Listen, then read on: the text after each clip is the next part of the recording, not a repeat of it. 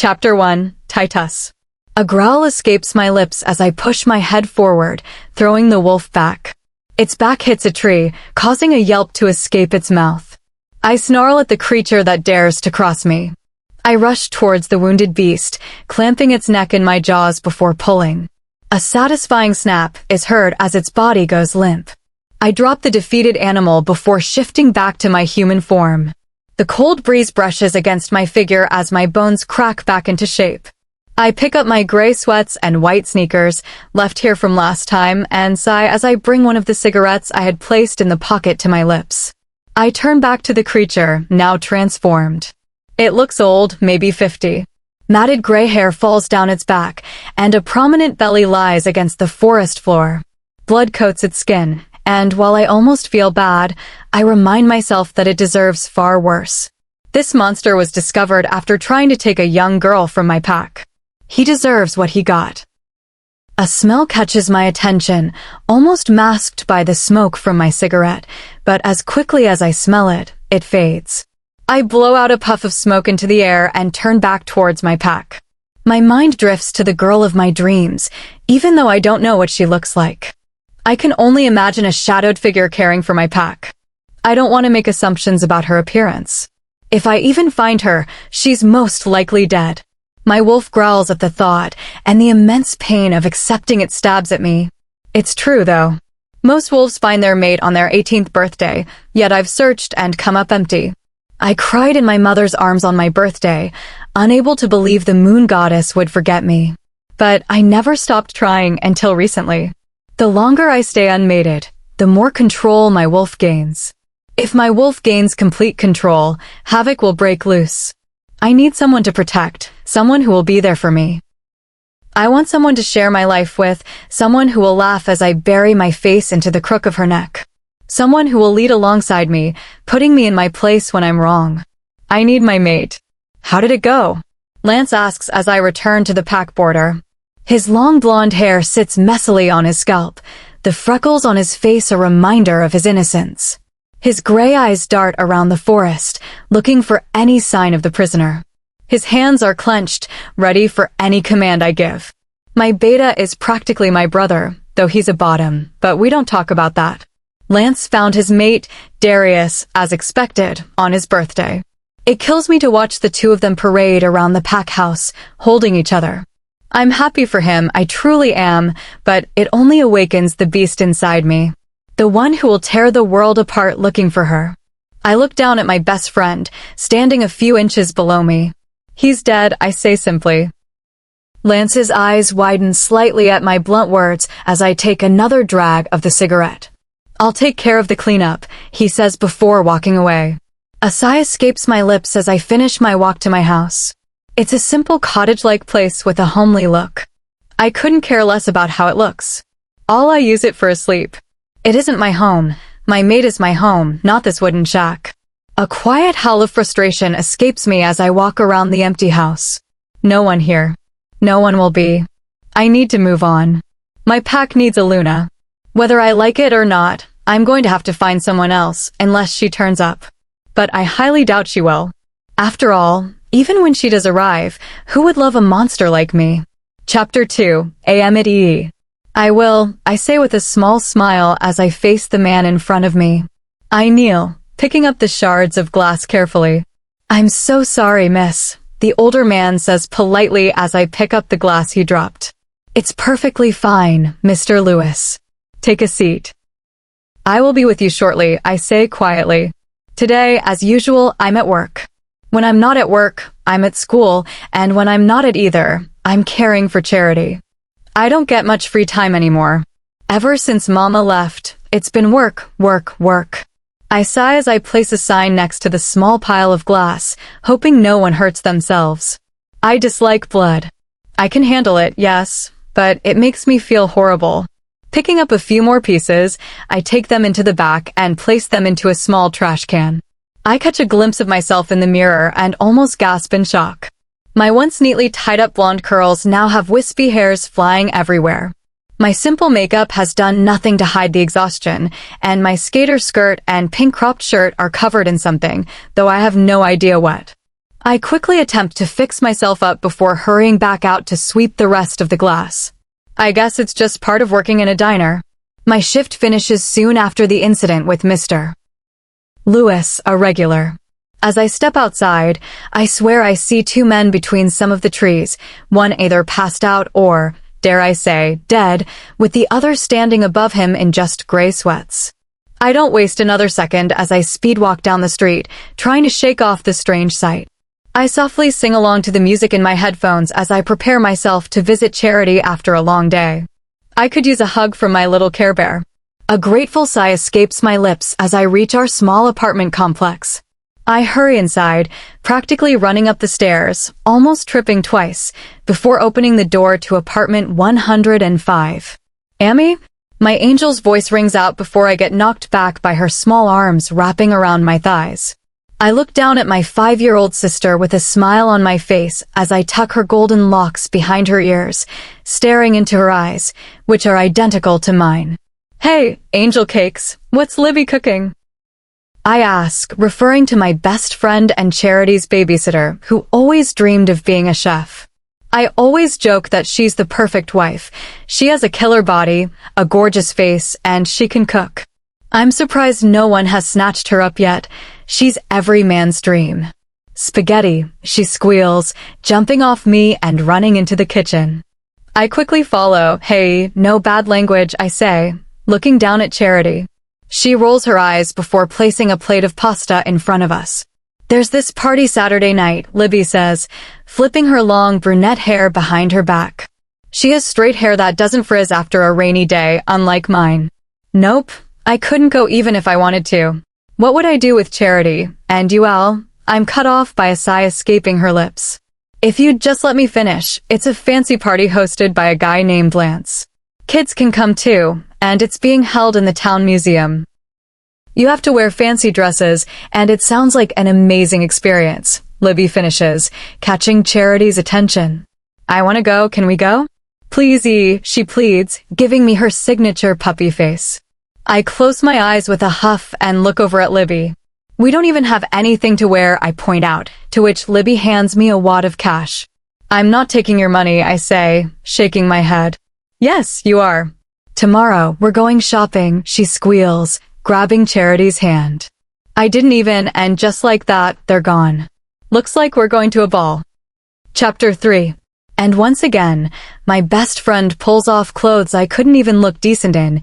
Libby giggles as I walk out of my bedroom. I chose an off-the-shoulder white bodysuit, a pink denim skirt, and knee-high black boots. I quickly brushed my hair after spraying it down with my anti-frizz product and left my face bare of makeup. I also decided against wearing my blue contacts today, letting the world see my mismatched eyes, which have caused me a lot of torment. Thankfully, our school was closed this week due to some technical issues, meaning Libby, Charity, and I won't need to worry about their clothes for the night. I roll my eyes with a laugh as I grab Charity's hand and lead her to the door. Her white sneakers and blue sundress look so adorable. I can't bear it. Let's go, I'm driving, Libby says before I can offer.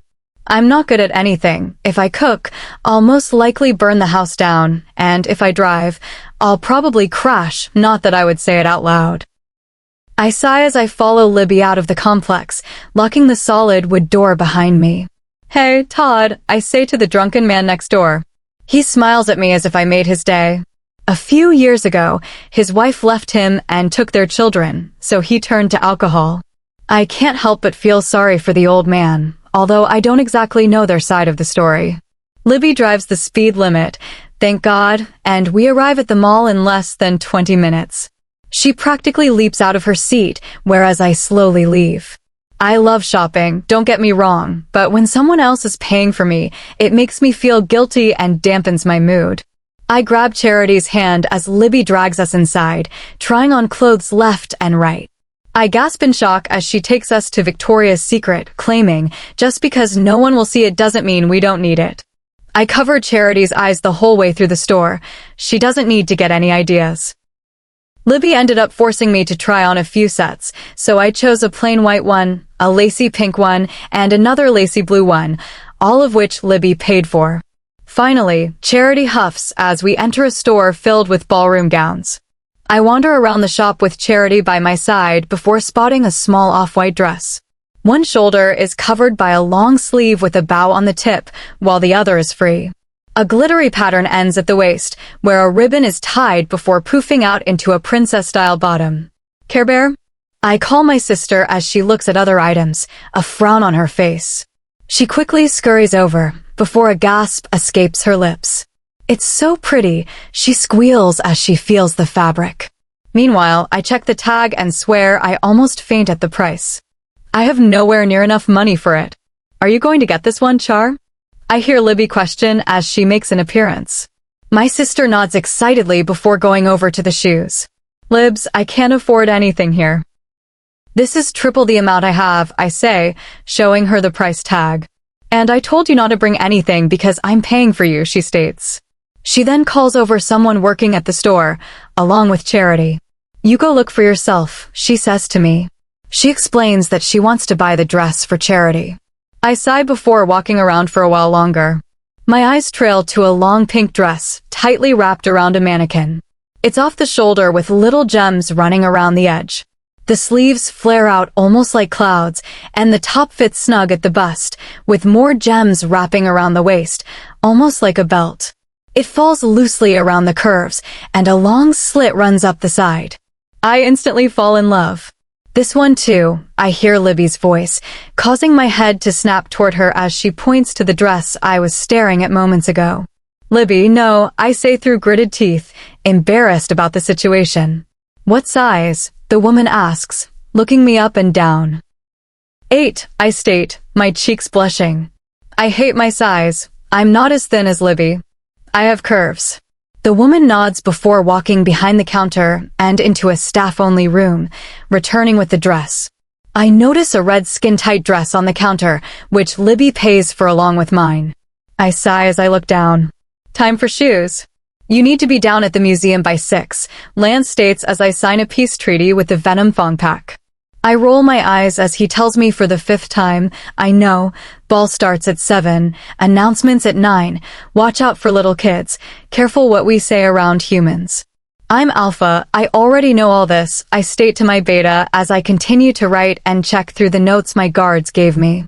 It's been a few days since I killed that rogue, yet they just keep coming back. I whisper more to myself than anyone else. We've had 10 rogues crossing the borders in the past 4 days. That's more than we regularly have in a month. I growl out, I don't have a good feeling about this, I add.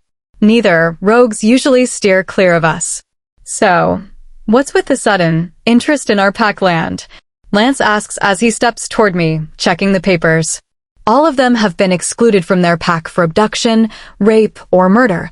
He notices as he looks through the documents. But what could their exclusion have to do with the attacks? I question, to which he shrugs.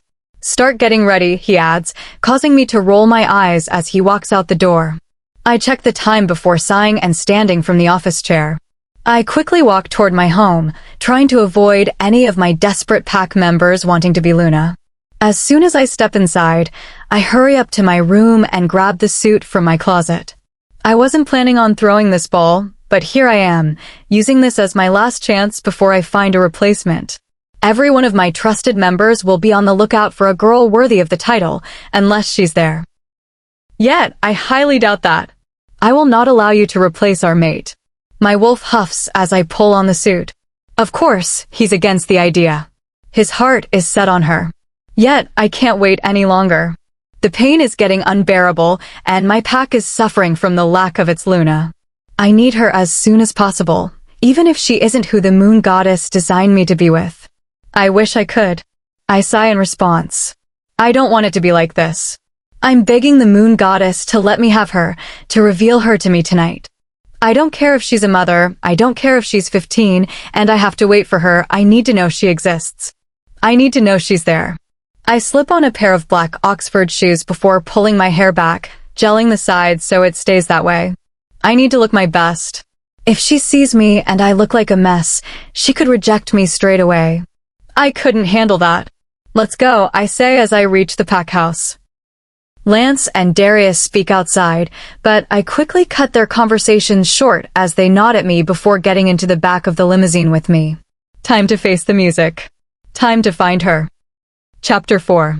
Guests enter the hall at a rapid pace, all muttering and chatting to one another. A few women have tried to speak to me as I sit at the bar, a whiskey in hand, but I have paid no mind.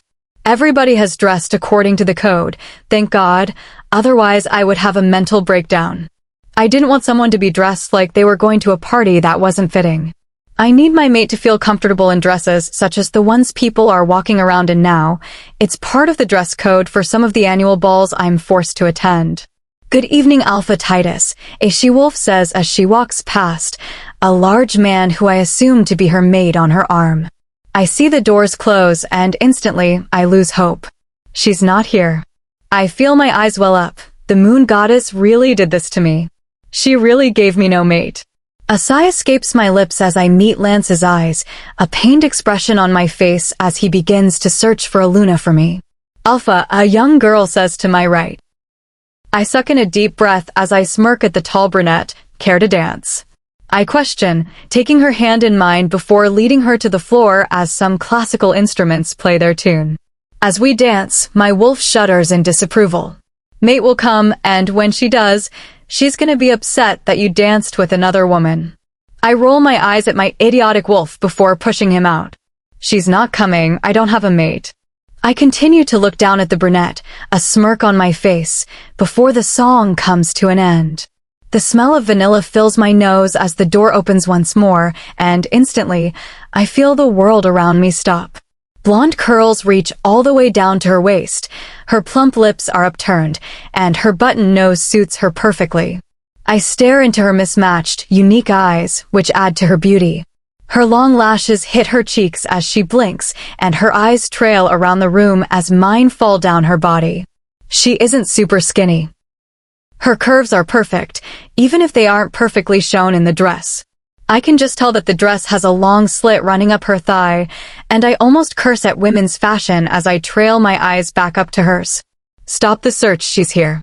I link to Lance as my eyes trail down to her dainty hands. My face falls when I find a young girl holding her tightly, and I almost feel my heart break. However, it doesn't change a thing. Mate. My wolf howls in joy as he watches her walk down the steps, her small feet slipping out of the bottom of her cloud-like dress. My eyes stay trained on her, a smile graces her face as a friend says something to her, but I choose not to listen in, entranced by her beauty. Innocence radiates from her petite frame to her curious eyes. I find my feet moving to their own accord before I'm stopped. A growl threatens to rip through my throat at whoever is holding me back. Careful, Titus, she's human. My breathing steadies as I look back at my mate. I don't care about her species, but it makes the process harder. Not only do I have to introduce her to my world, but she can't feel the pull as much as I do. She'll never love me. Charity, careful. I hear her melodic voice as she speaks to the young girl she holds onto, who drags her to the dessert table. Her friend rushes behind her. A giggle leaves her lips as the child hands her a brownie, and almost instantly, I wish to hear it again. I will slow myself. Now get out of my way. I see that Lance, who still stands in front of me, his hand on my chest. I get that he's stopping you from walking to her right now, but don't speak to him that way. Darius intervenes, dragging Lance away from me. Thank goodness. My strong strides are loud in the practically silent hall. All my pack members watch the girl in shock. I found their Luna, and they know it full well. Libby. She scolds her friend. Charity is right here. Stop speaking that way. Her friend laughs at her bright face before her voice pauses as she notices me. Amity, she hisses, pointing behind her as I finally arrive at the dessert table. Now that is a snack. She whispers, causing my mate's face to blush red. Amity. My wolf speaks her name as if it's the last thing he will ever say. As I watch her turn before a squeal erupts from her throat, I'm so sorry. You startled me, she says, holding her hand to her chest as I stand next to her, grabbing a cake to attempt to make myself less suspicious. I didn't mean to scare you, just came for a cake, I say, holding it up, frowning at my lame words. A small smile graces her face as she nods. My eyes fall to the young girl as she emerges between her legs. You're tall. Isn't he tall, Amy? She questions, looking up at me. Yes, Care Bear. Now go to Libby and stop teasing the poor man, she says, causing the young girl to rush around her and into the tall brunette's arms. Amy?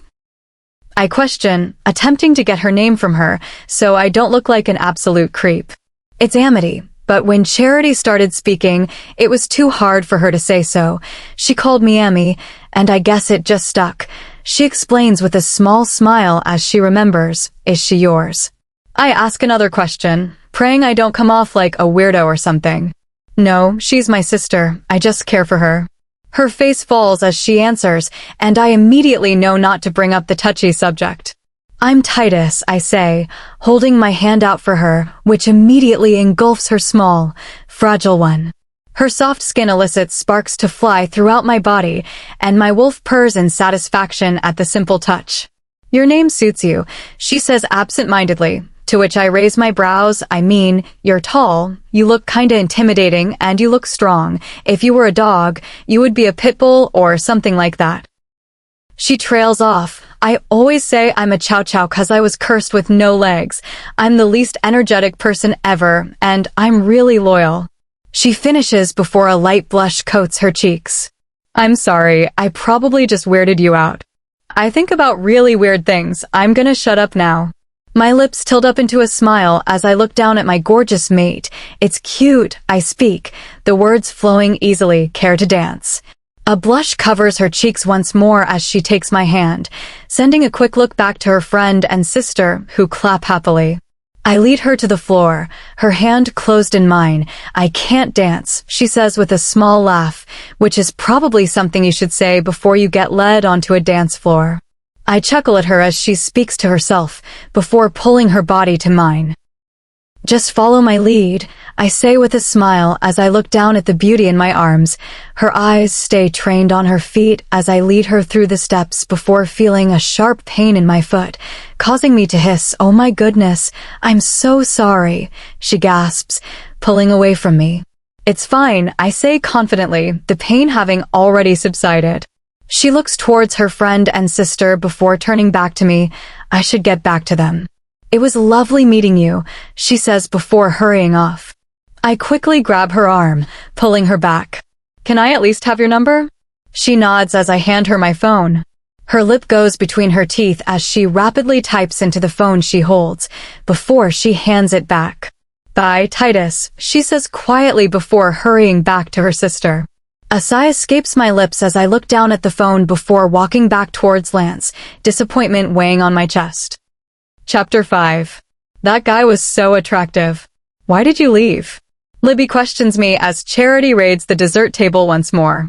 I sigh, looking over at him. I've felt his eyes burning through my skull ever since I walked off. He's currently talking to 2 other men. However, his eyes repeatedly fall to mine. I turn my head back to Libby. I kept embarrassing myself. Also, I don't need a guy in my life. I need to focus on Charity, I say as I turn back to my sister, yet you still gave him your number. She says with raised brows, and immediately, I feel the blush run to my cheeks. I don't know, I feel like this pull was pushing me, like I couldn't stay away from him, and so I gave him my number. I don't know, I'm probably going insane. I sigh as Charity rushes back to us, or your heart is pushing you to take a chance. Libby mentions before leaning down and greeting Charity. A sigh escapes my lips. Is it really just me pushing myself? I've never bothered with guys. I always focused on Charity due to Mama's absence. I never really cared for my appearance either, so I always assumed guys would steer clear of me. I'm brought out of my thoughts when I feel a tug at my dress. Dance, Sammy. Charity exclaims happily before grabbing my hand and dragging me to the dance floor. We sway together as I occasionally spin her, and a wide smile grows on my face as I forget my recent troubles. She giggles like a maniac as I spin her again before the music slows to a halt. I turn to the stage as I spot Titus, his tall frame looking impressive as he stands on the raised floor. I usher Charity off the dance floor as everyone else does the same, quickly going to stand by Libby, who speaks to some guy I haven't seen before. Hello, my name is Titus, and I wanted to thank you all for coming today, he says with his deep voice. Both Libby and her male friend look up to the stage as they watch Titus. I make sure Charity is okay before keeping my eyes on him. Tonight we are setting up a donation box over in that corner. All proceeds will go towards charity. At this, my sister looks up at the man, her head tilted, causing me to giggle as I lose focus on his words. Not you, Care Bear, I say with a laugh, causing her to go back to whatever she was doing. I pull my phone out of the small clutch I brought and almost gasp as I see the time displayed over the screen.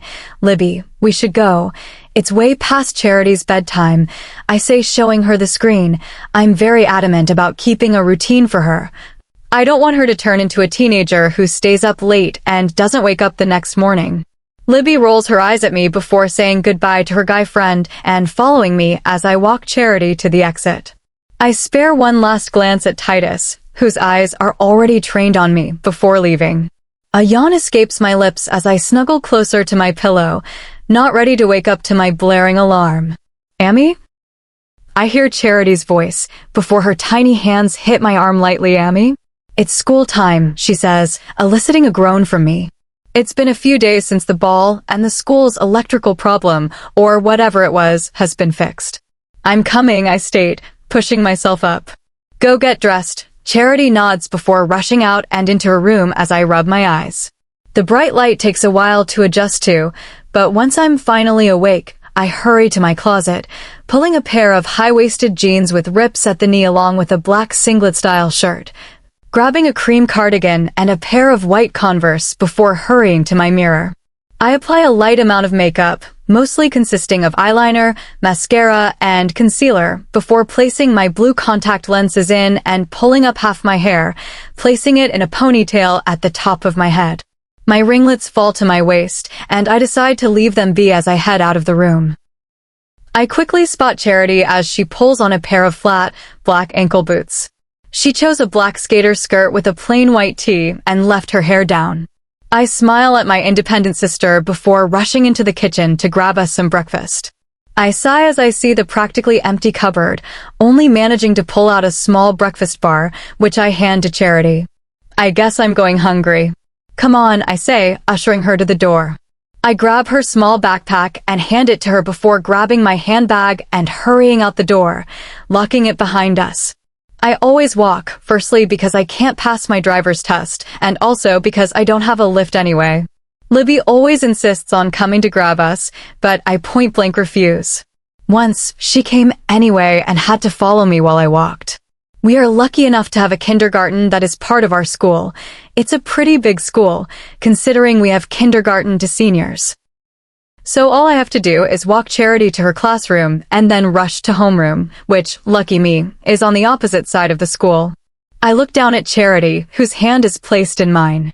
While she's still young, I can tell she is going to be taller than me.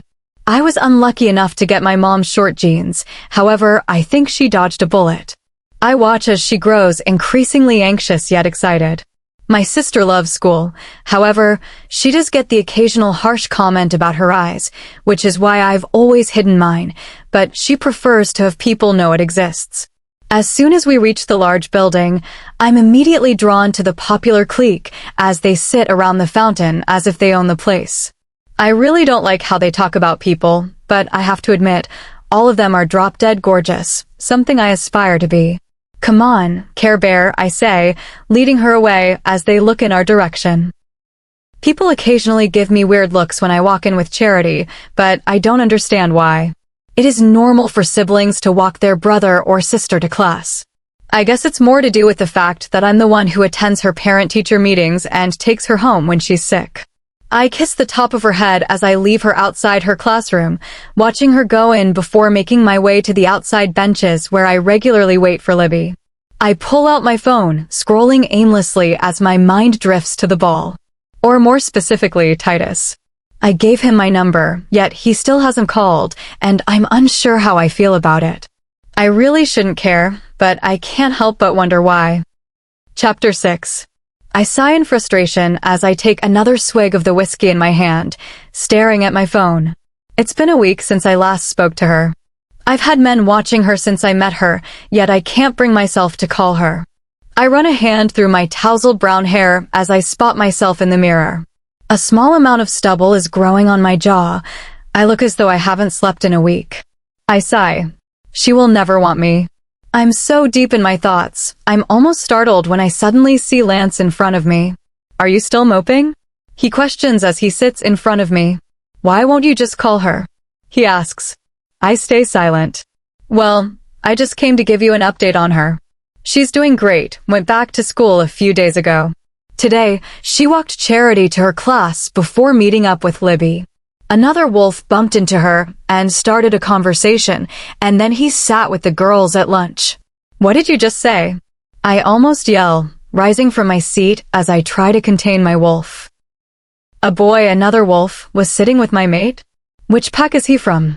I will have him removed immediately, I growl out as I pace around the room. The thought of someone else being near my mate makes me sick. That's the thing, Alpha. He was a rogue. He explains, causing me to halt. The town isn't part of our territory. It's human land, yet rogues choose to stay, almost starting a new life. Not that I agree with the bastards living there, but I have no choice but to accept it. I want people watching him. If this has something to do with the attacks, I trail off, praying she isn't in danger. I don't understand how they could know, though. I made sure everyone at the party was either a member of my pack or a human. No rogues could have gotten in. She'll be safest if you're around her, Alpha. You need to call her. Not only are you losing your sanity, but you could be putting her in danger, and I cut him off as I slam my palm on the wooden desk, snapping it in two. I round the broken slabs of wood with long strides and lift Lance by his throat, gripping him tightly. Don't you ever say that again, I scream, feeling my control slipping. I am not putting her in danger. I shout once more before dropping Lance to the ground. I run to my phone, dialing her number, my breath heavy and my fists clenched. Hello? Her angelic voice questions. Instantly, I feel my body relax, almost as if someone's drugged me. I feel my heartbeat slow as I remember her beautiful features, her button nose, her multicolored eyes, her plump, upturned lips. Her melodic voice repeats in my head, causing me to let out an approving sigh. Hello, is anyone there? She asks again, causing me to snap out of my trance. It's me, Titus, I state. I swear I hear a sharp intake of breath, but I choose not to mention anything. Titus? I didn't think you'd call, she responds, causing my eyebrows to furrow. Why wouldn't I call? Before I get to ask, she cuts me off. What did you need? I don't mean to sound rude, but I have some friends over, so I can't talk long. I just wanted to make sure you're still okay, I joke, causing her to giggle. Yeah, well Amity, the movie's about to start. Get in here, I hear a masculine voice call, and once again, the anger bottled inside rushes to the surface. Who is that? I question, trying to keep my voice neutral. Oh, just a friend from school. Can I call you tomorrow? She replies quickly before I can respond. I quickly say, sure, before she says goodbye and the hang-up tone. I feel my body shake as I chuck the phone at the wall, watching it smash into pieces. I see Lance standing in the doorway, a bruise on his neck. Take it you heard something you didn't want to hear? He says, looking down at the broken glass. The rogue is with her, I seethe, my heart heavy as I stare at the ground. I'm at a loss. I not only have to approach her differently, but I also need to ensure Rogue doesn't try anything. Lance, what's it like? I question, my eyes becoming teary. What do you mean? He asks, coming closer to me. Having a mate you know will love you. He sends me a reassuring look. The moon goddess isn't that cruel. You have done some messed up things, but she would never pair you with someone she knows you have no chance with. I nod at his words, not entirely sure if I believe him. I stare down at the wounded Alpha with pity heavy in my heart, though I mustn't give him a free pass. He's killed so many, taken so many mates away from one another, caused so much sorrow and pain. He has his good points, yes, but he doesn't deserve an easy journey. Celine, my love, are you sure you haven't been too hard on the poor boy? I turn to face my mate as he stares down at the man while his beta talks him down. I could have given him no one, or a witch, or even a vampire. I went fairly easy with the girl I chose. She's perfect for him. He needs to make sure he's good to her. If everything goes to plan, no more blood shall be spilled unless necessary. He nods as I turn my view back to her. The rogue she's with is far too close for anyone's liking, but I cannot interfere. Someone is planning something big. I can tell. There's no way a regular rogue would get this close to a human. He's pushing it, and he knows it. I say to my mate, who nods along as he watches the scene before us. You said she was perfect for him. How do you know, my love? How do you know they aren't going to explode the minute they're together? I sigh as I look down at the innocent young girl as she laughs hysterically at something on the television. She's so pure, so good and innocent, and he is so tainted, so murderous and dark. She's like an angel, and he's like Lucifer. They're so different from one another, they're almost the same. It sounds weird, I know, but he's always wanted his mate. I needed to give him someone whom he felt the need to protect. Maybe then he could understand the pain he's causing. She's too good for his world, and she won't stand by watching people get hurt either. They remind me of us. I finish, turning to him. You mean the awful alpha and the gorgeous daughter of the beta? He speaks, standing up and placing his hands on my hips. Exactly, except this time, she isn't going to get insanely jealous of his sister. He chuckles as he relives the memory. And she's also going to have to adapt to this world I'm dragging her to. She can't shift when she's in danger. I sigh as I wrap my arms around him, my eyes trailing back to the small human girl. I hope I made the right decision. Chapter 7. I laugh at Jacob as he walks me out of school. Libby is staying late tonight for music class, and Charity is going over to a friend's tonight. Since I'll be alone, Jake offered to walk me home. Jake, where are you taking me? I giggle as he leads me towards the forest. I have to admit I like Jacob a small amount. He's tall with deep brown eyes. He has a fairly muscular build and a sharp jaw. He's the first guy who's noticed me, and he's also the first guy I've seen, except for Titus, of course. When he called me yesterday, I had to admit I got a bit flustered over the phone. Being an 18-year-old girl and getting a call from a guy older than you, whom you find attractive, and for some reason have a weird magnetic pull to, is quite an ordeal. Jake. I question after he doesn't answer me. I feel his grip on me get tighter as I almost trip on a few rocks. Jake? You're scaring me, I say, causing him to turn abruptly. He grips me tightly, pushing me against a nearby tree, his calm brown eyes now glowing red. I gasp in shock as tears fill my eyes. Will you for once be quiet? He screams, causing me to flinch. He holds me for a moment before grabbing my hand once more and leading me deeper into the forest. I feel tears fall down my cheeks as he abruptly pulls me forward, causing me to fall in front of him. Jacob? What are you doing? I question as he removes his shirt. He doesn't answer me as he unbuckles his belt, throwing it in my direction, causing it to scrape against my knee. I look away, my lip between my teeth as I shiver. Please don't hurt me, I beg as I hear the rustle of more clothes before a horrible snapping sound. I quickly peek back at him to see his hair growing rapidly as his bones seem to shift repeatedly. I watch his nails elongate as his brown hair covers his full body. I gasp in shock, bringing my hand to my mouth as I look up at what used to be Jacob. A scream leaves my throat as I stare at the wolf before me, as it slowly steps towards me, towering over me and snarling. I cover my face with my hands in an attempt to shield myself. A whimper leaves my throat before the weight disappears. I hear a powerful growl. I slowly peel open my eyes to see a larger black wolf, about as tall as me when I stand. It growls at Jacob, standing protectively over me, as sobs rack through my body. I watch in shock as the black wolf's claws strike Jacob's face, causing blood to pour out of the wound. I shut my eyes tightly, not wishing to see the violent scene in front of me, sobbing uncontrollably. I listen to the repeated sound of bones cracking, the occasional howl of pain or growl, and then silence. I feel a soft fabric on my leg, causing me to open my eyes cautiously, where I meet a pair of familiar icy blue eyes. However, I'm unable to pinpoint how I know them. I stare at the dark-coated wolf in shock as it nuzzles into me. A small growl escapes its lips as it stares at my wound before licking it lightly.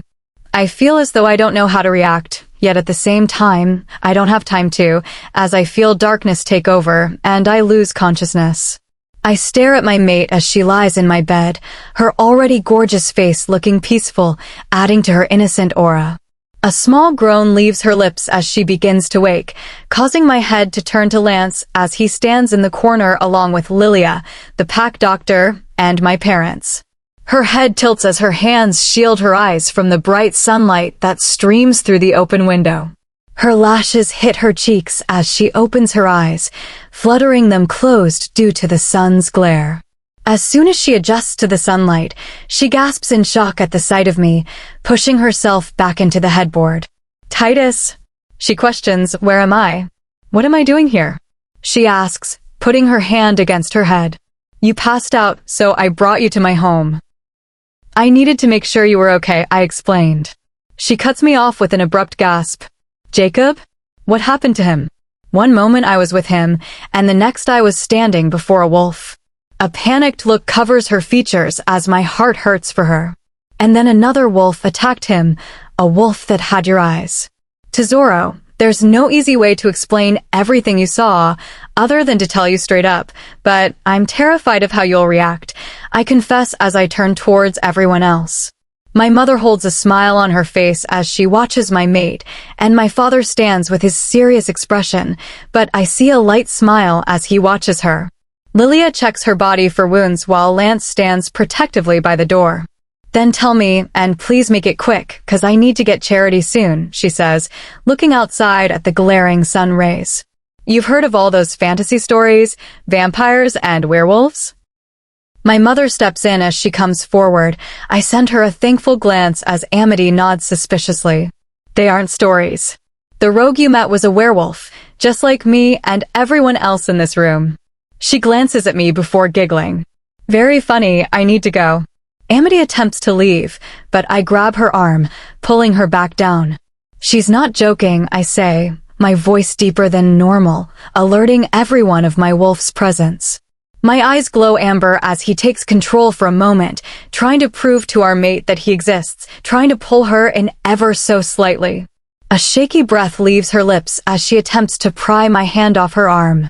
I pull back the control as I stare down at my frightened mate. "Please don't be scared, Tesoro," I say as I place my hand on her cheek, pulling her to face me.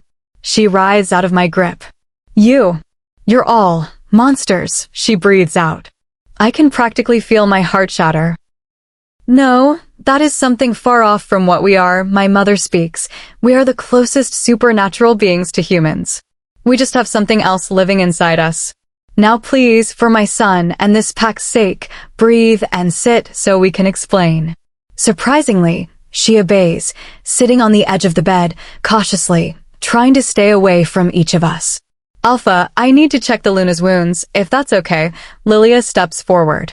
"Tesoro, she needs to make sure you're okay," I explain to my mate as she backs up slowly. Long ago, Serene, the moon goddess, and her siblings were tired of being on the sidelines, so they went to their brother, the god of humans, and managed to convince him to allow them to create their own species, beings who looked up to them. Serene was a hopeless romantic with a love for wolves, so she created us. She gave us the ability to transform into wolves at any given time, yet we could walk around without being detected when we were in human form, my mother explains, a smile on her face as she tells her favorite story. She gave us alter egos, almost, our wolves. They guide us through life, help us when we need it, become our best friends and worst enemies at the same time. Originally, she only created one, almost as if he were a test run, before she created more. She watched them suffer from above. She watched them in the depths of their loneliness as they failed to fall in love, and were forced to kill those they loved out of fear. So she gave them mates, someone they were meant to be with, human and wolf. Mates are what humans would call a soulmate. They're your other half. You could date thousands of people, but no one could make you feel the way they do. She was so happy watching her wolves finally fall, though she couldn't help the loneliness that filled her.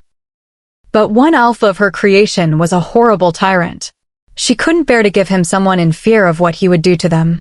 She continues, but in a spur of desperation, she mated with him. Oh, how that alpha chased her, and eventually he changed. Mates are the most special gift we were given. No advanced hearing or ability could top the feeling when they touch us.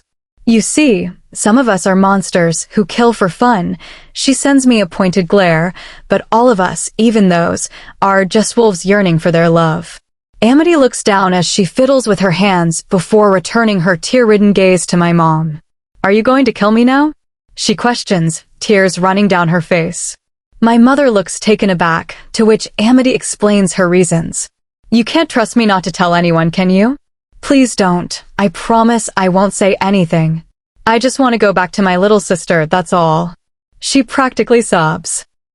No one will hurt you, not without going through me, and Lance, and everyone in this pack, I explained before turning to Lance. Can you go get her sister? I assume you had someone follow her when she was dropped off. I mind-link him, receiving a small nod. I have more to explain, young girl. My mother smiles as she takes a seat next to my maid at the foot of the bed, placing a hand on her knee. If it wasn't my mother, my wolf would be going crazy right now. He's already furious about her stench of rogue, and the fact that she allowed him so close. You see, as wolves, we have packs. Omegas are the subjects of the pack. Pack doctors and pack warriors are pretty self-explanatory. The beta is the second in command along with their mate. The alpha is the leader, but the most important is the Luna. I give her a small growl along with my father. Not that these pups believe me, she adds in a small whisper, causing my mate to giggle as Lilia checks her wounds. The Luna is the mother of the pack, the glue of it all. She's the alpha's mate. She's looked up to among the hundreds in these packs. She's caring and compassionate. The alpha relies on her to calm him when he's mad and stop him from making the crazy decisions he would make without her. My son looked for his long and far before he found her. She sends me a sorrowful look. She sounds amazing, Amity says, gulping. You are, I reply, causing her eyes to widen as she looks back at my mom. That's not right. I'm a waitress who can hardly afford to pay her rent and look after her sister, let alone hundreds of thousands of half-people, she exclaims, causing Lilia to yelp in surprise. Serene chose you for a reason, my dear, my father speaks for the first time. And from experience, you seem like you would make a great Luna. I give my father an appreciative look, smiling subtly as I take Amity's hand in mine. I go to speak before I'm cut off by a loud cry. Where's my Amy? I hear a young voice scream angrily. I watch Amity go into high alert before turning to the door. Calm down, girl thing, she's in here, I hear Lance's voice, causing me to snicker as he enters. Amy. The young girl squeals, punching Lance's throat, causing him to let her go as she runs over. I bring my hand to my mouth as I watch him cough frantically, glaring at the 5-year-old. I hate kids, he grumbles, shutting the door as he stands back in the corner. I turn back to Amity as she holds her sister before looking up at me. How did you know where she was? She asks me, causing me to freeze in my tracks. How do I respond to that? Oh, I've had people following you in case someone tries to harm you, 'cause you're my mate. Titus? She asks, her tone hardening as if she's scolding me. My wolf snarls and whimpers, having mixed emotions about it. He hates the fact that he is controlling her and also feels upset that she's mad at him, and, honestly, I feel the same way. I've had people following you, for protection, I spill. He's whipped already, I hear Lance whisper, causing me to send him a glare. I hear a loud gasp as I look down at the young girl who rides in Amity's arms. You are watching Miami? She seethes, grabbing a t-shirt I had thrown on the floor, and I feel it hit my leg. I thought you were the BFG, but now I know you're the BMG, she shouts as she basically corners me into my wall. I've never been so terrified of something so small. She throws the shirt at me before walking towards Amity like nothing happened. What's the BFG? I mind-link Lance, confused. The big friendly giant. He says back, giggling like a schoolgirl. I scrunch my eyebrows confused before turning to my 2 girls. Look, Charity, why don't you go with Lance? He's gonna introduce you to his sister. She gives me an angry pout, to which I respond with an ordering look.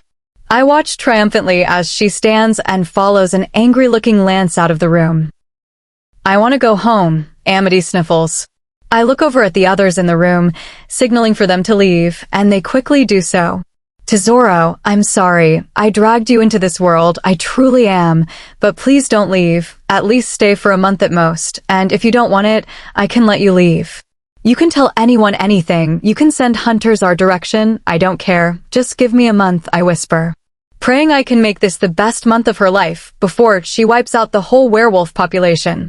1 month and then I can leave. She nods, and I can still go to school and live my normal life. I just come back here instead of home. Once again, I reluctantly nod. Obviously, I will have someone drive you and Charity to and fro, and have someone with you during school hours, but yes.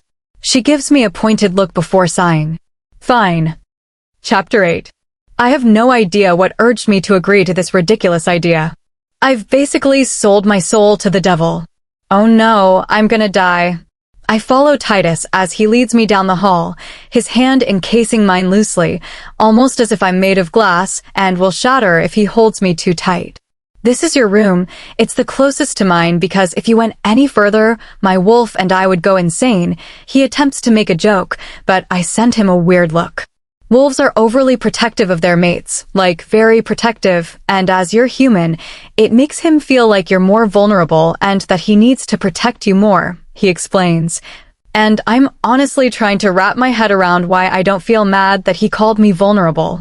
Anyway, this is your room. He leads me into a room that's bigger than our apartment. It's a fully white room that I know is gonna get dirty with Charity around.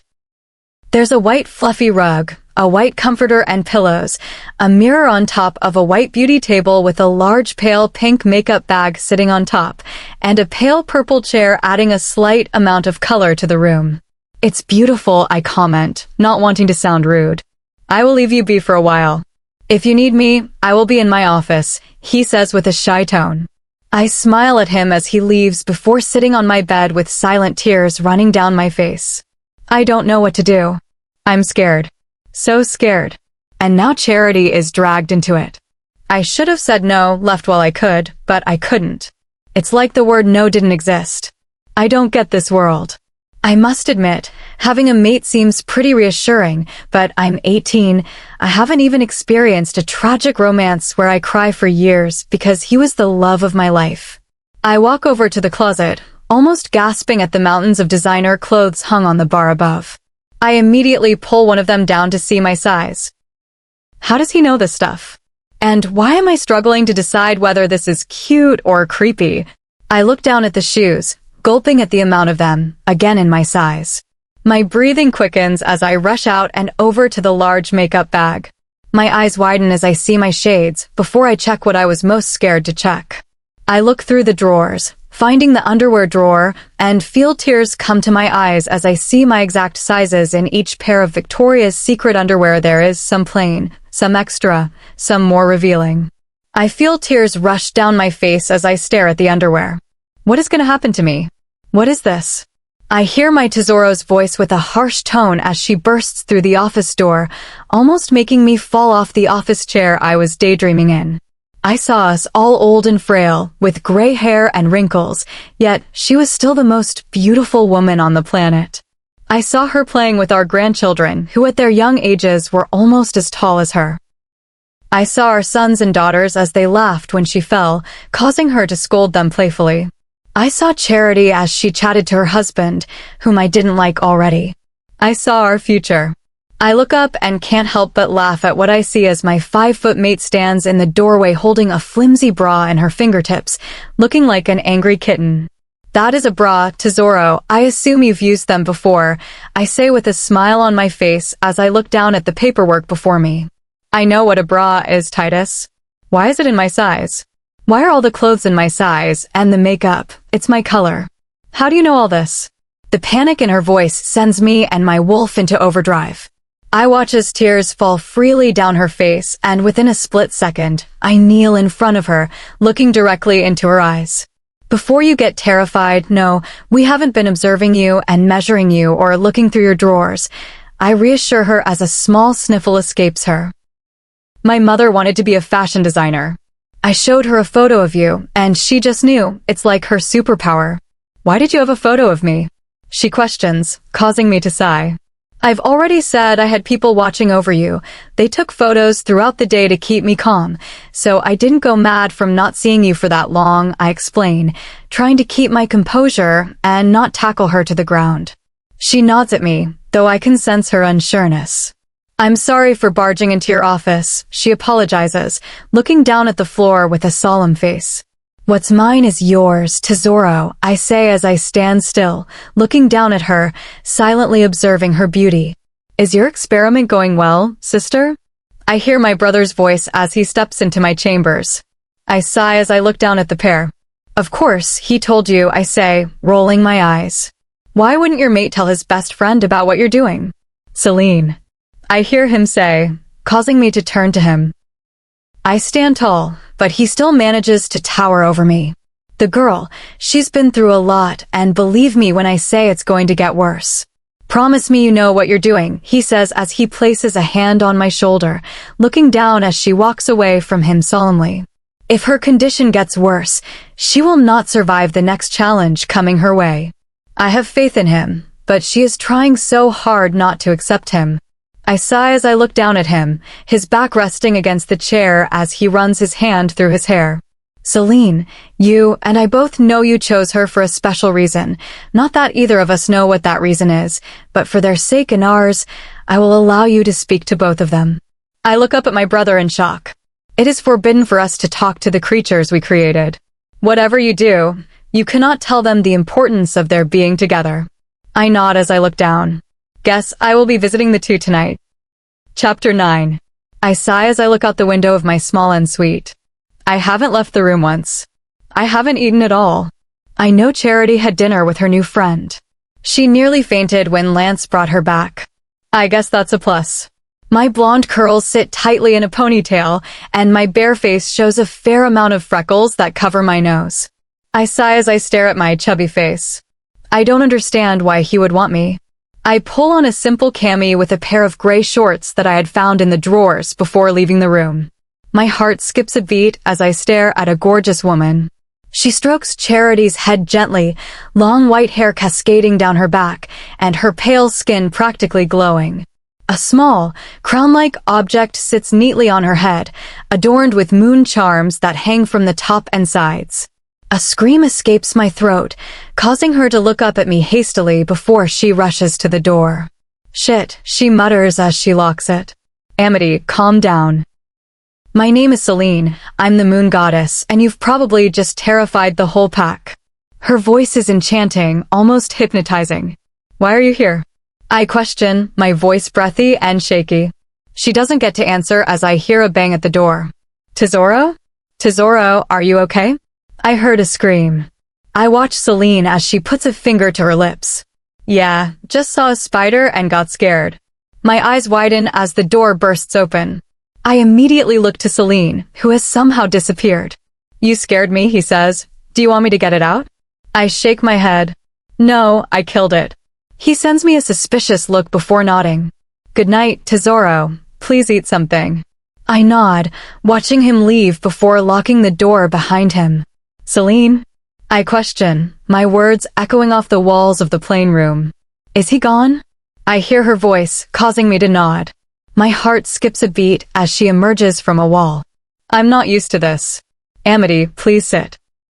She speaks, pulling out the chair at the beauty table. I nod as I take my seat. My brother allowed me to come speak to you. I feel like I need to explain some things. I nod absent-mindedly as I focus on her words. You and Titus are compatible in the most amazing way. You're both absolute opposites, but if all goes well, you will become one. While I can't go too deep into my reasoning, something drew me to pair the two of you together. There's something special about the two of you. What? I don't know. I just want to go back to how it was. I sigh as I look down, a tear drops from my cheek, landing on my bare thigh. I understand that, but without Titus, the events coming your way could kill you and him. I look up at her in shock, staring into her tear-filled eyes. I beg of you, Amity, the wolf has done terrible things in his lifetime, but I need you to do your absolute best and try. I reluctantly nod. Thank you, she whispers, Just start by talking to him. Develop a regular human relationship if it makes you feel better, because I fear that without the two of you together, disaster will strike. I look back down before feeling the already light feeling of her hand over mine, gone. My eyes trail around the room, searching for the goddess, failing to find her. I sigh as I walk towards the bed, pulling down the covers and climbing under them. I place my arms around my sister and close my eyes, ready to fall asleep. She hasn't eaten, not a single thing. She hasn't left the room once. I saw a glimpse of her perfect face when Lance dropped off Charity, but other than that, nothing. When I heard her scream, I swear I stopped breathing. I only regained control of my lungs when I saw her standing there perfectly fine, not that I believe her excuse. I run a hand through my hair as I lean my elbows against the gray sweats I had changed into. You're worried, I hear an angelic voice. My head whips up as I come face to face with a woman I don't recognize. Who are you? I question as I look at the practically glowing woman. You know that already, she says as she takes a step towards me. She feels terrible for lying to you, but the moon goddess being on my bed would probably set off a few alarms, she jokes, causing my eyes to widen. Should I bow?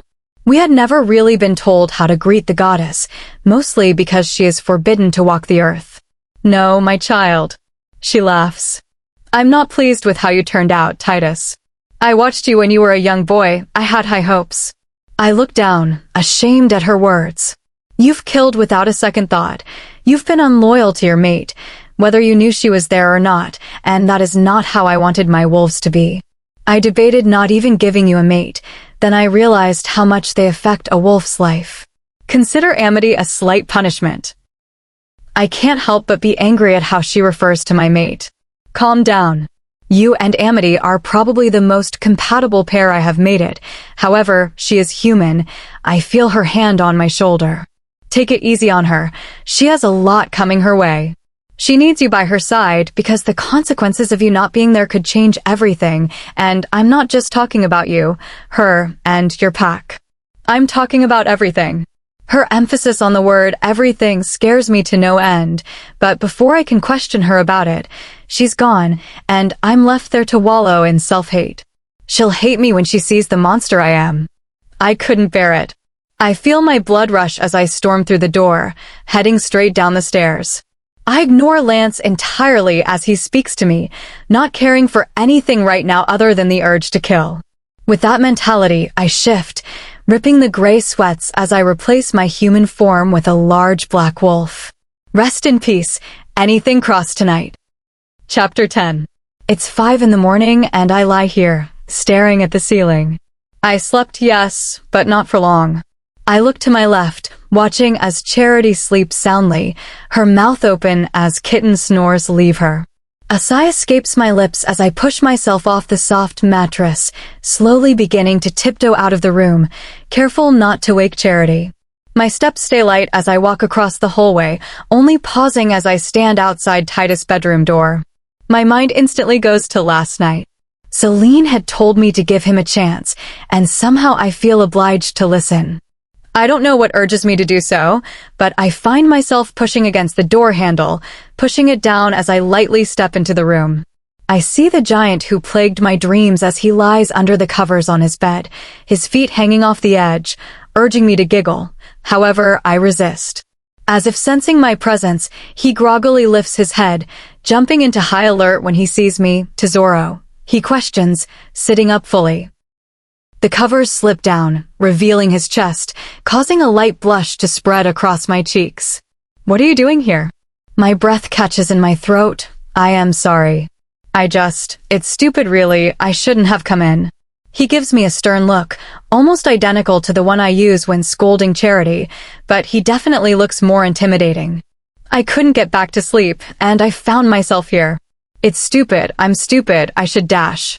Tesoro, as much as your rambling is adorable, it's early, so come lie down and sleep, because from experience, a tired woman is not a happy woman. Again, I don't know why, but I find myself taking careful steps towards him. I swear I see his eyes darken, but I pin that down to my tiredness. I pull back the covers, blushing lightly at the sight of his bare torso as I climb in and lie next to him. I feel sparks cover every part of which our skin touches. His body immediately radiates an immense warmth as he pulls me into him. I can't help but feel an endless amount of comfort and safety when he wraps an arm around me, curling up into a ball close to his chest. "Sleep, Tesoro," I hear his husky voice whisper, and then I'm out like a light, my last thought being, why does he cause this sensation, and why do I like it so much? "Luna." I hear a fairly familiar voice. I peel my eyes open. I've been awake for the past 20 minutes, just lying with my eyes closed, contemplating everything. I see Lance at the foot of Titus' bed, his absence now very noticeable. "The Alpha told me to wake you. He left you water and a note, the romantic fool." Lance chuckles as he points to the bedside table. A small smile spreads across my face as I gaze at a small glass and pull the note off. "I couldn't wake you. You have no idea how much your coming to me meant to me. I wish I could have stayed longer. See you tonight, Tesoro. Titus." I smile subtly at the letter as I push myself out of the bed. "Where's my sister?" I question as I walk closer to him, with mine. Separating them yesterday was a nightmare. "She has been asking for you, though. Go get dressed. Alpha has been obvious that I'm to make you eat, and I'm not allowed to leave you until you do so. Fucking bastard." A small giggle leaves my lips as I nod, heading towards my room. I have no choice but to try. If the moon goddess's words were true, then without Titus, I could be in danger, and if I'm in danger, it would put Charity, Libby, and everyone I love in danger too. I look through the walk-in closet as I wonder what to wear. Who bought all these clothes? I question Lance as I pick up a white cropped vest. Alpha's mother made it, Maria. I nod fondly at the kind woman as I grab a small blue skirt and a pair of white kitten heels. I quickly pull on the underwear I grabbed before coming in, along with the cropped shirt and mini skirt. As I step out, Lance playfully whistles, causing me to laugh. I'm forced not to brush my hair so it doesn't go frizzy and instead settle on pulling the front back into a ponytail, wrapping a light blue scrunchie around it as I leave the rest down. I do light makeup as I listen to Lance as he talks fondly about his mate before I sigh done. I say, "Very cute," Lance comments, causing me to tilt my head in confusion as I follow him out of the room. "Lance? Can you explain some of this werewolf stuff to me?" He gives me a slight nod as we arrive in the kitchen. I look around the beautiful cottage-like place. A large glass door leads to an outside area, and the carpeted floor looks soft enough to sleep on. "Well, what do you want to know?" He questions as he pulls out a plate of pancakes. My mouth widens a moment before closing shut. Alpha made them before he left. I nod in realization as he places them in front of me, and I almost moan in delight at the amazing taste that explodes around my mouth. "Tell me about the pack," I say as I take another bite, fiddling with the fork in my hand. "Well, Maria gave you a basic rundown, but we are just a massive family, all ruled by Alpha Titus. The only difference from the regular human community is the fact that we have more punishments for certain things. If you speak badly about the Alpha, for example, he takes it as a sign of a challenge, and you must fight till either one submits or dies." A gasp escapes my lips. How many people have disrespected Titus? Lance pauses for a second as he breathes. Let's just say a lot, but they usually submit quickly. I nod as I look down at my empty plate. "Aren't you Titus's best friend? Why do you call him Alpha all the time?" Titus has a very short temper. Usually disrespect sets him off, so I try to avoid it, but sometimes he lets me off. He chuckles as he takes my empty plate. "Can you show me around?" I ask, causing Lance to stop short as he weighs out his options. "I don't know if that's a good idea. Our pack members know you're here. You would probably end up getting trampled." I giggle at him before looking down, though I can't help but feel like it's an excuse. "Well then, tell me more about your kind," I say. "I'm afraid I've told you all I can. The rest I will leave up to Alpha Titus," he says, causing me to feel deflated. "What do you suppose I do then, Lance?" I question, getting slightly frustrated. I've been basically kidnapped, and now I can't even do anything to help me learn about who has taken me. "For goodness sake," I shout. I don't get angry often, but when I do, it's never good. I sigh as I storm off. I know I'm acting like a kid, but who cares? It's my life, my personality, let me have it. I flop down on my bed. I miss Libby and Charity, but they're having fun with their new friends. I also oddly miss Titus. It's weird, I know, but I don't know what's happening to me. Maybe it's hormones. Maybe I'm due for a period or something. Amity. I hear his voice, causing my head to snap up. I suck in a deep breath as I see his suit-clad body once more. He does suit a suit. Titus, I respond, attempting to keep my eyes on his. Lance is worried he might lose his head.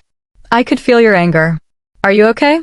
I have to admit I'm thoroughly confused by his words, but I ignore that. Well, no, I shriek, not meaning to by any means.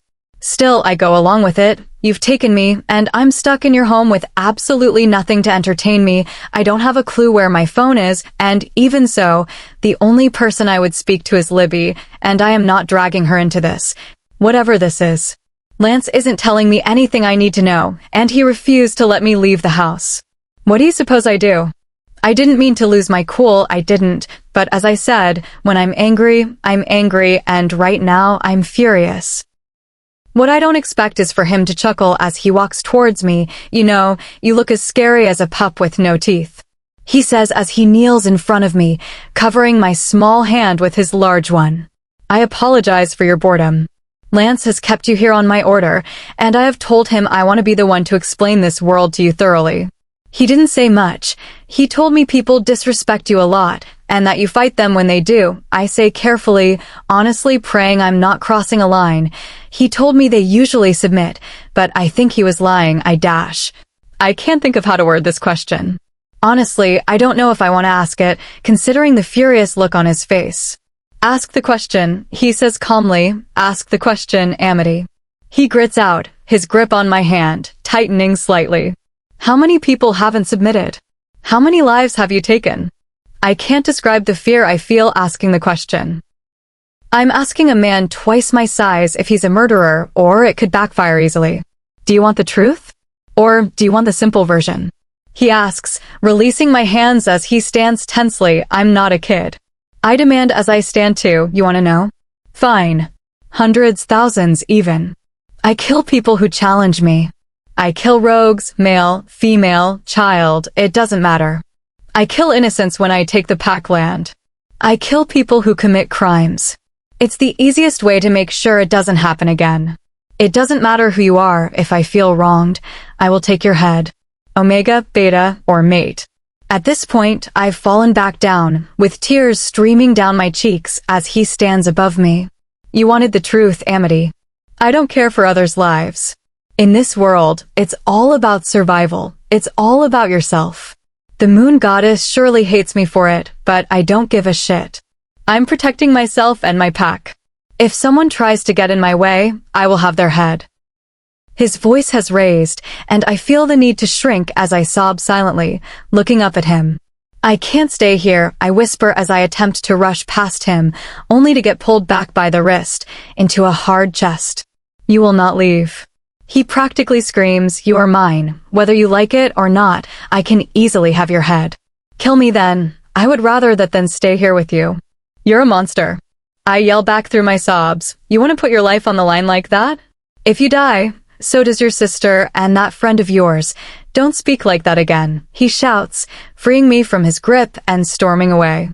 I spot Lance in the doorway, his eyes filled with pity as he walks towards me. Stay away from my mate or I will have your head. I hear Titus yell, causing Lance to scurry out after muttering an apology, leaving me to sob on the carpeted floor, holding my bruising wrist to my chest. You said I should give him a chance. You told me I needed him. Is this a joke to you? Is my life a joke? I believed in you and you betrayed me. I'm done with him. I don't care if I can't survive without him. I will not let this happen to me like it has with many others. I scream to Celine. I don't care who hears, as long as she does too. Chapter 11. Are you nearly done, princess? I ask Charity as she attempts to braid my hair. I hear her huff occasionally as she messes up before taking the braid out and starting again. I can't do it, she huffs as she releases my hair from her grip. I hear her fall on the bed with a sigh. Practice makes perfect, I say as I turn to face her. You're getting better every time you try, I promise. I just want to be able to do pretty things in your hair like you do in mine. I giggle as I look down at my sister, and you will. I reply with a smile as I stroke her shoulder. Our moment is cut short as my bedroom door is opened and a familiar presence steps in. Immediately, I stand in front of Charity, shielding her from his view. It's been days since I've seen him. I've not left my room without checking that he isn't here. School is most likely going to kill me when I return, and he has chosen not to bother me, and believe me, I don't want to know what he's been doing, or rather, who. Get out, I whisper, holding on to Charity, almost as reassurance that she's still there. I just thought you would want this. He speaks, holding my phone out. I suck in a breath. I could call the police. I could leave this place.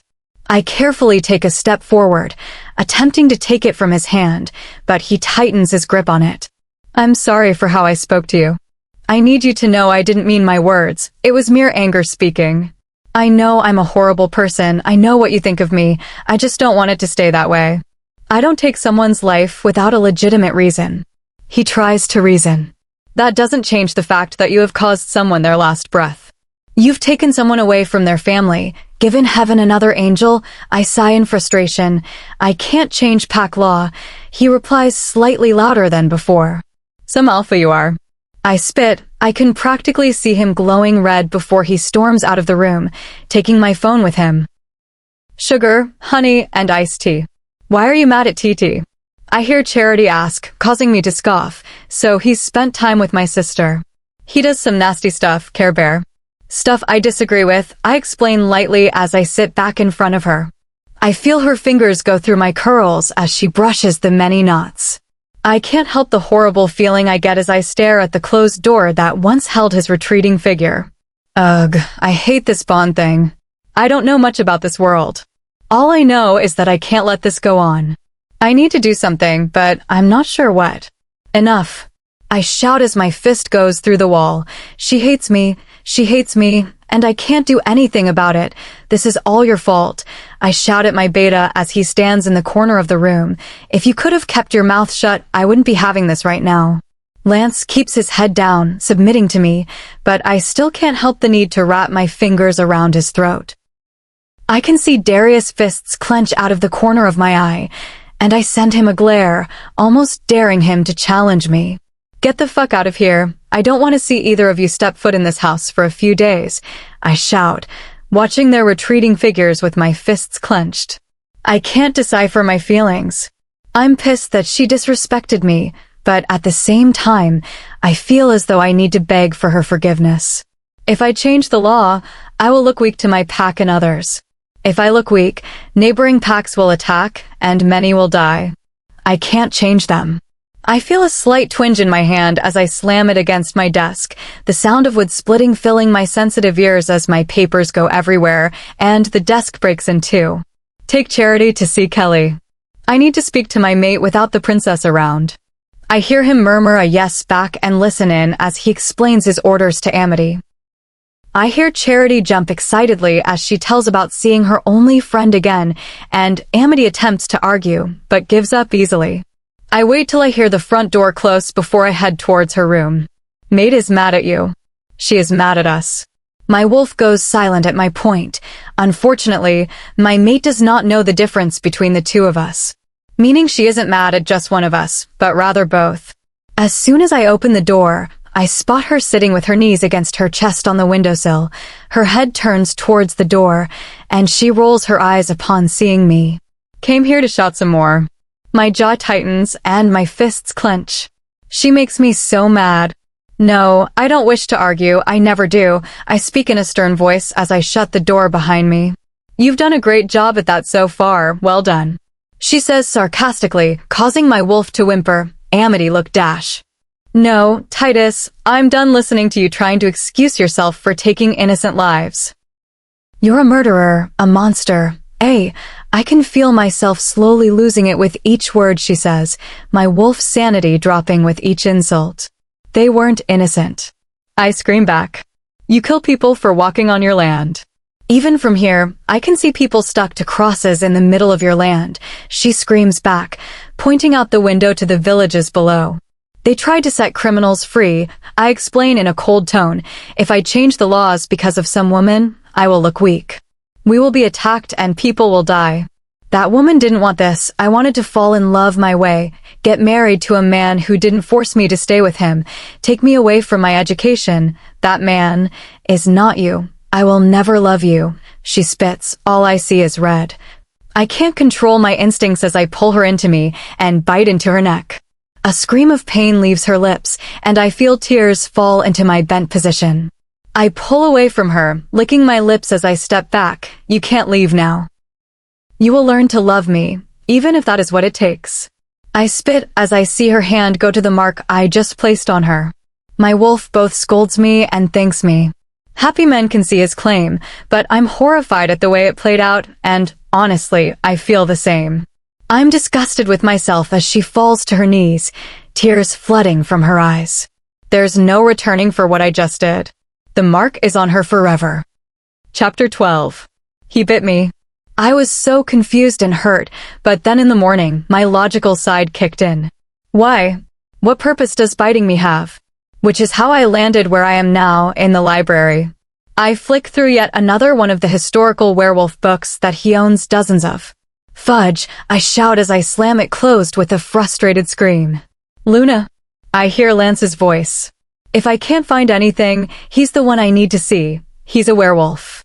Lance, I need to ask you, Dash. I run up to him as I speak, but he stops me short as he moves my neck to the side, looking down at the bite mark. He marked you. You let him mark you.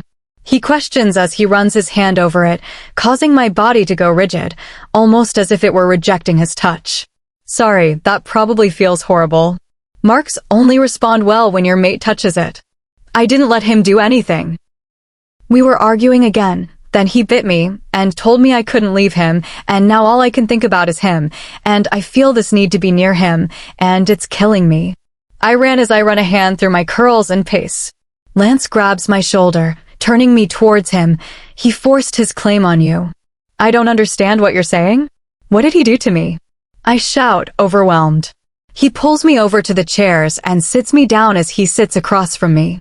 When mates meet each other, the connection is almost instant. Usually they mark each other within a week.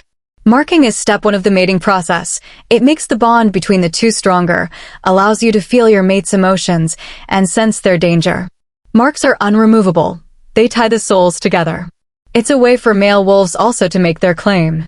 If you choose not to reject her and end up marking her, it wards off unmated males. I didn't want this though. Lance nods pitifully. I know I'm making excuses for him, but Alpha is a very stubborn man, and you are a very stubborn woman. You're already making him appear weak, and he can't have that. Not only does it bruise his ego, it also places a target on his back. If I'm meant to rule beside him, I will not stand by and watch him harm innocent people. I shout back, that is not something I stand by. I help people, not harm them. Lance smirks as he looks at the floor. That's what makes you a good Luna. Look, Alpha is hard to please, but you're his weakness. If you're so adamant about changing these rules, you need to use that, show him Dash.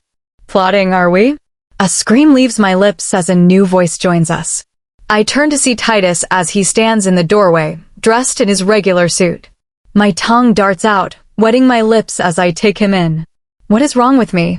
He tilts his head, basically ordering Lance to leave, which he obeys.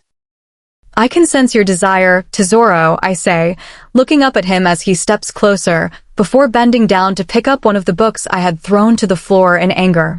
I see you've been brushing up on your facts.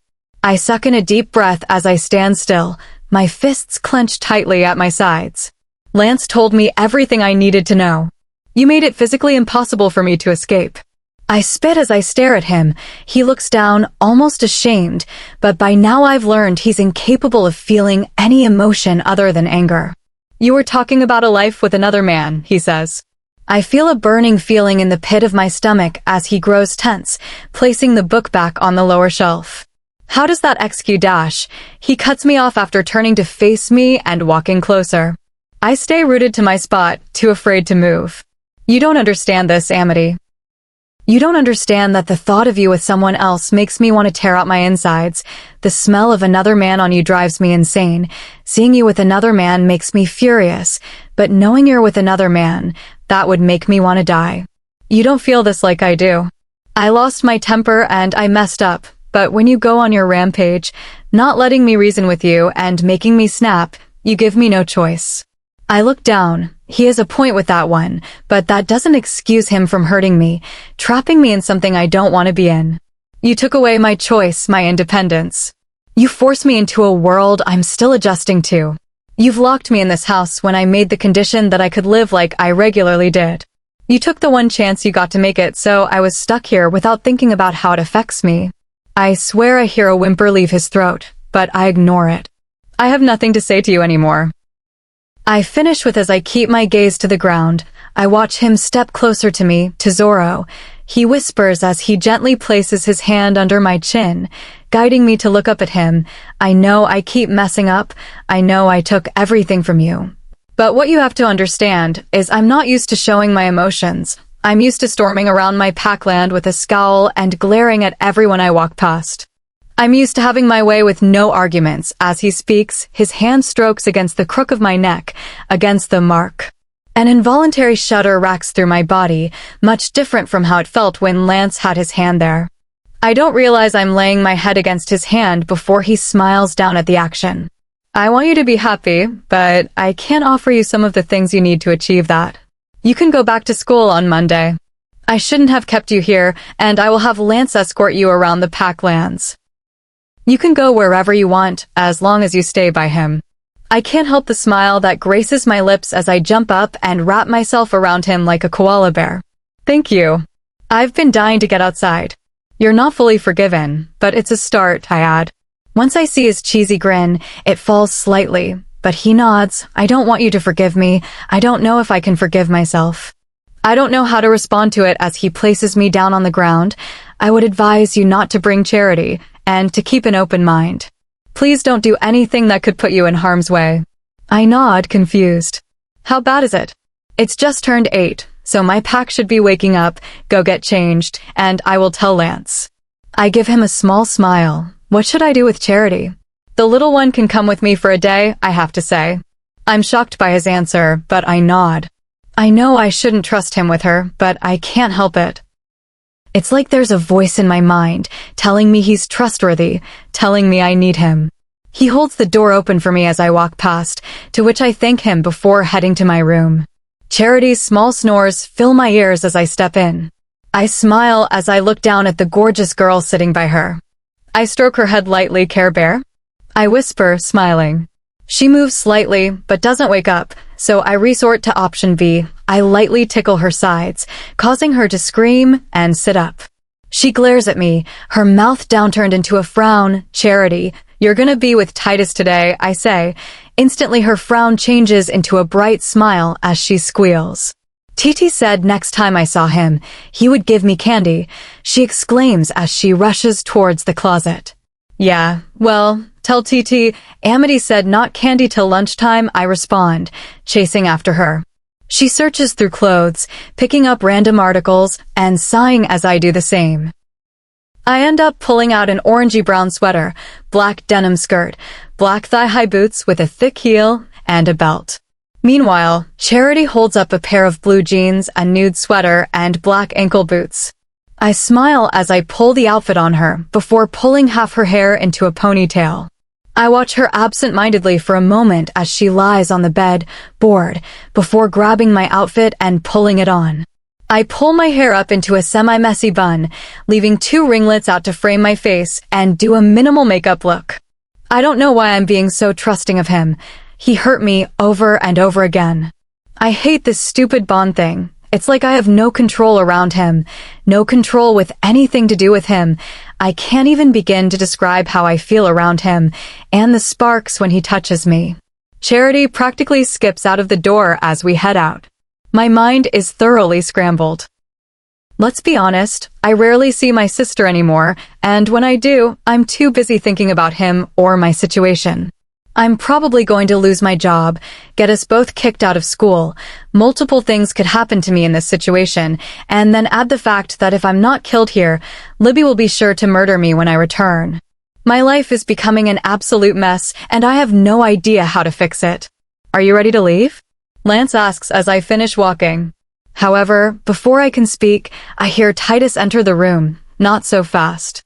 I turn to face him as he steps closer, Charity smiling next to him. Please, be cautious. You can go anywhere. It's your pack too. Just please, not outside the border, and be safe.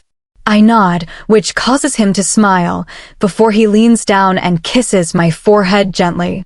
EW, now you got cooties, Amy, Charity states, causing everyone to turn to her. I giggle before escaping his grasp and following Lance out the door. I have to admit I'm worried about leaving her alone with him, but at the same time, I feel like I know he's going to protect her like his life depends on it, which it does, because if she's hurt, I will murder him myself and then pray to God for forgiveness. I hope I'm making the right choice by not escaping. I hope he doesn't let me down, and I also hope I'm prepared for what I'm about to see. I wasn't. Chapter 13.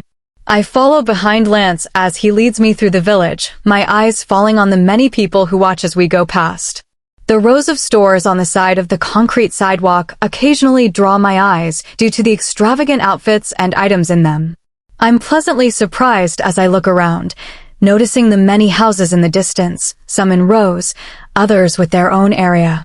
Young kids run around their parents' feet as they chase each other before settling when they lay eyes on me. I don't yet understand what Titus meant by keeping an open mind. Despite his cold-hearted nature, his pack is happy and well-treated. However, that thought is pushed out of my mind as I find the poles, men basically tied to them, bruises and cuts littering their skin. I watch as a member of the pack walks up and takes a swing at one of the men before stepping down to his laughing friends. Luna, come on, I nod as I begin to follow Lance, my eyes still trailing on the men as they hang in shame. What did they do? I question Lance, finally looking away from them. One of them stole medication, another murdered, and one set some prisoners free. They'll be on there for another week, while the other two will be on till they die. I look down, nodding. I saw a man punch one of them. What was that about? Why didn't he get pushed away? I question, catching up to the tall man who seems to have forgotten my short legs. Part of the punishment. Anyone in the pack can punch, kick, cut, or throw food at them as long as they don't die from their abuse. I shake my head. That's just ridiculously harsh as the punishment itself. This is the darker side of the pack land. That place you're building is the prison. Obviously, we can go in there if you choose, but I would advise against it. I shake my head. I need to see what he does to these people. I want to go in. Lance looks hesitant, but he leads me inside anyway. As soon as he pushes open the iron door, the potent smell of blood fills my lungs. This is the control area. One click of this button and every door in this place opens. I eye the button carefully. Don't, you would be releasing some hazardous people, I nod subtly, still eyeing the red square. I feel Lance gently push me further into the large building. There are thousands of prisoners here. Each floor has around 200 cells, all in the same condition. We keep the worst in the basement. They don't have social interaction until they are being punished. I must say, I'm beginning to regret coming in here. I get temporarily distracted when I hear a deep, strangled cry. It's almost as if I lose control as I walk over to the noise, peering in through the metal bars at an older man as he sits in the center of the room, tears falling down his cheeks. Luna, he says, his breathing short.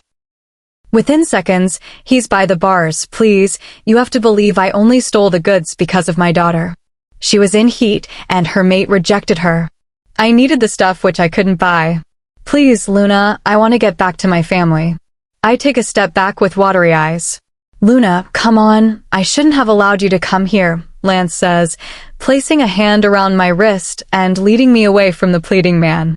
Lance, how will he be punished? I ask reluctantly, already having a feeling I won't like the answer. Well, he stole thousands of dollars worth of medication and then resisted arrest and ended up harming one of the guards. Knowing Titus, the man is most likely going to be put to death. Whether it's by being hung and starved in town or a private execution done by the Alpha himself. And just like that, the hatred I felt for Titus floods back in, almost as if I had broken a spell. The mark on my neck begins to burn, but I attempt to ignore the pain as I continue to follow Lance back to Titus' home. I don't understand. He was helping his family, Lance. If Charity were in pain, I would die to get her help. I speak as he continues to drag me back, ignoring the curious glares from pack members. Maybe so, but Alpha Titus doesn't care about the why, he cares about the what. If you commit a crime here, no matter what the reasoning, you get punished. The worse the crime, the worse the punishment. What if you're falsely accused? I question as I attempt to keep up with him. Alpha Titus doesn't ask questions. If there is enough evidence against someone, it doesn't matter if they have an alibi or something that can clear their name. The evidence against them almost always prevails, and they get punished. Not that I agree, but I'm not Alpha. I stay silent for the remainder of the journey. My mind and heart are racing as I hear the man's screams repeatedly. He was doing something I would do, something anyone would do, and he's dying for it. I understand that he shouldn't go unpunished, but death? Taking him away from his family? It's too severe. As soon as the house comes into my line of sight, I pull my wrist from Lance's grip and rush inside. I immediately spot Charity and Titus, whose heads turn my way, but I ignore them as I rush up the stairs into Titus' office, slamming the door behind me. I grab the phone on his desk, keying in Libby's number, panicking. Libby, I don't have much time to explain this to you, but I need you to do me a favor. Tonight at midnight, I need you to go to my work. I need you to order something and stay until I get there. Then I need you to take Charity and go back to yours. Pretend everything is all right. Take her to school and take care of her. What dash? She tries to question me, but I cut her off instantly. I will explain everything. Just trust me, I say before placing the phone back on its holder as tears rush from my eyes. I'm not allowing Charity to stay here, especially with what I need to do. Amity. I hear his deep voice echo through the hallway, sending a shudder down my spine as I rush behind the door, curling up into a tight ball. I hear the knob on the door rattle. However, when it doesn't open, I hear his sigh, Amity, open the door. No.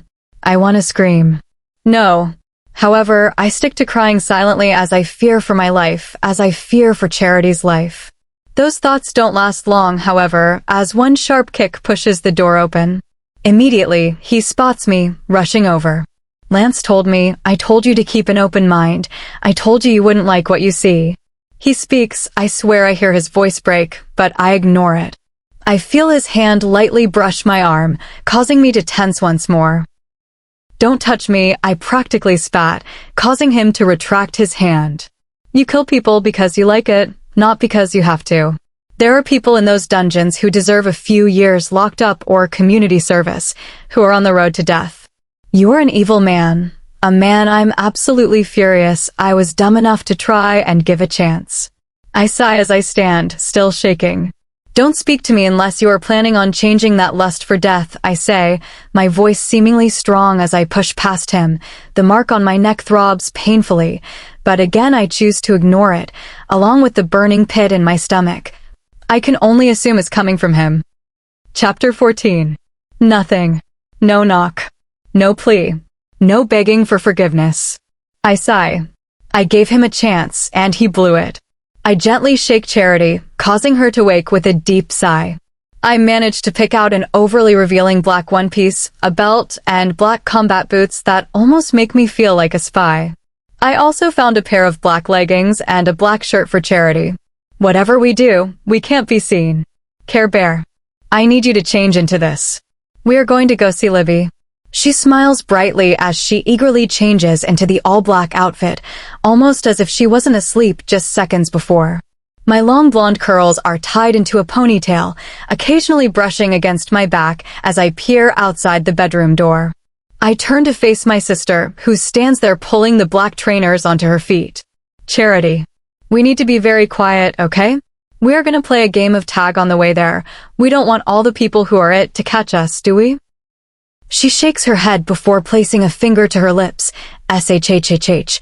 She whispers before taking my hand. Carefully, I step down the staircase, holding Charity's hand tightly as I navigate through the pitch black. My nerves are skyrocketing as we stand in front of Titus' bedroom. One wrong move and he will wake and capture us. Thankfully, I manage to get through the house, avoiding any loud noises. I carefully pull open the door, almost screaming as I see two guards sitting, both asleep. Carefully, I pick Charity up, placing her on my hips before tiptoeing out. I freeze as one of them sucks in a deep breath before returning to his peaceful slumber. As soon as we reach the grass, I place her down and run.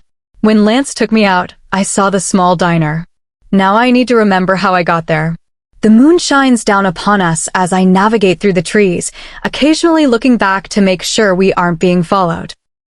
Before I see the light of the pack house, a building I forgot to ask to explore. A smile reaches my face as I spot the diner in the distance, and I can't help but feel the familiarity of the spot I'm looking from. I ignore my weird feeling as I rush across the empty road, spotting Libby in the window of one of the booths. Libby, oh my God, I whisper as I pull her into my arms. Crying softly, where have you been? I was so worried. She whispers as she holds us close. You haven't been to school in what, a week? Did something happen? I know she continues speaking, but I'm suddenly distracted by a feeling in the pit of my stomach. Stress? Worry? Anger? Snickerdoodles. Look, Libby, I don't have time to explain. I promise I will next time I see you. Charity, behave. I will be back soon, I say, kissing her head gently before I rush out of the diner.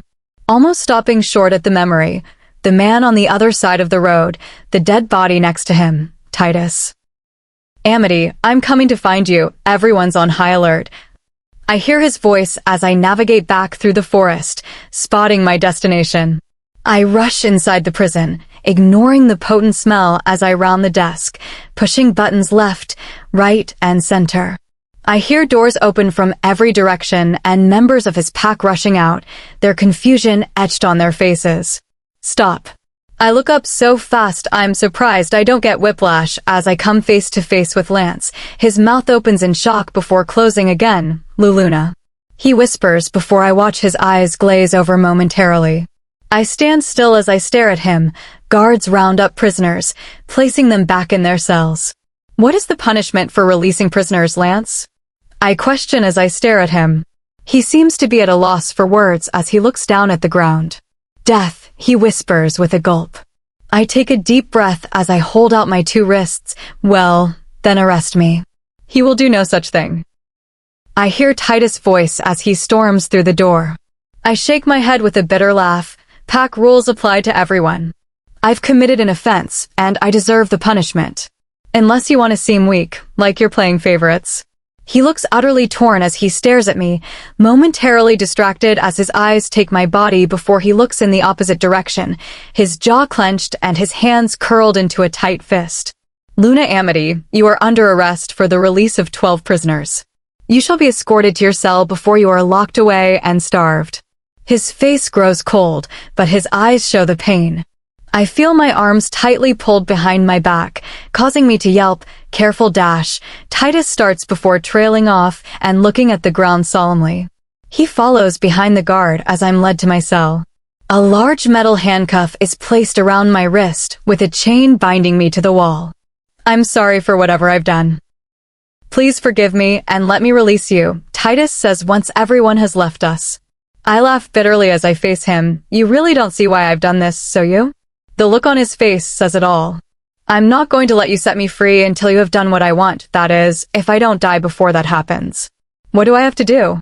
He pleads, causing me to roll my eyes as I look away from him, refusing to meet his gaze.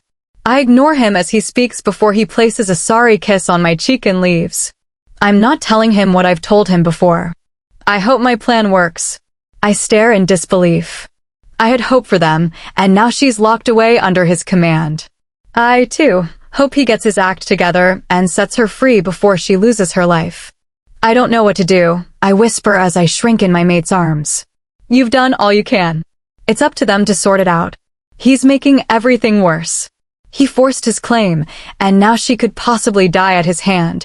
He really is a monster. I whisper as tears leave my eyes. He's gone past the point of saving. A monster with so much love for his mate. He will die before she does. My mate speaks as he leads me over him. I watch the once strong alpha as he holds his head in his hands, tears streaming down his cheeks for the first time since he was a pup. A monster who is seriously contemplating giving up the one thing he values for her. My mate speaks again as the alpha paces around the room. A monster that is finally showing emotion after all these years. You may think he's gone past the point of no return, but I believe she's already saved him in ways we could never. I nod against his chest as I stare down at the alpha, praying my mate is right. Chapter 15. It's been 3 days since I handed my sister over to my friend. 3 days of me sitting in a cold room attached to a stone wall. I get stale bread and water to keep me alive, but that's all. Titus sits across from me as he does every day, contemplating, making sure I don't do something stupid, and waiting for me to give in and ask to be released. Every time one of the guards touches me, he growls, sending them running. His mother's been in once or twice. She scolds him for letting it get this far and apologizes to me. Today is the day. I'm about to be escorted to the town. I will no longer get stale bread. I will be pushed into a metal box, free for people to hurt as they please, starving and cold. I'm still in the clothes I chose. The low neckline is coming back to bite me as I shiver due to the lack of coverage. Titus has offered many times to grab me one of his very few hoodies, which I hadn't expected him to own, as he practically lives in his suit, whether that is to cover me so no one can see the small amount of cleavage I show or for genuine reasons. I'm not sure. I feel a pair of cold hands roughly grab my wrists, pulling me up. An unusual sound escapes my lips, causing Titus to go on high alert. That's your Luna you're manhandling. He growls, causing the guard's grip to loosen as he undoes the chain on my wrist. He holds my hand behind my back as he leads me through the jail. I watch the rows of people lined up outside the door, watching me. Their eyes are trained on me as I get pushed along the path, all the way until we reach the cage. Another chain is placed around my wrist and neck as the guard pushes me down to the metal floor, once again provoking a growl. Not even a minute after the guard steps down, I feel something hard hit my skin, leaving a large red blotch. My eyes go to a teenage boy around my age as he holds a basket of tomatoes. Human Luna? Forget that, I hope you die in there. Well, that's kinda what it's meant for. I resist the urge to speak as my eyes find Titus as he strides quickly towards the boy. I watch his large hands surround his neck. Titus, stop. I shout, writhing in my place. Titus speaks to the boy, completely ignoring me. Titus, put the boy down. I shout once more, and I watch the boy fall to the ground, blue in the face. They can do whatever they want to me. I'm not their Luna. I'm a prisoner who released thieves and murderers from their cells. If someone decides to beat me black and blue, you can't do a single thing about it.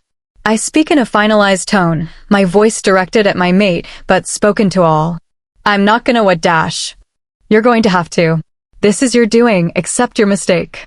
I spit, and he stands over my cage, making me feel even smaller before he turns away, leaving me once more. His fists clench as he storms away, leaving the surrounding pack members shocked.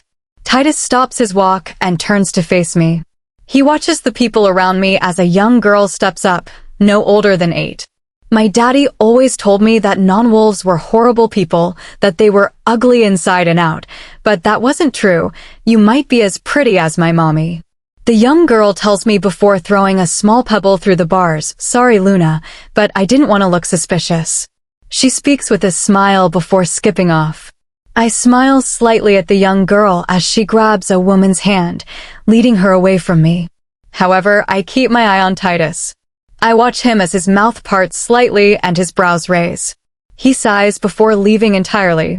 I watch him go, my neck burning painfully as I look down at the many glares.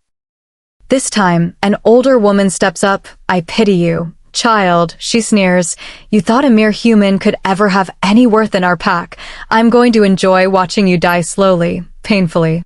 She spits before her hand curls into a fist, hitting my stomach with force. One by one, people step up, either apologizing for my position or throwing something at me or poking me with something they brought themselves. With each hit, I feel his anger grow. At one point, I feel as though my insides might explode. But as the night draws near and the pack members grow sparse, the pain dies down, and I'm left once more. I once again feel immediate regret at my outfit choice. Not once had I thought about warmth as the nights were getting colder. I prioritized invisibility, which probably didn't change a thing. I shiver as a gust of wind hits the skin I show. My teeth chatter quietly as I lean my head back, trying to get some rest.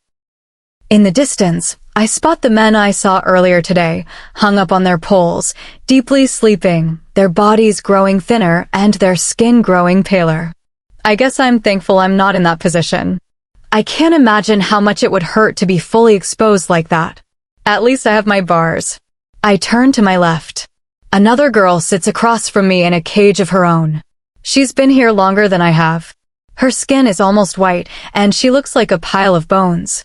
I don't realize I've fallen asleep until I'm woken by a sharp pain in my side and the feeling of water splashing different parts of my body.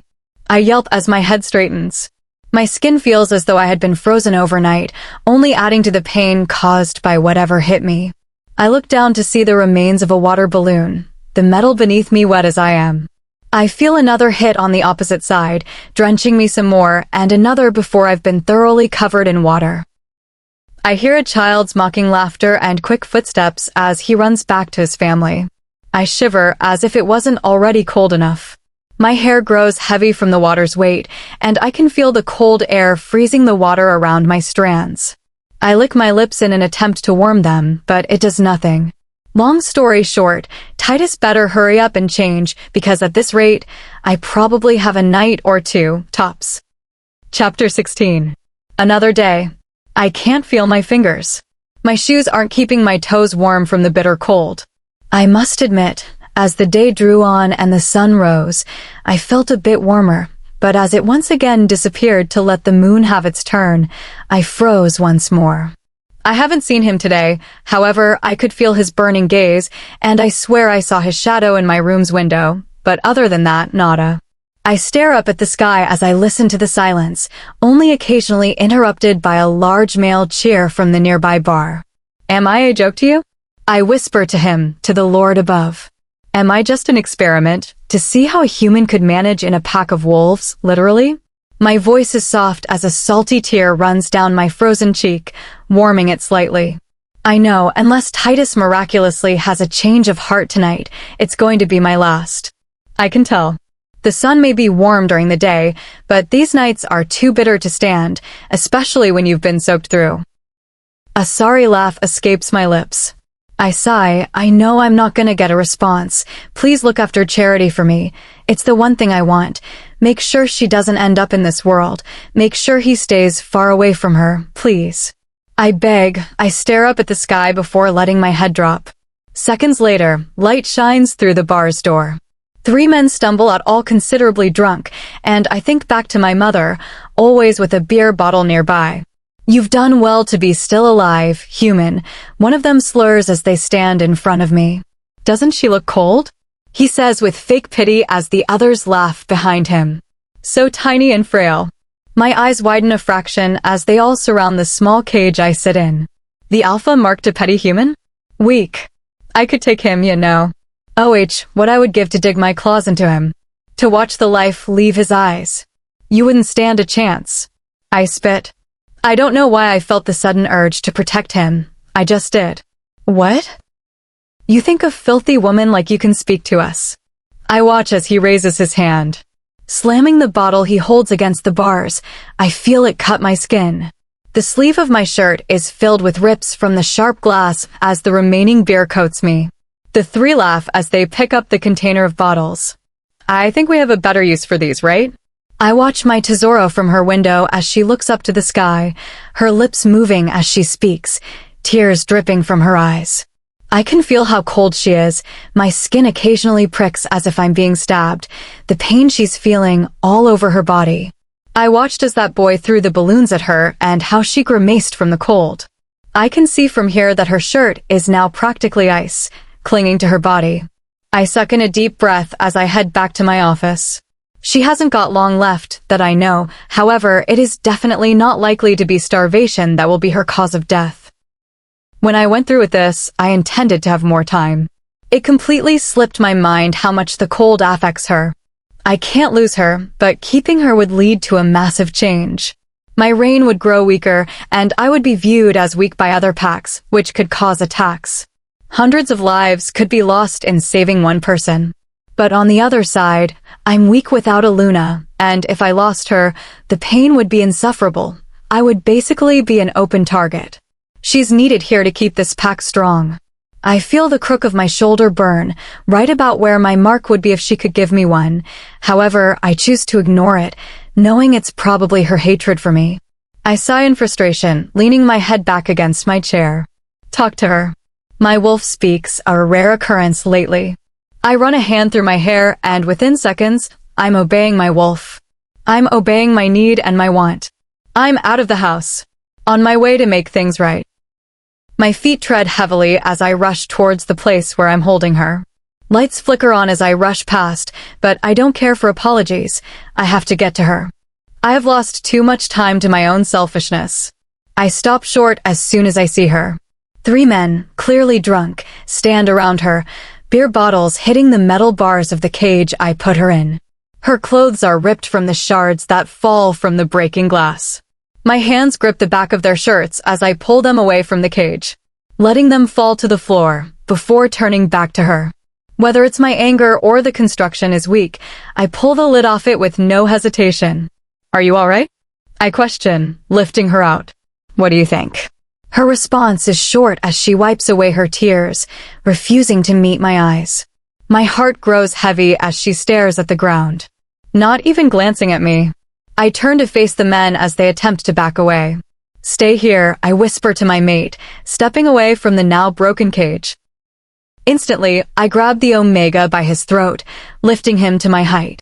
Al dash, he tries to speak as he attempts to claw my hand away from his throat. You verbally abused and threw beer bottles at your Luna. I spit as I hold one by his throat. She was in a position too. If you were a better alpha and a better mate, it wouldn't have happened. He spits in return. I'm shocked. The disrespect is something I've never experienced before. I feel my grip tighten. Need I remind you? You are below me. You are always below me. I will not stand for that disrespect. I am your alpha. I throw him to the ground. Lance steps forward from the crowd that has formed, leading the Omega away. Do you two have anything to say? Both males shake their heads as they rush away. I turn back to her. I'm sorry, I whisper, wrapping my arms around her. She's a lot skinnier, paler. She doesn't look the same as she used to for good reason. Her head leans against my chest. I feel my heart rate rise as I place my hand in her hair. Return to your homes, or the pack house. The night is almost over. I hear Lance speak to the many pack members who awoke and watched the scene unfold. They nod as they watch the girl in my arms. I glance over at Lance as he watches over us. How is she? He asks through our link. I don't respond with anything other than a slight nod, causing him to sigh in relief as he holds his heart. Whether she chooses to accept it or not, she has many people who care for her here, including me. I led her home. Our home. At least I hope I can make it that way. I will spend the rest of my life making up for my mistakes. I have to hope it works out. Chapter 17. It's warm. Very warm. It takes me a second to figure out where I am, but when the clouded events of last night come back to me, I remember Titus carrying me back here, though I don't know much after that. I go to lift myself, but I'm stopped short by the weight on my waist. I peel my lids open, adjusting to the harsh light as I turn to see him, his regular scowl replaced with a calm expression. I turn in his arms, facing him fully as I observe him. He agreed, and while I may be delusional for accepting it, even though it took me almost dying to achieve it, I know how people view him as essential to him. However, he willingly appeared weak and agreed to my terms. He put down his ego for most likely the first time in his life and thought about someone else, me. I lightly traced the outline of his jaw, sucking in a deep breath at the faint reminder of last night before my eyes trail lower. I stare at one of the many tattoos that litter his skin, words in another language written just above his collarbone. My fingers lightly trace the letters before my hand is engulfed in a larger one. I look up slightly, meeting his tired gaze. How are you? He asks, and holy snickerdoodles, I never thought a morning voice could be so attractive.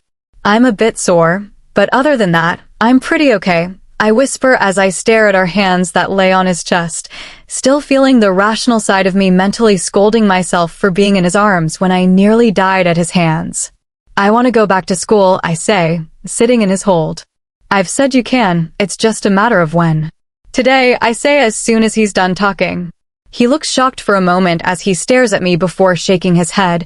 You just went 2 nights completely frozen, and you're covered in cuts and scratches, and now you want to go back to school? He pauses, absolutely not. Titus, I'm fine.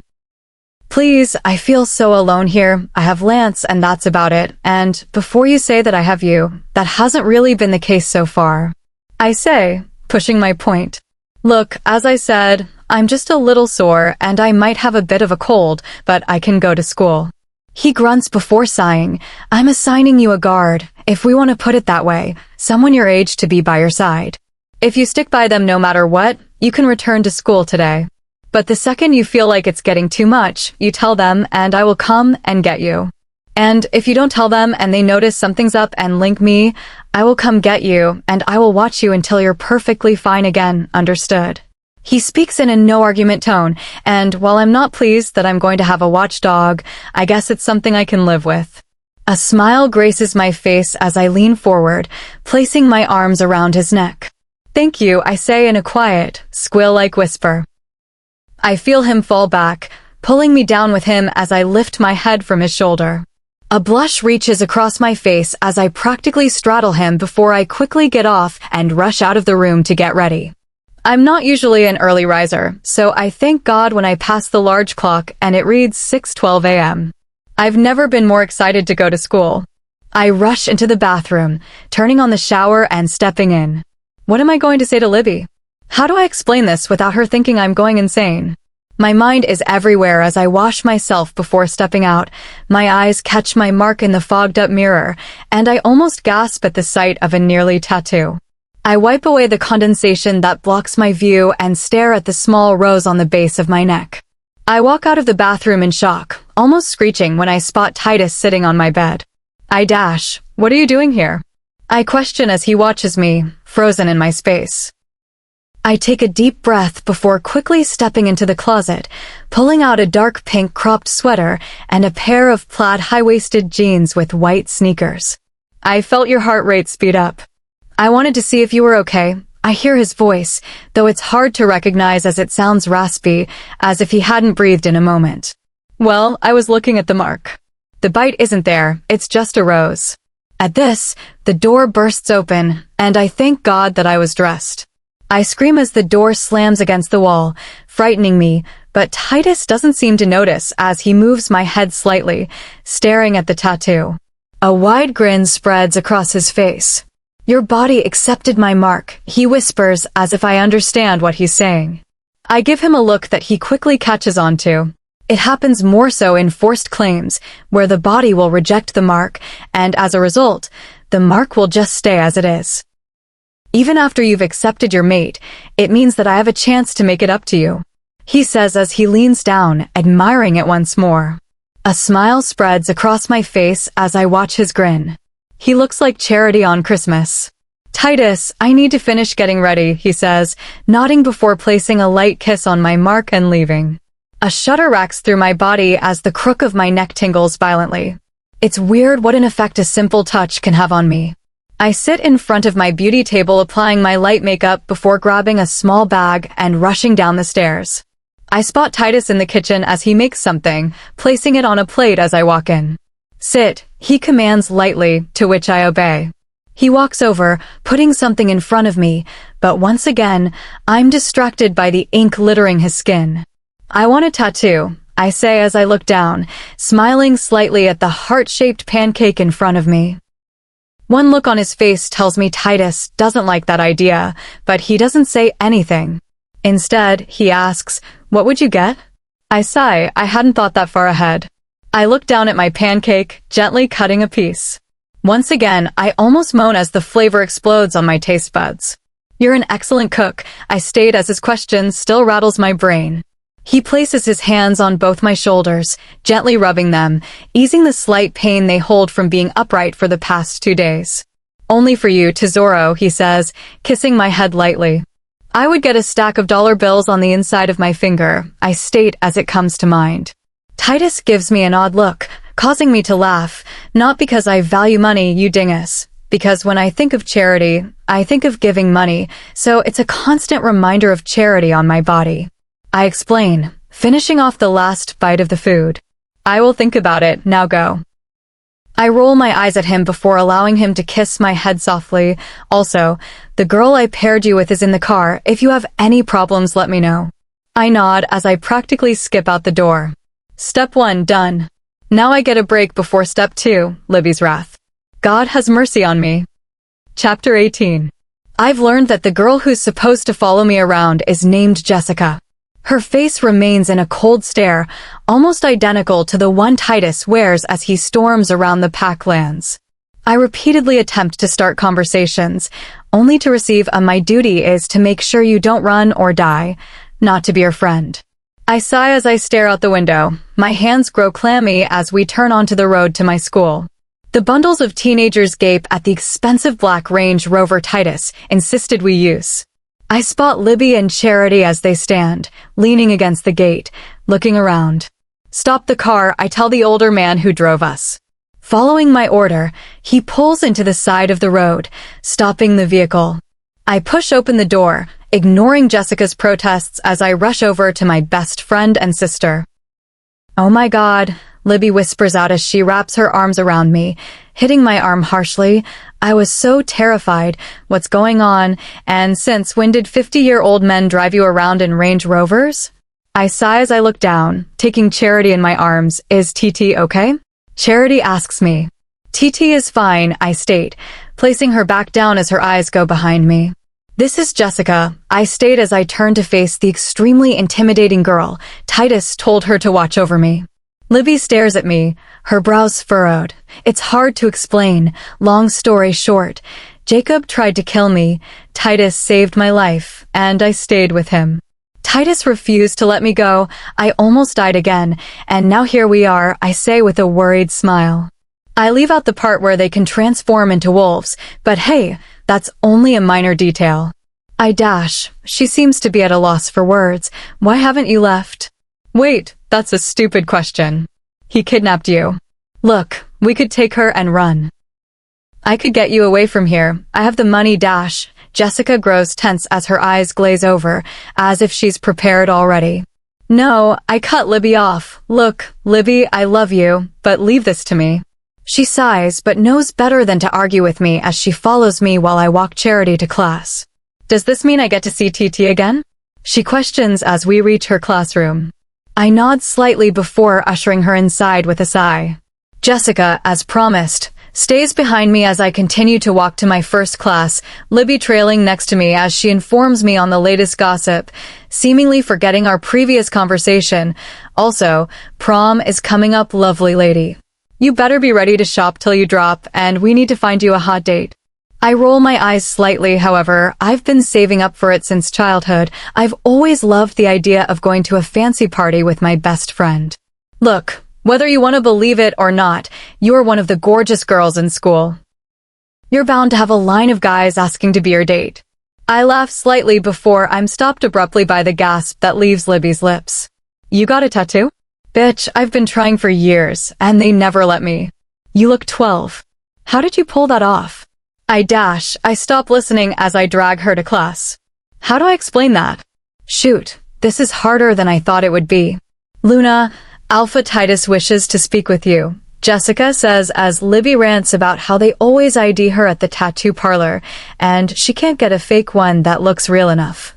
Jessica hands me a mobile phone, which I momentarily lift to my ear. First, tell your friend that you aren't going anywhere. Second, if anyone asks you to this, prom, reject them, tell me their names, and I will take care of it from there. My eyes widen slightly as my mind automatically comes up with the worst conclusion. Tesoro, I'm not gonna kill them, he chuckles. I let the breath I was subconsciously holding in go. Look, I have to get to class. I wasn't planning on accepting anything, nor was I planning on running, trust me.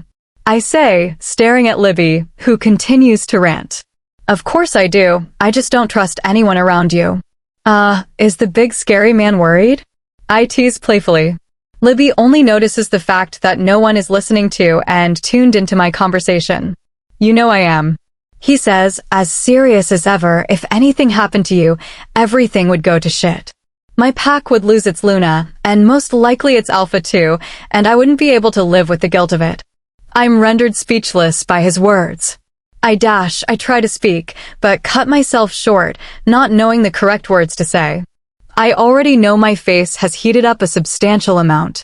I have to go, I whisper, flustered. All right, Tesoro. I will see you later, he says with a chuckle. Darn you, Mark, for showing him my emotions. Goodbye, I whisper before ending the call and handing Jessica back her phone. Ooh, babes, you're as red as a tomato right now, so spill. I can't, but I can tell you that I will decline every prom date offer I get. She groans before going off into another rant, this time explaining the importance of a date at prom. We will only finish when we reach our physics room. And here we go again. Chapter 19. First day back. Success. Having a good time away from the man you're stuck with. Meh. Not missing the man you're stuck with for one day. Absolute fail. I just kept thinking about him. Everywhere I went, everything reminded me of him, how it felt to be wrapped up in his arms with his warmth covering me fully. His tired smile that he showed when he awoke. He was everywhere. I smile as I wave goodbye to Libby, Charity's hand tightly wrapped around mine. I almost forgot about the past day's events as I started walking back to our home, only to be reminded when I spotted the same black Range Rover. This time, however, Titus stood outside. I spot Libby in the corner of my eye, as she stares at the suit-clad man along with the rest of my fellow students. However, I choose not to care as I quickly hurry over there and pull him into a hug, which, might I add, is considerably difficult as I had to pull him down to get anywhere. Why I hugged him, I don't know. Do I regret hugging him? Heck no. What was that for? He questions as I let my feet fall flat on the ground and release him from my grip. I missed you, I whisper truthfully before pulling open the car door and ushering Charity inside. He smirks at me as I push myself into the vehicle, followed by him. You missed me? He asks with a smile that resembles that of a kid at Christmas.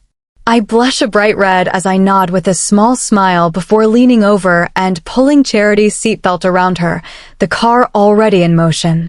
Hi TT, Charity says as she leans forward, waving slightly. Hi, princess, he replies, smirking as he waves back, mocking her actions playfully. She giggles before leaning back and twiddling her thumbs. She can be interested in the slightest of things and not worry about anything else. I got you something, Titus says as he leans over, pulling two expensive-looking boxes from the footwell.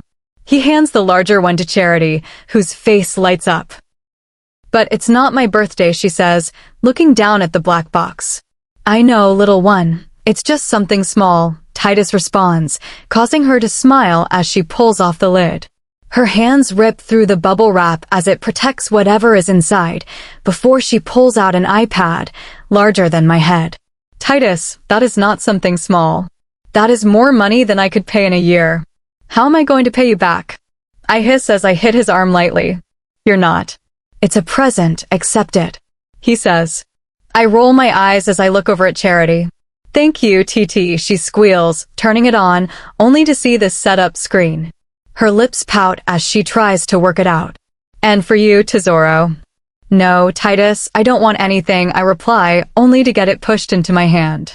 Take it, he replies, his tone demanding. I shake my head as I open the smaller box, only to reveal a new iPhone X. Titus, no, I say as I place the gift back on the box, handing it to him. Is it not good enough? I know it's not the latest one, but I think they look so weird, and I didn't think you would like it. I cut off his sweet ramble, a single tear rushing down my face. This is too much. How am I ever going to pay you back for it? I question. I'm most likely going to be fired. I haven't been to work in ages. Don't you see? This is me paying you back. I messed up so bad, Amity. Let me make it up to you. And if you really want to pay me back for this, do so by not running from me. I sniffle as I look down. I feel his hand lightly lift my gaze back up to him. Thank you, I whisper. A small smile makes its way onto his face as he leans down slightly, placing a small kiss on my forehead, intertwining our fingers. I smile up at him before turning to my sister. "Let me help Care Bear," I say, giggling as she taps the screen, switching the language to Korean. The whole ride back, I focus on Charity, trying to forget the fact that I can feel the warmth of his hand covering my thigh. I smile as we pull up outside the small cottage I had grown familiar with. I look over to Titus as his eyebrow scrunches, and he squeezes my thigh slightly. His eyes are cast down onto the mobile in his hand as he reads an email of some sort. "Titus, we are back," I say, causing his gaze to lift from his phone and to me, before it falls to his home. He sighs before stepping out of the car, leaving me to follow behind. I don't get to say anything to him as he hurries back inside, his thundering footsteps heavy against the staircase and his shadow briefly crossing my window as he heads inside his office. I sigh, 1 step forward, 2 steps back. "Amy?" I hear Charity's small voice. I look down at her, and she holds her iPad close to her chest as she looks up at me. "Do you like TT?" She questions as I lead her inside. I furrow my brows in confusion, I guess. "Why?" She sighs with an eye roll. "No, do you like TT?" A cheeky smile makes itself present as I stare at her, not really knowing how to respond. "Well, Care Bear, that really isn't your business, is it?" She gasps before giggling cheekily. "You do like him?" She squeals, causing me to smile, and I roll my eyes at her excitement. She rambles before sitting on the couch, suddenly becoming invested in her electronics. Meanwhile, I set up my new phone, inserting the entire new SIM and starting over. I log into my iCloud, thankfully retrieving the photos I got of Charity in her younger ages, but other than that, it's a complete restart. I quickly add Libby's number into it before downloading a few pointless apps and heading into the kitchen. I open a few cupboards, hoping to find something easily prepared, but to no avail. I sigh. If only I could cook. I sigh as a feeling of boredom overwhelms me, before heading upstairs. I knock lightly on the wooden door of Titus' office before pushing it open slightly. I immediately spot him as he writes furiously. "Hi," I whisper, alerting him of my presence. "What's wrong?" I question, stepping into the room, taking a seat in front of him. "The other alphas have discovered you and want me to attend the annual ball so they can meet you." I stare at him, confused. Why would they want to meet me? I question. I'm not that important. I'm just there. "You don't think they would want to meet one of the most powerful Lunas in the world?" He chuckles, and I have to admit I'm a bit flabbergasted. He stands from his seat and rounds the desk before lightly grabbing my hands and pulling me to my feet. "It seems as though I'm going to have to cut your decision a bit short. Tesoro, I need to know if you're going to stay, and I need to know now." Chapter 20. I freeze. I stand before a man I am only just beginning to like, with a life-changing choice. Do I stay or do I go? On one hand, this life could give Charity opportunities one could never have. She could go to college, she could get a good job, and live life to her fullest potential. However, by doing that, I'm basically selling my soul to someone who I've nearly died at the hands of. I can see myself falling for him. But am I going to base my future on a hope? What if I do this and he cheats on me, breaks my heart, and gets with another? What do I do then? From what I've been told, he can't just say I'm not Luna anymore. I'm stuck with the title, stuck watching him with someone else. "I'll stay," I find myself saying as I look up at him. What makes me do so, I don't know, but all I know is I don't want to leave. I want to know I need to know him, to be around him, and I can't be deprived of that, of him. "You're serious?" A bright smile graces his face as I nod. I feel his arms go around my waist as he lifts me, spinning me around before placing me back down. I stare up at him as his hand strokes my cheek softly, before his lips fall onto mine. I can't describe the feeling. Tingles erupt through my entire body, and every place his body touches, mine burns. I know I'm frozen, too afraid to move, as I still refuse to accept the fact that this is happening. He backs away slowly. "I'm sorry. I shouldn't have dash." I cut him off as I pull him back down, connecting us once more. I smile against his lips as his arms fall loosely around my waist. He pulls away, leaning his head against my own. "Thank you," he whispers.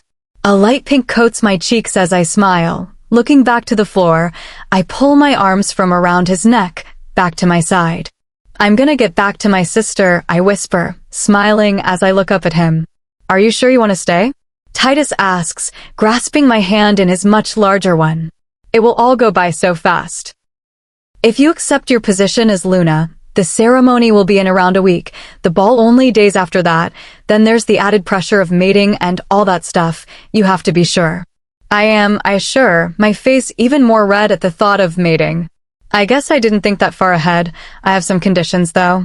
He nods for me to continue. If you decide you don't want me, please let me know so ... That will never happen. He says as he rushes back in front of me. I'm not a teenage boy who's going to break your heart the second something new and shiny walks past. I'm not someone who doesn't care for you as they should. You have my heart, no one else, and I will treat you like a queen as long as you live. No one else matters when it comes to you. You are the most beautiful woman I've ever laid eyes on, and no fake bimbo who flaunts their looks is gonna change that. You're my forever. I believe you, I whisper. Also, I want Charity to go to college. I want her to have op dash. He cuts me off with a simple done, leaving me to speak once more. Also, I blush red at the question I'm about to ask. I wanted to come stay in your room. I know it's super early and everything, but I haven't slept that well in years, and it gives Charity a room of her own and dash. He cuts me off with a single kiss. Done. He whispers with a smile. Then I guess we are settled. Mr. Romano. I reply, causing him to chuckle as he watches my retreating figure. I guess we do, Mrs. Romano. I hear him shout as I get to the end of the hallway, and once again, my cheeks flare. Titus 1. Amity 0. I hurry down the stairs, rejoining my sister as she sits curled up on the couch, watching some unboxing video. She glances up at me as I enter the room, sitting on the couch across from her. I basically lie down as I set up an Instagram. Libby had talked my ear off about the app, so I guess it's okay to give it a try. I feel his presence a few minutes later as I add a profile photo and debate on a username, which is taking me way too long. He doesn't say anything as he lifts my feet from the other side of the couch, sitting where they lay, and places them on his lap, stroking them gently. I drift my eyes away from the mobile phone in my hand as they fall onto him. He sits there, his gaze set on me, his fist against his cheek as he leans against it. What? I question him, causing him to chuckle as he turns his head away from me and onto Charity. Hi TT, she says with a broad smile as she notices his presence. She pushes herself off the couch and walks over, climbing onto his lap, stepping over my feet. Hey, princess. I smile at the interaction as I busy myself once again with the phone in my hand. TT, guess what? She says happily as she bounces slightly. I assume he makes a gesture of some sort as she carries on. My friend's friend's friend invited me to his birthday party. She squeals. Why would you want to go to a boy's birthday? Titus responds as I finally finish setting up a profile, connecting myself to the outside world. Don't tell anyone, but he's my husband. We're gonna have babies. Titus chokes on his spit as a laugh escapes my lips. Didn't you know boys have cooties, princess? Titus responds, causing me to hit him lightly. TT is joking, Care Bear, but you're far too young to have a husband or babies. But if you can get his mom's number, I will see if I can get you there. She squeals and crawls over to me, settling on my chest. Thank you, she says with a smile. That's okay, Care Bear, but you need to go upstairs and get changed. Then I want you to do your homework while TT makes us dinner. She nods as she rushes upstairs. Who said I was making anything? I giggle as I sit in my laid-back position. Well, considering I would most likely burn down the house and Charity is 5, you're the only liable option. I say before standing, also, I have homework. Fuck, I'm glad I'm out of school. He grunts as he follows behind me. I go to head upstairs, only to be pulled back. Any requests? He asks in a light, almost joking manner. Surprise me. He smiles as he kisses my head lightly before heading into the kitchen, leaving me at the end of the staircase, watching his retreating figure. Chapter 21. I've come to learn that while Titus' mother did make many of the clothes, a lot of them are items bought from high-end stores with fancy brands, including the Calvin Klein sports bra I currently wear and the sweats I paired with it. Regularly, I would wear a t-shirt that's miles too long, but I guess this is what we're going for today. I pull the tons of papers from the small backpack I carry with me during my lessons, along with my fine liner, before heading downstairs. I head back into the living room, immediately spotting Amity back on the electronic she got just hours ago. I take it from her hands as I sit back on the sofa. "Homework," I say in an ordering tone as she glares at me. She huffs as she picks up a paper with large letters written on it. Her bright pink pajamas caught my attention repeatedly. I sigh as I look down, staring at the numbers on the sheet in front of me that I can only make sense of. I repeatedly use my calculator, checking the answers multiple times, so I don't turn in a piece of homework that's absolutely terrible. I can hear Titus in the kitchen as he walks around, opening cupboards and placing items on the counter. I ignore the loud bangs and grunts of disapproval as I focus on the next piece of homework, half of which I don't understand from my missed time at school. Din dash, Titus cuts his sentence short, causing me to lift my head so I glance at him. He stands in the doorway with his hands at his side as he stares at me, and I have trouble deciding how to take it. Should this be creepy or romantic, or am I overthinking everything? "You okay?" I question as I stare at his frozen figure, tucking a piece of hair behind my ear as his gaze causes my cheeks to burn up. He coughs, breaking out of his trance. Yeah, he almost whispers as he gazes at me, "Better than ever." "You look beautiful, by the way." If my cheeks could go any redder, they would. I had completely cleared my face of makeup and kept my hair down rather than pulling it up like I would usually do, and while I know he's completely delusional, it means a lot. "I'm not, but thanks," I whisper. He looks like he's about to say something, but a beeping comes from the kitchen, ultimately taking his attention so as not to burn down the entire house. He grunts before heading back into the kitchen. I look back down at the sheets of paper as I continue answering some dumb questions that I will never need to know the answer to. I hear his footsteps once more, and he emerges into the room again, placing a bowl of what looks to be tomato soup in front of us. I smile at the food choice, something I haven't had since I was a young girl. I remember my dad made it for us. My mom hadn't tasted a single drop of alcohol in years, and charity wasn't even a thought. I don't even realize I have a tear falling down my cheek until I feel Titus wipe it away. "What's wrong?" he questions, sitting beside me, placing a hand on my back, playing with the ends of my hair as he hunches forward, looking at my face. "Nothing, just me being silly."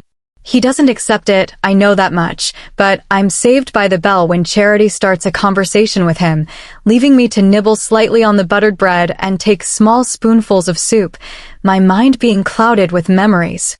I remember finding out Mom was pregnant. I had been ecstatic. My father, however, had just started drinking. He hadn't cared much. I remember my mother screaming at him countless times when he stumbled through the door with alcohol in his hands and the stench in his breath. I remember hearing him with other women and begging my mom to leave him, but she couldn't. She loved him. So he did it for her. One morning, we woke up to find him gone. His belongings had vanished, leaving only his wedding ring and divorce papers, along with a note that read, "Sign and send." My mother had just given birth. She was depressed, a single mother with a 12-year-old and a newborn to take care of, so she followed his path. She turned to alcohol. She became the one walking through the doors at 3 in the morning with alcohol in her hand and a man from the bar next to her. I became the one to yell. I also became the only one who actually cared for Charity. I started taking money from her wallet, hiding it in places she wouldn't check so that I could use it for the groceries. I managed to befriend a kind, elderly woman who lived near me, and she cared for Charity while I was at school. My mother's appearances became less frequent before stopping altogether. She was gone. I called her phone over and over, but it just went straight to voicemail, and I became a 14-year-old girl with a toddler and no parents. Not that anyone knew that. I refused even to allow the chance of us getting separated into different foster homes, so I hid it from everyone. Told them my mom was a night owl when they asked, or that she was at work. Eventually, People just accepted it, and so that's how I managed to keep her with me. Now I'm a legal adult. No one could take her. I'm her legal guardian, whether they discover it's been that way since she was born or not. But now the question is, where are my parents? Did they find each other and rekindle their love over sex and alcohol? Are they even in the States anymore? Tesoro. I hear his voice, bringing me out of my trance. I look up at him, feeling the tears in my eyes before looking down at the food in front of me. The simple thought of swallowing it makes me want to puke. I'm done, thank you, Titus, I say as I stand, placing my barely touched bowl of soup in the kitchen. Amity, I hear his calming voice. I turn to face him after wiping a stray tear. Yes, I ask, looking up at him. His eyes practically search me, as if they can see right through me. Amity, what's wrong? He questions me for the second time. I'm fine, Titus. First, Mia Madre always told me when a woman says, I'm fine, she's never fine, and second, I can feel it. Stupid. Freaking. Mark. Showing off my emotions. I shake my head as I look down at the floor, breathing in slowly as tears rush down my cheeks. I've been alone for what feels like forever. I basically became a parent at 12. I'm just so tired of everything. I'm tired of feeling guilty for my parents leaving. I'm tired of having no help with her, and her terrible 2 stage never ended. I'm tired of living in a body I'm not happy with. I'm tired of everyone's judging eyes when I walk her to class instead of our parents. I'm tired, Titus. I feel his warmth around me as he bends, placing his arms around me. You are beautiful, you are strong, and you are the bravest person I know. He whispers to me, Titus, look at me. I trip over every little thing. I can't drive without being a threat to everyone on the road and in the car. I can't cook without almost burning the house down. And don't even get me started on how I look. Titus, look me in the eye and tell me you think that's normal. I rant, not expecting him to do as I said, but he does. He places his hand on my cheek and stares into my eyes. Your eyes are beautiful, Tesoro, and you're clumsy, so what, who cares? It's adorable, you can't cook. Well, that means you can't tell me off for treating you to a home-cooked dinner, and not being able to drive isn't needed when you're driven everywhere, which you will be, so you're fine. I stand stunned. No one had ever spoken to me like that, like I was worth something, and while the doubt in my mind still stuck, I threw my arms around him, hugging him tightly. Thank you, Titi. Chapter 22. I stare down at the petite beauty in my arms. The moon shines down at us from the open window as the small kitten snores, escaping her lips. A smile graces my face as she buries herself deeper into my chest. I know she has had a hard life, and I also know she didn't tell me everything, and I don't expect her to. I know what it's like to have a past you want to hide. My hold tightens on her as my thoughts switch to the threat I know is heading in our direction. Ever since she arrived, rogue sightings have decreased. However, they are now venturing farther into the pack land. Almost as if they know where to go, and while I don't believe that someone here is a traitor, I don't know what to expect. I stare down at her, at my mate. Honestly, I fear for her. I fear that one day, I won't be there to protect her, and she will be taken from me. While she is strong-minded, she's fragile. The simplest thing can send her into floods of tears or result in her storming off with a red face, and those emotions make it dangerous for her. Mate like us. My wolf whispers, causing me to nod. She certainly likes me more than she did a week ago. A small moan leaves her lips as she shifts her position, facing away from me, her small hand going to mine, holding it tightly as I pull her closer to me. I think back to earlier, when I walked back in, I didn't expect to see her in what I would call nothing. I froze, unsure of what to do with my mixed emotions. I didn't know whether to tell her to cover up in case people came round, tell her she's beautiful, or take her to our room. Our room. It feels good to call it that finally. Obviously, she caught me staring. So I decided on the simple, beautiful line. However, her answer caught me off guard. I thought she knew how stunning she was with her mismatched eyes and button nose. I wanted to protest. I tried to tell her that she was the most gorgeous thing I had ever laid eyes on, but the timer went off, and I would rather not burn the house down. You're so beautiful, you know that, I whisper as I place my head against her shoulder. Damn, I wish you knew how I saw you. I wish you knew what you did to me. I lightly kiss her mark. I feel her shudder against me, causing me to smile as I close my eyes and relax, my mate in my arms. A sigh escapes my lips as I stretch, turning off the constant beeping of the alarm on my phone. My eyes open ever so slightly to reveal the gleaming sun. I feel his breath on the crook of my neck, ultimately slowing my movements so as not to wake him. I turn in his arms, facing him with a smile. Honestly, I'm confused about how he didn't wake up to that. He's the werewolf here. Doesn't he have super good hearing? Despite that, I place a kiss on the tip of his nose before slowly prying myself from his arms. He grunts in disapproval, pulling me back into him, causing a giggle to escape my lips. No, he grumbles, holding on to me. Yes, I have to get ready for school, you big goof. I try to move again, but he pulls me back once more, hovering over me. I peer up at him. He's clearly not tired anymore.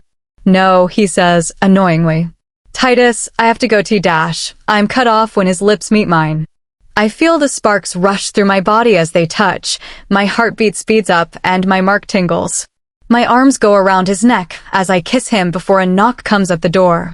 Titus pulls away with a groan as the door opens, revealing Lance. Alpha, we have a problem. Titus sits in his space above me and hands me his shirt that he removed last night. I scrunch my brows in confusion as I pull it over my head.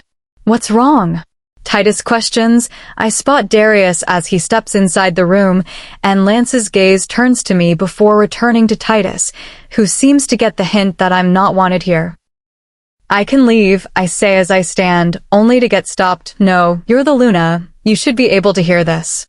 I nod faintly, still not used to the newfound title. We found a group of rogues at the border. They're requesting to speak to you. Titus looks as if he's about to reject. However, Lance speaks up again. They have some of the pups, including my sister and Charity. A gasp escapes my lips, and Titus stands abruptly. Take me to them. He orders. I follow behind only to get stopped. Stay, Dash. He tries to stop me, but I cut him off. That's my sister. I'm coming with or without your permission, I say as I push him out of the way, slipping on a pair of sneakers. I follow Lance out the door. Thankfully, Titus chooses to stay silent as I do so. He leads us through the trees. The sun continues to rise as we step between them, the leaves and twigs crunch beneath our feet. I feel a hand surround mine, and I look up to face Titus. He wipes a tear that had fallen down my cheek. Don't worry, they'll be fine. I nod, unconvinced. How did they even manage to get them? What convinced the kids to go to the end of the pack territory? I almost scream when I spot her. I would have run towards them had Titus not been holding me back. I hadn't even glanced at the men carrying them, nor the one they seemed to be crowded around. I tighten my grip on Titus' hand as I keep my eyes trained on her, listening in on his conversation. You requested to see me, and I have arrived. Now let the pups go. He speaks with such authority that even I feel myself shrink. I heard you got a Luna, however, I didn't believe it until one of my best warriors was killed by you, protecting the human. Not that I blame you. Jacob went slightly out of hand when he decided she would be his next target. I breathe in at the name, still refusing to meet the burning gaze of the almost familiar voice. Oh, the human feels guilty. Well, you should, fucking idiot. I just wanted to come and inform you of my existence. My name is Alpha Xander. I'm the Rogue Alpha. That name sounds so familiar to me. I've heard of you. Didn't realize you existed. However, now what do you want and why are you on my land, taking our pups? My eyes stay trained on Charity as she remains silent, tears on her cheeks. Well, you see, Titus' grip tightens at the disrespect, the complete disregard of his title. I want land, I want power, and I want legitimacy, and the only way to get that is to defeat a pack alpha, so I'm, let's say, assessing my competition, and I've come to learn that having a mate has made you turn weak, putting you right at the top of my list. I finally break eye contact with my sister, my gaze turning to our intertwined hands. It's my fault that we're in danger. Piss off. Titus spits, causing the rogue alpha to chuckle. Am I hurting Per Luna's feelings? He coos, I sniffle, trying to regain myself. I straighten my posture as I look up, finally staring at the alpha before us, and freeze.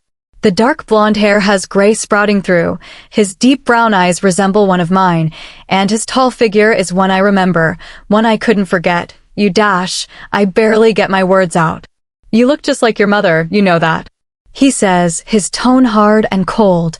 I heard she broke down, took after her dear old husband, left you alone to raise a girl. I feel the anger flare inside of me. Well, that wouldn't have happened if you hadn't left, if you hadn't abandoned a child barely a week old and your little girl. I spit out the nickname as if it burns my tongue. Titus stares down at me, his eyebrows furrowed in confusion. You think I wanted daughters who didn't take an ounce of my genes? He spits and realization hits me like a truck. He's a wolf, we aren't. That's why he left, that's why he didn't want us. The alcohol was just a ploy to leave. I almost punch him, but I feel myself pulled back into a hard chest. I can see why she affects you so much. She really is her mother, and that's the problem. And then, as quickly as he was there, he was gone. A large gray wolf took off in the opposite direction, an army of others following behind. I dash, he dash, I can't get my words out. Instead, I place my arms around Titus and sob. I sob as I remember sitting with my father and mother with smiles on our faces, sitting like a normal family. It was all a lie, Titus. Chapter 23. Are you sure? Titus asks for the 50th time as he leans against the car door. I nod as I curl up in Titus' hoodie, which I stole, paired with leggings and black sneakers. I'm not missing any more school, I reply. I look terrible, my hair is pulled up in a messy bun, and I only had time to put on a bit of mascara and my contacts. Tesoro, you just saw your father, and now you want to stay in school all day, I nod, my throat sore from my crying. Well, do you at least have time to change your pants? It would make me feel better to know you aren't walking around with horny teens staring at your ass. Titus, 1, no one's looking there, 2, don't tell me what I can and can't wear, and 3, are you forgetting that your hoodie goes to my mid-thigh if not lower? I'm fine, I reassure him, sighing defeatedly as he leans down, placing a kiss on my forehead. Have a good day, princess. He speaks to Charity, who also wanted to come to school. Titus shuts the door, leaving us with Jessica and Dominic, another guard he assigned to keep an eye on Charity, once more as the driver reverses out of the driveway. I spot him standing there, defeated, and sigh. I can't risk my education because of my father's sudden appearance. I pull out my phone and send a quick text to Libby, letting her know this is my new number and that I'm on my way. Before turning to Charity, who sits looking out the window. Charity. She looks over to me with a small smile. You know what happened this morning? We're gonna play a game, okay? So that is our secret, and if you tell anyone our secret, then you lose, and if I tell anyone our secret, I lose. She giggles. I'm gonna win. She boasts as we pull up outside the school. I grab her hand as I lead her out and towards the gate where Libby awaits, ignoring the wandering eyes that all stare in our direction. Hey, I say with a smile. Libby smiles, hugging me tightly. So, first things first, you look so cute right now, I'm guessing that's your man's. I blush at the term but nod despite it. Libby confuses me. Just yesterday, she was ready to run, and now she's happy for me? And second, since your PDA sesh yesterday, everyone is talking about you. Like everyone. I freeze. One thing I hate is attention. I watch out of the corner of my eye as Jessica and Dominic approach quickly so as not to lose sight of me or my sister.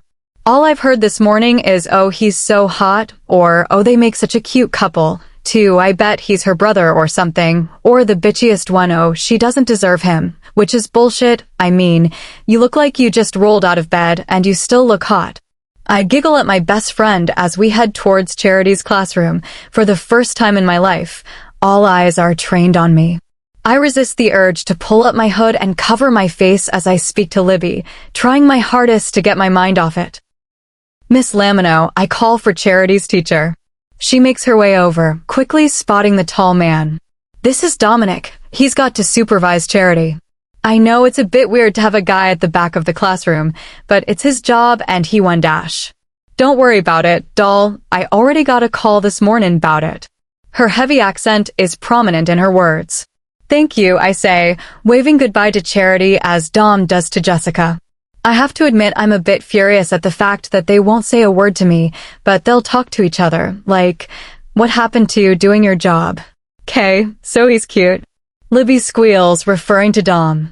My brain goes haywire as I attempt to come up with an excuse as to why she can't go after him quickly, blurting out he's gay, which she then proceeds to whine about as we head towards physics. We take our seats at the back of the classroom. Jessica, however, grabs a spare chair and sits in the corner on her phone, her eyes glancing up every time someone walks through the door. So, I'm single, as per, and, I don't want to be single, so you have the new job as my wingwoman. All you have to do is make me look good in front of Joey Clifford, and we'll be fine. Joey Clifford is the school's quarterback, and I have to admit, even I think he's pretty cute, but no one could compare to Titus. Libby uses him as her ideal guy. She compares everyone who asks her out to Joey, and if they are too different, she will reject them.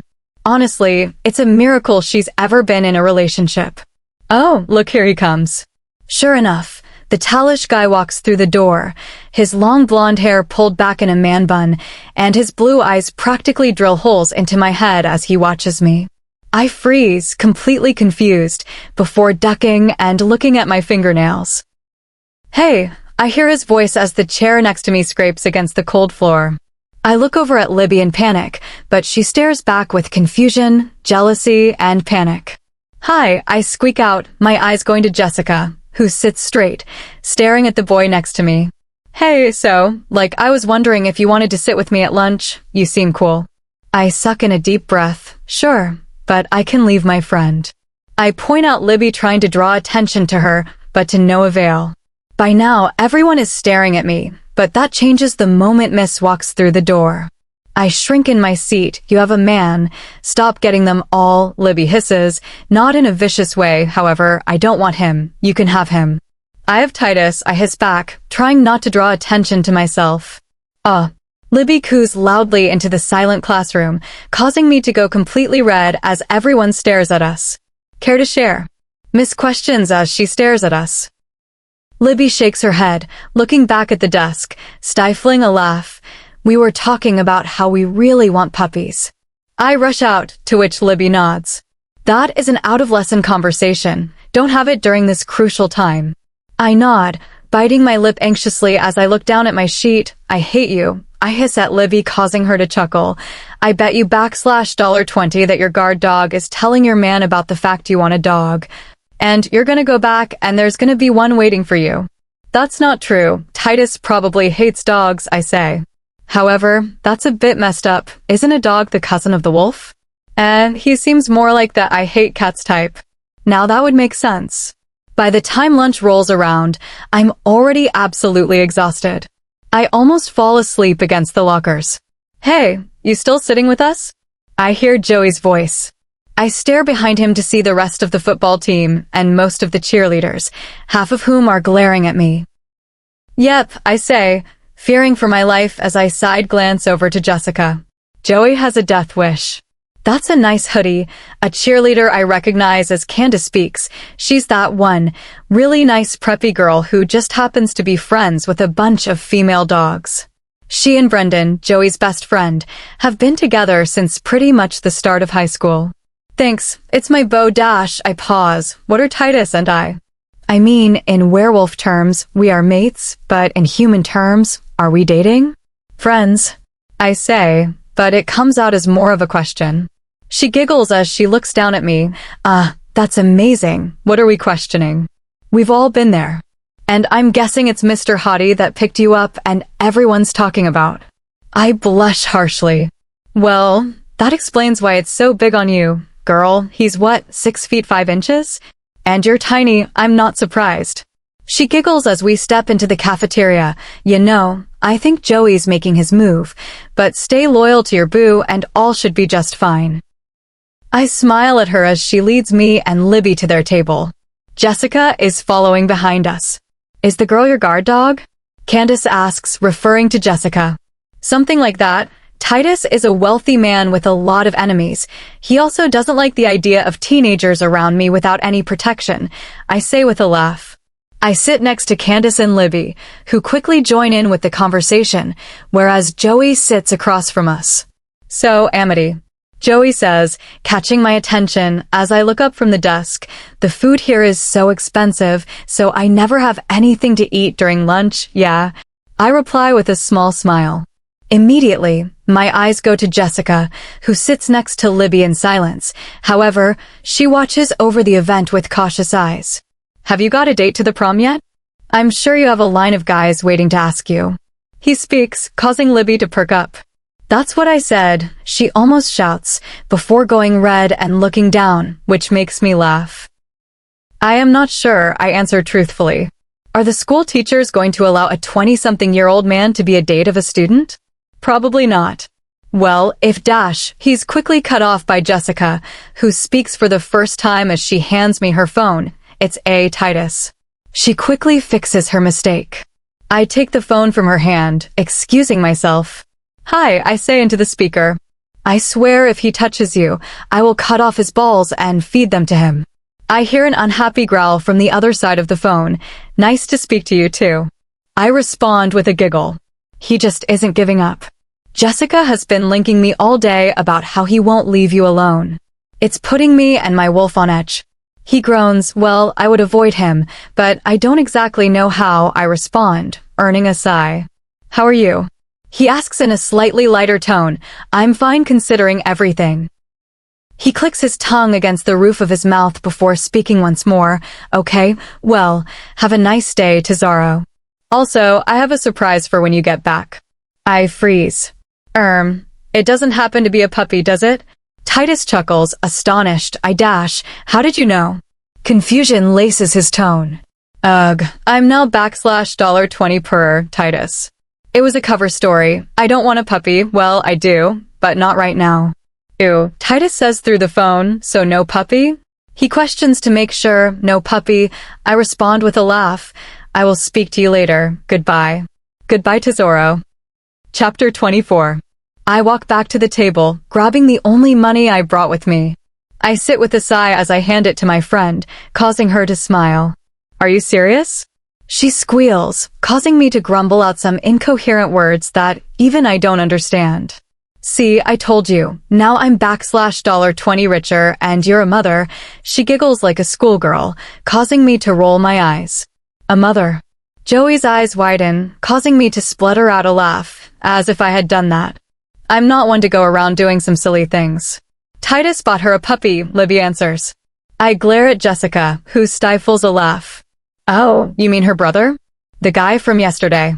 An awkward silence surrounds us as I look down at the table. He's not my brother, he's my boyfriend. And also, I told him no, I have way too much going on with him right now to have a puppy. I hesitate on the word, not sure if I should actually use it. Realization dawns on his face. Oh, yeah, I respond.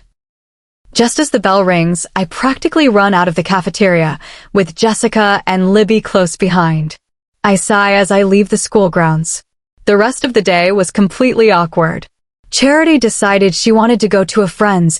That friend just happens to be Joey's younger sister, meaning I'm seeing him tomorrow. Along with that, I've felt his eyes on me all day. I walk straight past Titus as I get in the car, a single tear running down my face.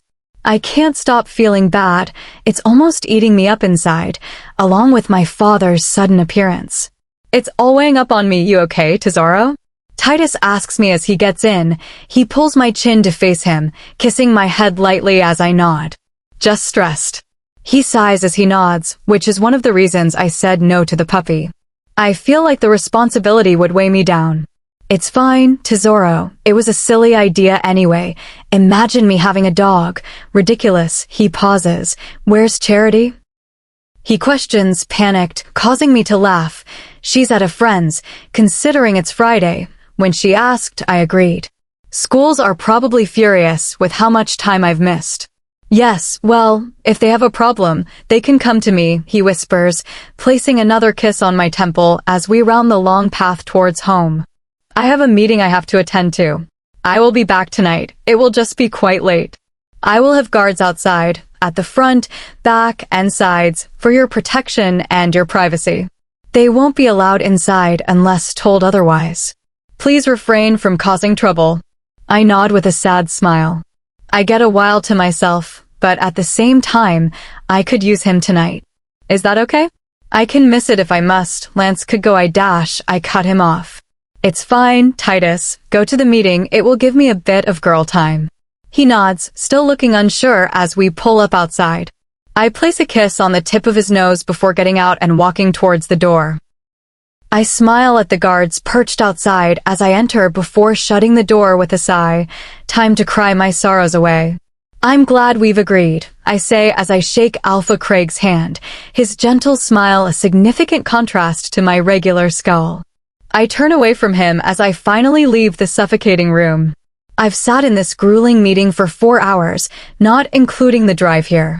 It took the problematic elder 4 hours to decide on a yes or no answer to an alliance with one of the strongest packs in America, and it still took him 4 long hours.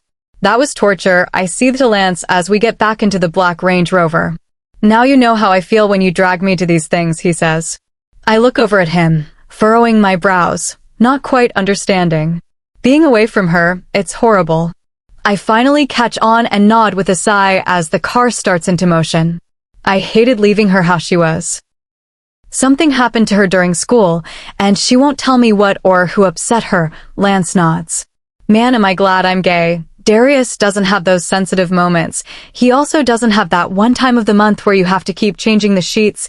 It's so relieving. Lance jokes, chuckling. I'm not excited for that, knowing Amity. She's going to get super awkward with me, and I don't want that. Lance nods. She's only just an adult, if you can even say that. She's had so much responsibility thrown over her shoulders, yet she's still got this childish essence to her. She's a mystery to me. I speak as I stare at the trees that fly by. Consider yourself lucky. Darius is so mature I sometimes think he's grown 50 years older overnight. I mean, we're adults, I get that, but he comes out with this deep stuff, and while we have our moments, he's always in protective mode. We never really joke around. I love him and all, but he's so cold, very much like how you were before a 5 feet 2 inches girl in small heels and a long dress walked into a room. I smile at him, like a genuine smile. I guess when I was given my title, I lost sense of what truly mattered. The relationships I had, including Lance, who was one of the closest people to me, I pushed away. I'm sorry, I say. My wolf almost snaps at me for the submission, but I feel as though I owe it to my best friend. When I became Alpha, I pushed you away. I saw the simplest things as disrespect. I mean, I full-on strangled you because you said something I didn't like, and that's not how friends treat one another. You're my Alpha before anything else. I expected you to act differently, but the apology is accepted, he says with a smile. The rest of the car ride is spent in silence, both of us wishing to hold our mates. This is the worst part about this title, the fact that I'm always away from her. I have to admit, as we get closer, my mind wanders farther and farther. I imagine her in a white dress accepting her title and effectively marrying me in human terms. I imagine her with a baby as she scolds me for coming home late. I guess her caring for a puppy, our puppy, the smile on her face brighter than I had ever seen it before. I'm so lost in my thoughts, I don't even realize we've pulled up to the house until the scent of her floods my nose. I practically jump out of the car as I walk into the house. Immediately, a worrying stench of alcohol fills my nose. My eyebrows furrow as I shut the door behind me. Amity. I call into the overly silent house. I hear a faint groan in the living room and rush inside only to see her passed out. I sigh as I catch sight of the bottle of rum in her hand, pretty much all gone. Oh, Amity, I whisper as I walk over to her. I place my arms under her, effectively waking her up, not that I meant to. Ooh, Wolfie's home. She slurs, her voice in a higher pitch, her scent covered with the smell of the alcohol she had consumed. Have you been drinking? She smiles as she nods before grabbing her head. Just a little bit, she says, as she holds up her fingers trying to show me just how much. Amity, that was a full bottle, I sigh. Are you mad? She slurs once more, tears brimming in the edge of her eyes. I pull my arms away from her as I kneel in front of her. No, tesoro. I whisper, rubbing her cheek lightly. She's silent for a moment before she starts up again. I'm a Barbie girl. In a Barbie, Titus, I forgot the words. She trails off, seemingly trying to remember the lyrics to whatever silly song she has in her head. Why were you drinking? I question her and she shrugs, exaggerating as she lies back down. I just saw it and was like, oh, 'cause you weren't sure, and like, I'm an adult. She says, screeching her last sentence. Okay, calm down, Tesoro, we need to get you to bed, she giggles frantically. Are you coming with me? She asks with a goofy smile as her fingers trace the side of my neck. I grab her hand, stopping it as I nod. Stay here. My voice goes raspy as I erase the feeling of her touch from my mind, grab a bottle of water from the fridge, and walk back to the living room. I walk in to see her, lying down with her feet in the air as she giggles. Drink, I order as I hand her the bottle. Oh, sexy. She laughs, causing me to sigh. Just drink, and then we can go to bed. She rolls her eyes at me before bringing the bottle to her lips and drinking pretty much the entire bottle. Mine, she says as I go to grab it off her. I sigh as I pick her up. Her arms go to my neck, and her head goes to my shoulder. Can I bite you? 'Cause you bit me. She asks as she prods at the crook of my neck. No, little one, you cannot mark me. I say with a slight chuckle as I head into our room. I place her on the bed and pull back the covers.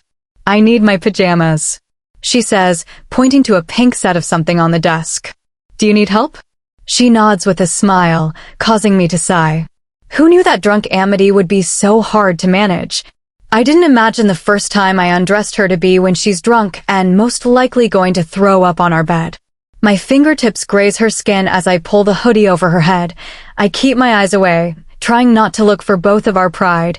I pull the nude pink tank top over her head, thankfully covering her and leaving her in the leggings before pulling the shoes off her feet. Do you want to stay in that? I question, causing her to groan. No, you're warm, she protests. I pull the leggings off her, once again keeping my eyes trained on my hands rather than her as I pull a pair of nude pink shorts onto her. I feel her hands grip my shirt, pulling it over my shoulders as she practically undresses me. I like these, she says, running her hand against my abs. I laugh at her. Come to think of it, drunk Amity is pretty amusing. However, it doesn't excuse the irresponsibility of it. Stay there, I say as I grab my gray sweats and head into the bathroom. I quickly change out of my dress pants and put on the sweats as I head back in. I spot her as she plays with her toes. Okay, feet down, I say as I climb into the opposite side of the bed. Her foot drops, bouncing the mattress as she curls into me. No more alcohol for you, ever, I say. She nods into me, causing me to smile. Buona notte tesoro, ti amo. Chapter 25. I stare at my phone in shock. What I wasn't expecting to do when I woke up this morning was to listen to Amity slurring some strange things about werewolves and her dad. I sigh as I come up with a solution. Amity is my best friend, yet ever since she met this guy, she's been getting drunk and acting strange.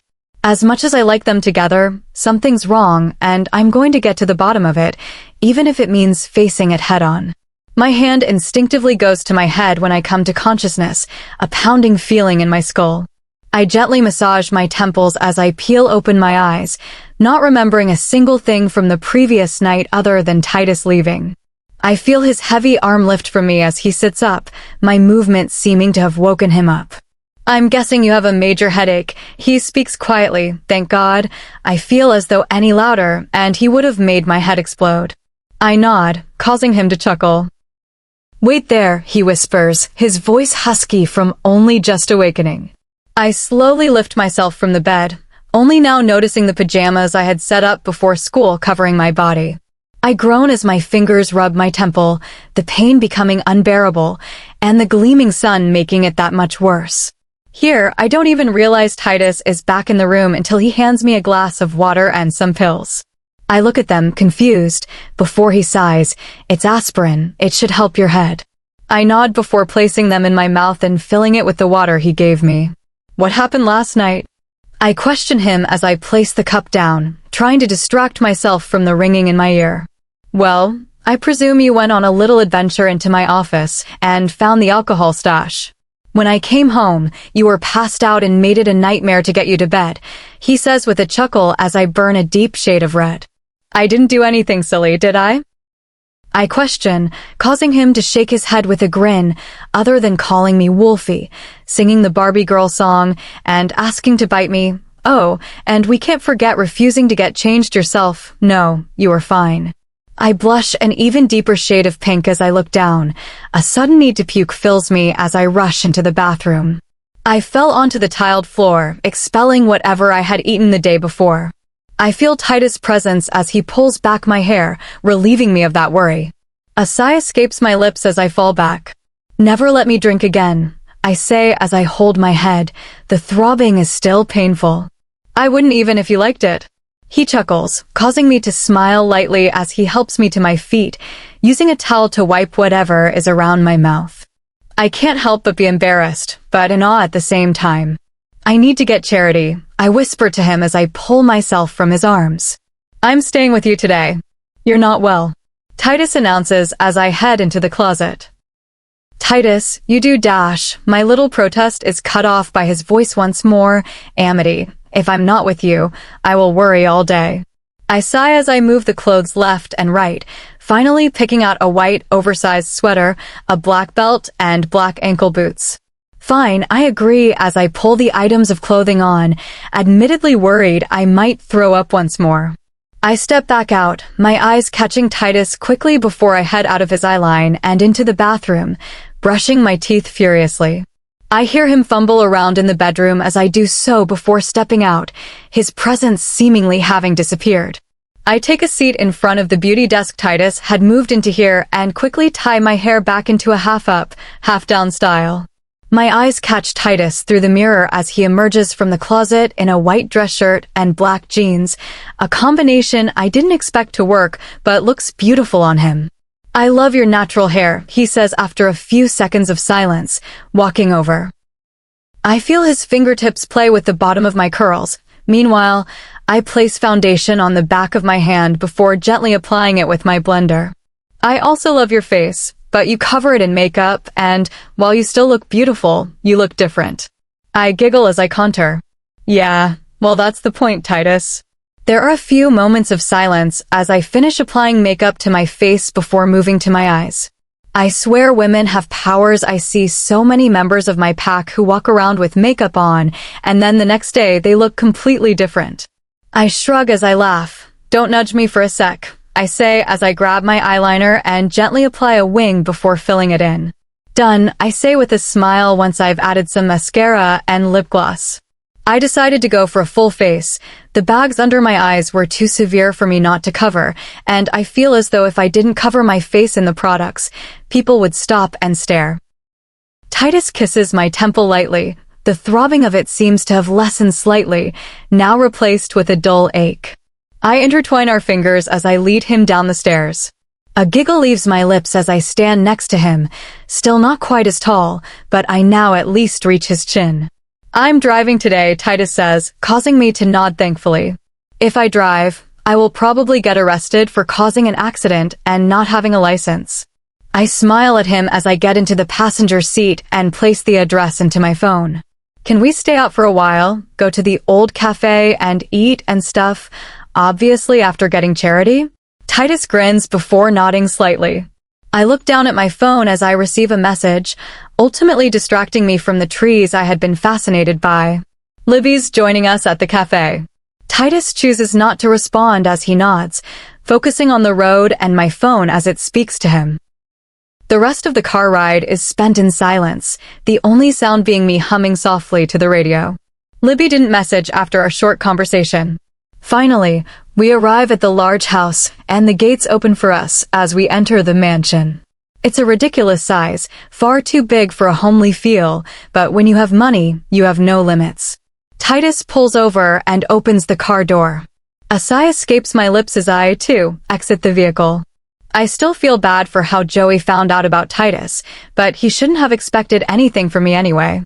I feel Titus' fingers lace through mine, causing me to look up at him with a smile as I lead him to the door.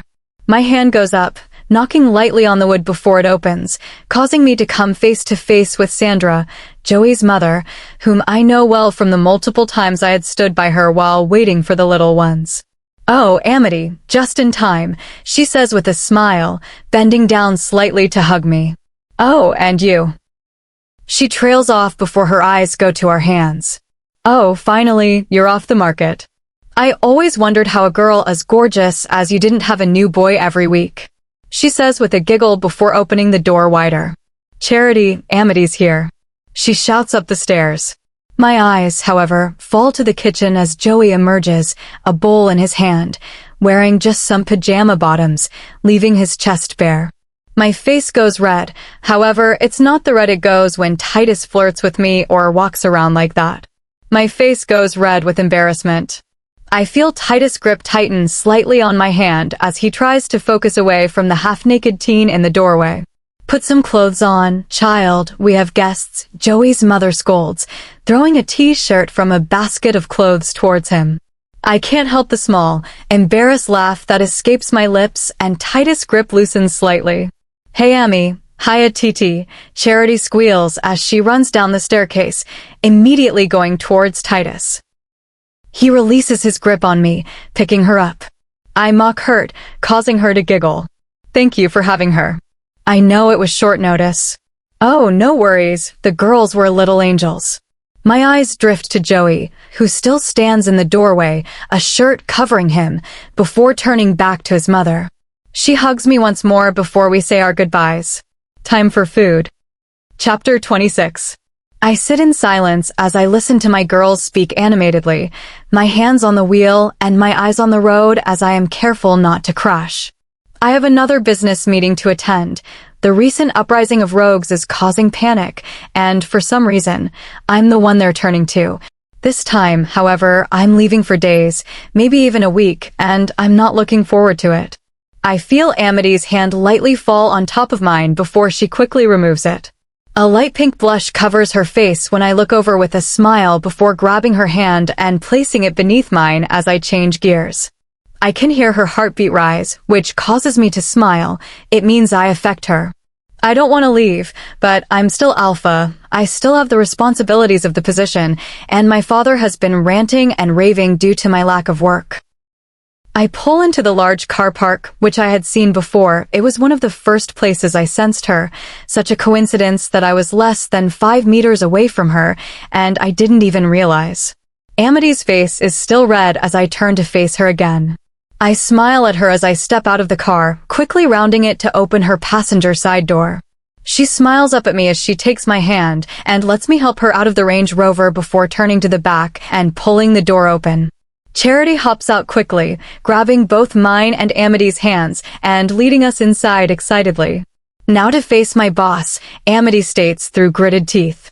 I chuckle, but continue following them inside. "So you're alive," is the first thing we hear as we enter the diner. I stare down at a man a few inches taller than Amity. He wears a white tee with blue jeans, showing his beer belly. The top of his head is balding, and he looks pretty shabby. "Sorry, Alan, I got a bit caught up." Amity sighs, shooting a glare in my direction. "I hope you don't expect to work here still." He scowls, causing Amity to shake her head. "Of course not," she states in a small voice before leading us away and towards a table where I recognize her friend talking to some guy. A werewolf. His scent tells me that he isn't from my pack, yet he isn't a rogue. I grow cautious as we get closer before spotting the recognizable face with a sigh. "Oh, Amity, you're here. I brought a friend," Libby says in a weirdly high voice. I stare down at Alpha Kane's son. His pack is a few miles down from mine, meaning we have a fair few alliances, also meaning I have met his son way too many times for my liking. The kid reminds me of me in the way he treats women. He promises them things he can't give and then leaves. That was me before I met her, and for that, I am eternally apologetic. "Titus," Kane's son Quincy says in a respectful tone, at least he has some common sense. He chooses against using the title, which, in this instance, I am thankful for, as it would turn some heads. I nod at the boy as I sit beside Charity, while Amity sits beside her friend, much to my disliking. "You know each other?" Libby questions, causing me to nod silently as I stare down at Charity, who somehow has become very interested in my fingers. My father and he do business together. I just met him a few times when he came over. Quincy shrugs. I have to give it to him. He is a quick thinker, and he will be a good alpha someday. Amity looks over at me with furrowed brows. His father is the alpha of a nearby pack. I explain through our mind link. She looks over at me in shock, and I can practically see her mind going at 100 miles an hour. I smile at her, causing her to blush. So, how did you two meet? Amity questions. Libby goes red as her eyes wander around the room. The library, she spurts out. Quincy looks over to her, slightly shocked, before nodding. I glare at him, the lie so evident it makes me cringe. However, Amity seems to shrug and believe it. I instantly regretted agreeing to let Libby come. So far, all I've heard are lies, and she's conversing with another wolf, someone who could be potentially dangerous. Alliances break, and if this one does, Amity is not safe. A waitress walks towards our table, cutting the awkward silence short. Hello, sir. What can I get you and your kids? A splitter of laughter leaves Amity's lips as her face goes red. Charity stares at her, confused, and Libby laughs hysterically. Do we look like his children? Amity's genuine question causes the waitress to go bright red in embarrassment. I'm so sorry, you just look so young compared to him. I send her a slight glare as I turn to face Amity, who looks lost in her thoughts. Can we just order? I question, causing the waitress to nod rapidly. Hamburger, please, I order while Charity orders some fries. Libby and Quincy order a burger, whereas Amity orders chicken nuggets and a milkshake. The waitress scurries off, embarrassed. Meanwhile, I stare down at my girls. Truth be told, I'm terrified. Now I have her, now I have them, I never want to let them go. I feel as though as soon as they leave my sight, they will be gone forever, and that terrifies me. I never truly realized when I was first taught about the mate bond, how strong it truly is. It's as if our hearts beat as one. I feel my wolf shrink when she's not around, and I know full well if anything were to happen to her, I would die. And that's not me being an angsty teenage boy in love. I don't even realize how long I've been in my thoughts till a burger is placed before me. Amity and Charity are already digging into the food they got. I listen silently to their conversation as Charity messes around on my phone. So, Amity, I'm stealing you next weekend. We need to go get our prom dresses before all the good ones are gone. Libby says, catching my attention once more.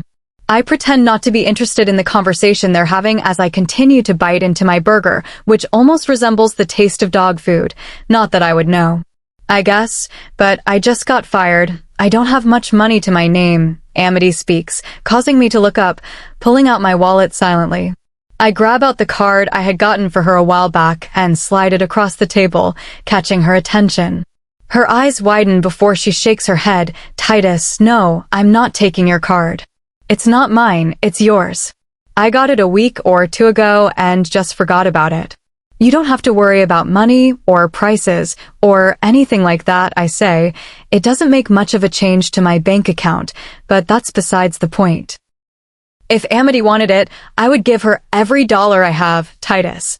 Just take it, please, I say, my voice slightly more of a command rather than an offer. She sighs before nodding, but can you at least take it for now so I don't end up losing it? I nod with a chuckle before taking it from her hand. Great, now that's settled. Let's talk styles. I lose all interest in the conversation here as the girls begin talking about the many different types of dresses they want. Amity is reluctant, I can tell. However, she eventually joins in with as much enthusiasm as her friend. Now all I have to do is find a way to convince her school to let a 24-year-old man into a room with a bunch of teens as the date of one of them. Easier said than done. Our meal is over, and before I know it, Amity, I, and Charity are heading back to the midnight black vehicle I had parked. An odd scent catches my attention as we step closer to the car a rogue. We continue to get closer until I stop the girls in their tracks, a continuous beeping coming from the car I had driven here. Get back, I shout, but it's too late as the car erupts into a burst of light and fire before our very eyes, and two high-pitched screams reach my ears. Chapter 27.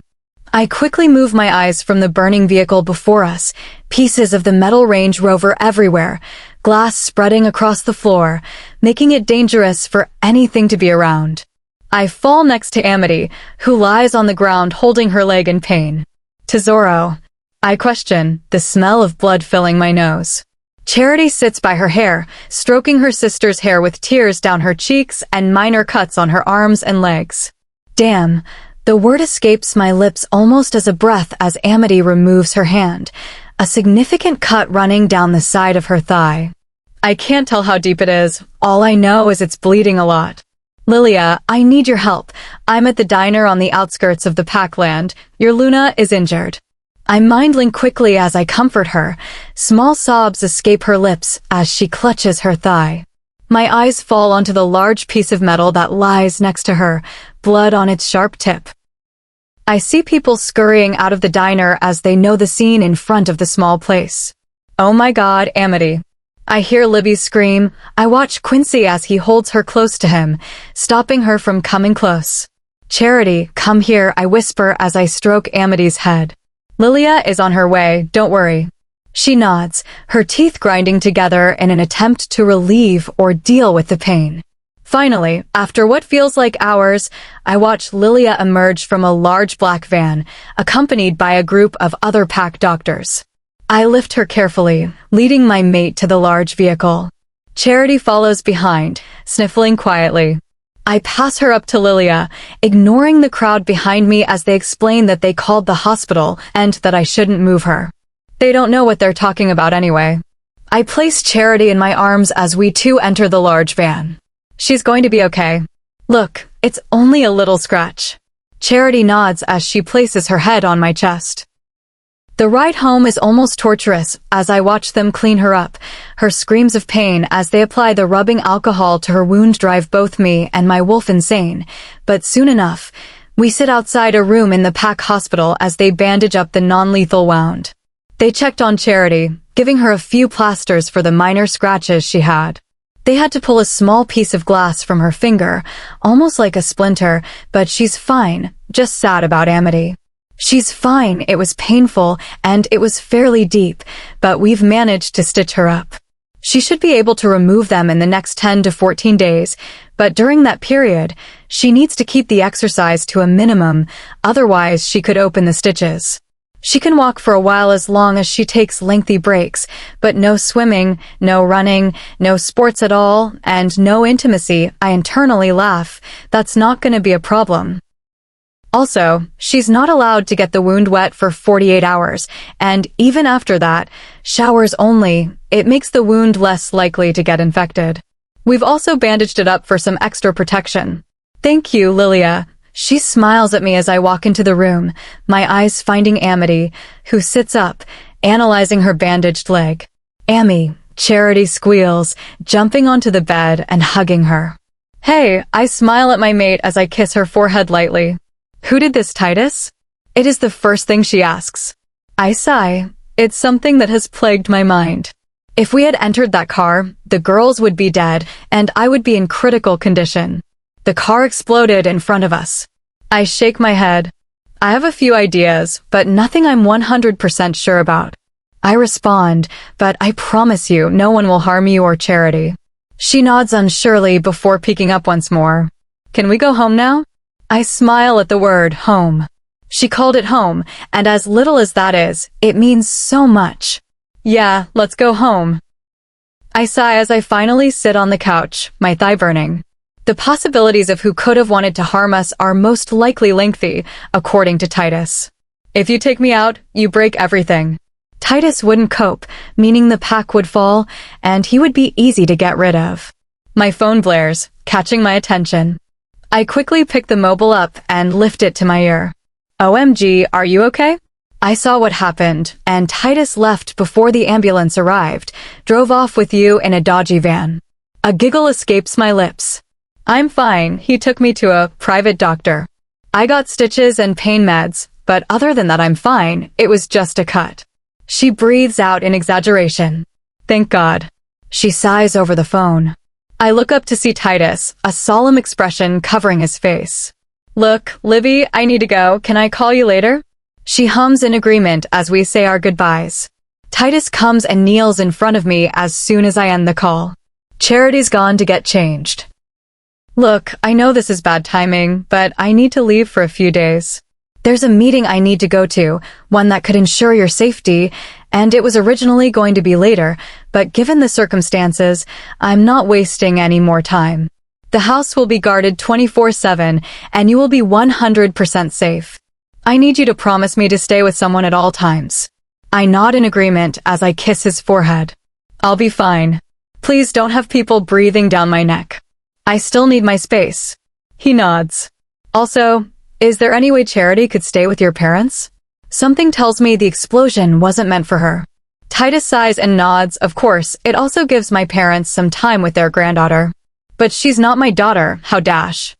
I know that, but she might as well be. From what I know, you are the only mother figure she's ever had. You care for her like a mother cares for her child. Also, to them, she's the first grandchild they have. He mentions, and I guess he has a point. He lightly kisses me before just gazing. Why don't you get changed into some comfier clothes, then we can watch a movie before we go to sleep. I nod before kissing him once more and heading back upstairs. I'm so not looking forward to tomorrow. Chapter 28. I peel my eyes open as I feel someone lightly shake me. The darkness surrounds me, the only light coming from the half-open door to the bedroom. I'll see you in a few days. I'll call you, Titus whispers from above me. He places a light kiss on my puckered lips before leaving. I drowsily watch his figure retreat through the door before closing my eyes once more and returning to my sleep. Thank you so much, I speak to Titus' parents as they hold Charity. I'm sorry to be such a bother. Maria chuckles as she sighs. Don't be silly, you've just gone through something terrifying. We understand needing some alone time.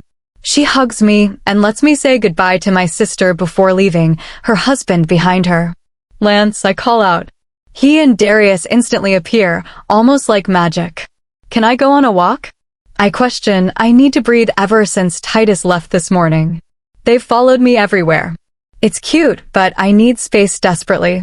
Of course, just let us dash.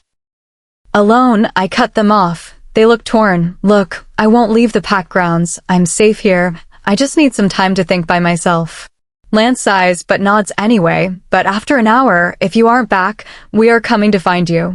We agree, and I leave the house. The bitter wind brushes against my nude pink hoodie. However, it is nowhere near as bad as the frozen wind I experienced as I was tied to the pole. I sigh. I may have forgiven Titus far too easily, but it's this bond thing. He says I can't feel it as strongly as he can, but it's still strong. It's like a magnetic pull, and I can't control myself around him. A sigh escapes my lips. I can't stay away. I couldn't leave even if I wanted to. I don't care if it's quick and foolish, but I'm falling in love with this man, and it's terrifying. Amelia, slow down. If you cross the border, we are dead. I hear a melodic voice. I don't even realize how far I've gone until I stare at the white line of chalk Titus ordered the guards to make, alerting me to the start/end of the pack grounds. I know, Ola, I'm not dumb, the other voice replies. Hello. I call out, the rustle of shoes against the leaves below, and pause abruptly. Shit, Ola, what do we do? I hear one of them question, causing the other to stammer, Suddenly, a tall girl steps from the bushes. She wears a white cropped t-shirt and camo pants that she's rolled up at the bottom. Hi, I'm Ola, I'm a saleswoman. I cross my arms over my chest. I may be naive, but I'm not dumb. And what is a saleswoman doing in the middle of nowhere? I question, kissing my teeth as I raise my brows. Since when were 10-year-olds smart? Hey, I exclaim as I stare at the tall girl who stands outside the border. I'll have you know I'm 18, and unless you want me to call the beta, you need to tell me what you're doing. I order as I stand at the very edge of the chalk. I'm in the danger zone, as Titus likes to call it. If I'm less than 5 meters away from the chalk, I'm in danger. Okay, we surrender. The other girl emerges from the bush, a pair of black ripped jeans and a simple, plain white t-shirt. My name's Amelia, and this is my best friend Ola. Our pack got raided, and we were the only survivors.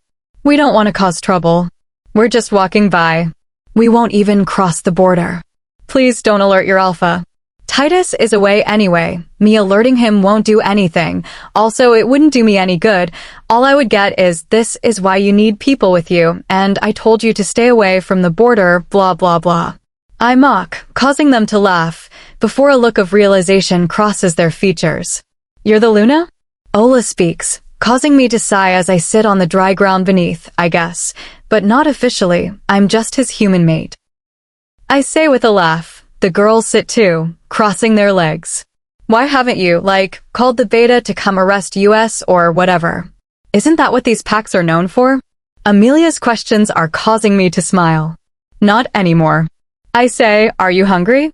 The girls nod almost immediately. Come with me, but stay quiet, and can you do that masking scent thingy that Titus told me about? The girls nod, laughing, before shaking their heads. We can't come in. If we get found, we'll be killed. Not on my watch. You're my friends now. If Titus tries anything, he will have to deal with me, I say with a cheeky smile. The girls look cautious before finally stepping over the white chalk line. We whisper before finally, I spot home. Good news, Titus is a private person, so we have a separate home. Bad news, he's surrounded it with guards, so I'm going to distract Lance and the rest of them. You can sneak in through the kitchen window. I forgot to shut it after I set fire to an egg. I finish, my face red, causing the girls to giggle before I rush over. Look, I'm back, and at the perfect time, I speak louder than usual. However, I do have a bit of a query if I could have all of your attention. All of them turn to face me as I stand facing the girls. See these flowers? I question, looking down at the bright yellow sunflowers. I watch the girls in the corner of my eye as they sneak towards the house, reaching the window I was talking about. I want to get more because they are so beautiful, I speak, relatively slow as I watch Amelia clumsily climb into the window. I restrain a loud laugh as I watch Ola push her through.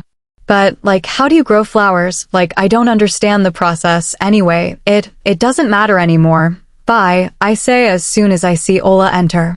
I scurry into the house and quickly grab the girls from the kitchen and up the stairs, pushing them into mine and Titus's bedroom. I finally breathe as soon as I lock the door. Holy shit, that was exciting and scary at the same time, Ola says, causing me to breathe out a laugh before a knock sounds at the door. Luna? Are you okay? Go away, Lance. I'm sad, I'm missing Titus. Leave me alone. I say as I fake sob, quick thinking Amelia mouths, causing me to smile. Oh, okay. I hear his retreating footsteps and finally lead the girls to the bed as we all sit together. Have you girls found your mates yet? I question before facepalming. If they have, they said their whole pack got destroyed so that they wouldn't be alive. Dumb Amity. No, I mean, we turned 19 a few months ago and still haven't found the men of our dreams yet. Amelia states with a laugh, but Alpha Titus didn't find you until a month ago? A few weeks? I don't know, I lose track of time, but he's what? 26. 24, but close. I say with a laugh before the thought crosses my mind. Titus spent 6 years of his life looking for a mate, to no avail. That must have been horrible to watch the pack you see every day find each other and not have anyone yourself. Anyway, I'm gonna go get us food. Chapter 29. Oxygen finally finds my lungs, and I sit up from my laughing fit, which almost starts again once I see Amelia once more. She's dressed in one of Titus' suits. Her strawberry blonde hair is tied back. She walks around imitating how she thinks he is. She's off by a lot, but it's so amusing to watch. I take another bite of the pizza I asked Lance to order. The shock on his face when I told him I wanted 3 was picture-worthy. I'm cut short, however, by my blaring phone. Shoot, I whisper as I read the words on the screen. TT beating heart. Hide, I whisper before accepting the FaceTime. Hey, I say with a genuine smile as I stare at his face for the first time since this morning. Hey Tesoro. Are you okay now? Lance said you were having a bit of a breakdown, claimed you were missing me. A smirk appears on his face as I go bright red. Worst excuse ever. Yeah, I think I'm due for a period or something, I say, hoping he gets grossed out and drops the subject, but instead he chuckles. Can this guy be any more perfect? Well, I just arrived here. The meeting is tomorrow. Hopefully, it will only be that one, and I should be home the night after or around midday the night after that. I can tell he's confusing himself, causing me to laugh. You know what I mean. Anyway, I have to go. Stay out of trouble. By Titus I dash. I stop myself short at what I was going to say, and thankfully, he doesn't pick up on my almost mistake. Good night, Tesoro, he practically whispers, making me swoon. Wait. Can you tell Lance and the rest of the guards not to enter the house unless I've called them in? Titus looks confused but nods anyway. Okay, anything else? No, night. Good night. The girls squeal as soon as I end the call. Holy shit, you guys are cute as heck. Amelia says laughing, like he calls you Tesoro. Oh my god, please can my mate do that? Do you know what it means? I shake my head. I never thought to look it up, then again, I feel as though my not knowing makes it more romantic and cute, though that's probably just me. Neither do I, but it's cute. She still squeals. Ola laughs at her lifelong friend before turning to me. She has a point. We only ever knew of Titus as the Beast Alpha. He was the sort of guy your parents would tell you about to get you to sleep. I sigh as I think back to how the moon goddess told me he was. Anyway, do you have Netflix? I nod. It's one of the things Titus installed when he found me. Let me close the drapes before we go downstairs. They aren't allowed in, but I never said anything about looking through windows. I head down the stairs, blocking every window there is, basically making the house safe for the girls to be in. I don't want them to end up hurt because of me. It's been a few days. Titus has called me every night, explaining that he's trying his best to come home as soon as possible. However, the meeting isn't going well. Despite my newly found company, I can physically feel my body growing heavy and my emotions getting lower and lower. His absence is affecting my body in a way I will never understand. He's coming home soon, I bet.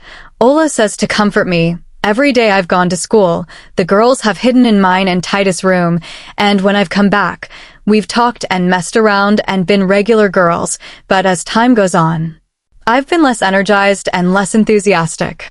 He better do, 'cause I've known you a few days and you're so down all the time, I had no idea how strong the bond was. Amelia chimes in as she places a handful of popcorn in her mouth. One thing I've learned, Amelia loves to eat. If you leave her for 5 minutes, she will find something to chew on. I thought I loved to eat, but Amelia takes it to a whole other level.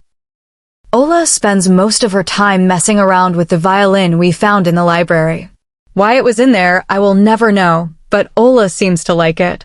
I nod as I stare at the TV that currently plays Clueless.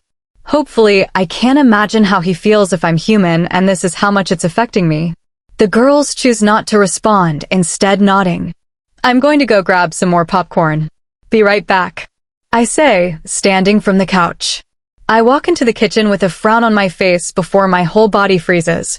The front door pushes open, and immediately, worry fills me. What if Lance finds the girls? What if someone has come for me? I let out a shaky breath as I pick up a fork and walk out into the hallway, and as soon as I catch sight of the man who walked in, a scream escapes my lips. I drop the fork to the ground as I rush up towards him, jumping into his arms. I didn't know you were coming back, I squeal as I wrap my arms around him. Around Titus. I place my lips against his, savoring the moment before pulling away and burying my face in the crook of his neck. I missed you, Tesoro, he whispers before something catches his attention. Not only does it catch his attention, but it also catches everyone else's as Titus places me on the ground and Lance and the rest of the guards stand in the doorway. Their focus is on the door to the living room. Shoot. Chapter 30. Titus, I whisper carefully as his posture goes tense, and he carefully steps towards the living room. Quickly, I rush forward and stand in front of the doorway. Amity? Titus questions, his voice demanding and degrading as he speaks to me, almost as if I'm a piece of gum on his shoe, a minor inconvenience. Titus, before you enter this room, I need you to calm down. Instead of listening to me, he pushes the door open, facing Ola and Amelia, whose faces are white as paper, fear written across their faces. Immediately, Lance and Darius restrain them while Titus turns to me. What the hell were you thinking? Huh? letting 2 rogues in, both of which could hurt you in a split second, letting them endanger my pack, our pack. He yells, his voice filling the room, fury laced into his tone. My eyes find the girls before turning back to him. They're good people. Don't you think that if they wanted me dead, they would have done so by now?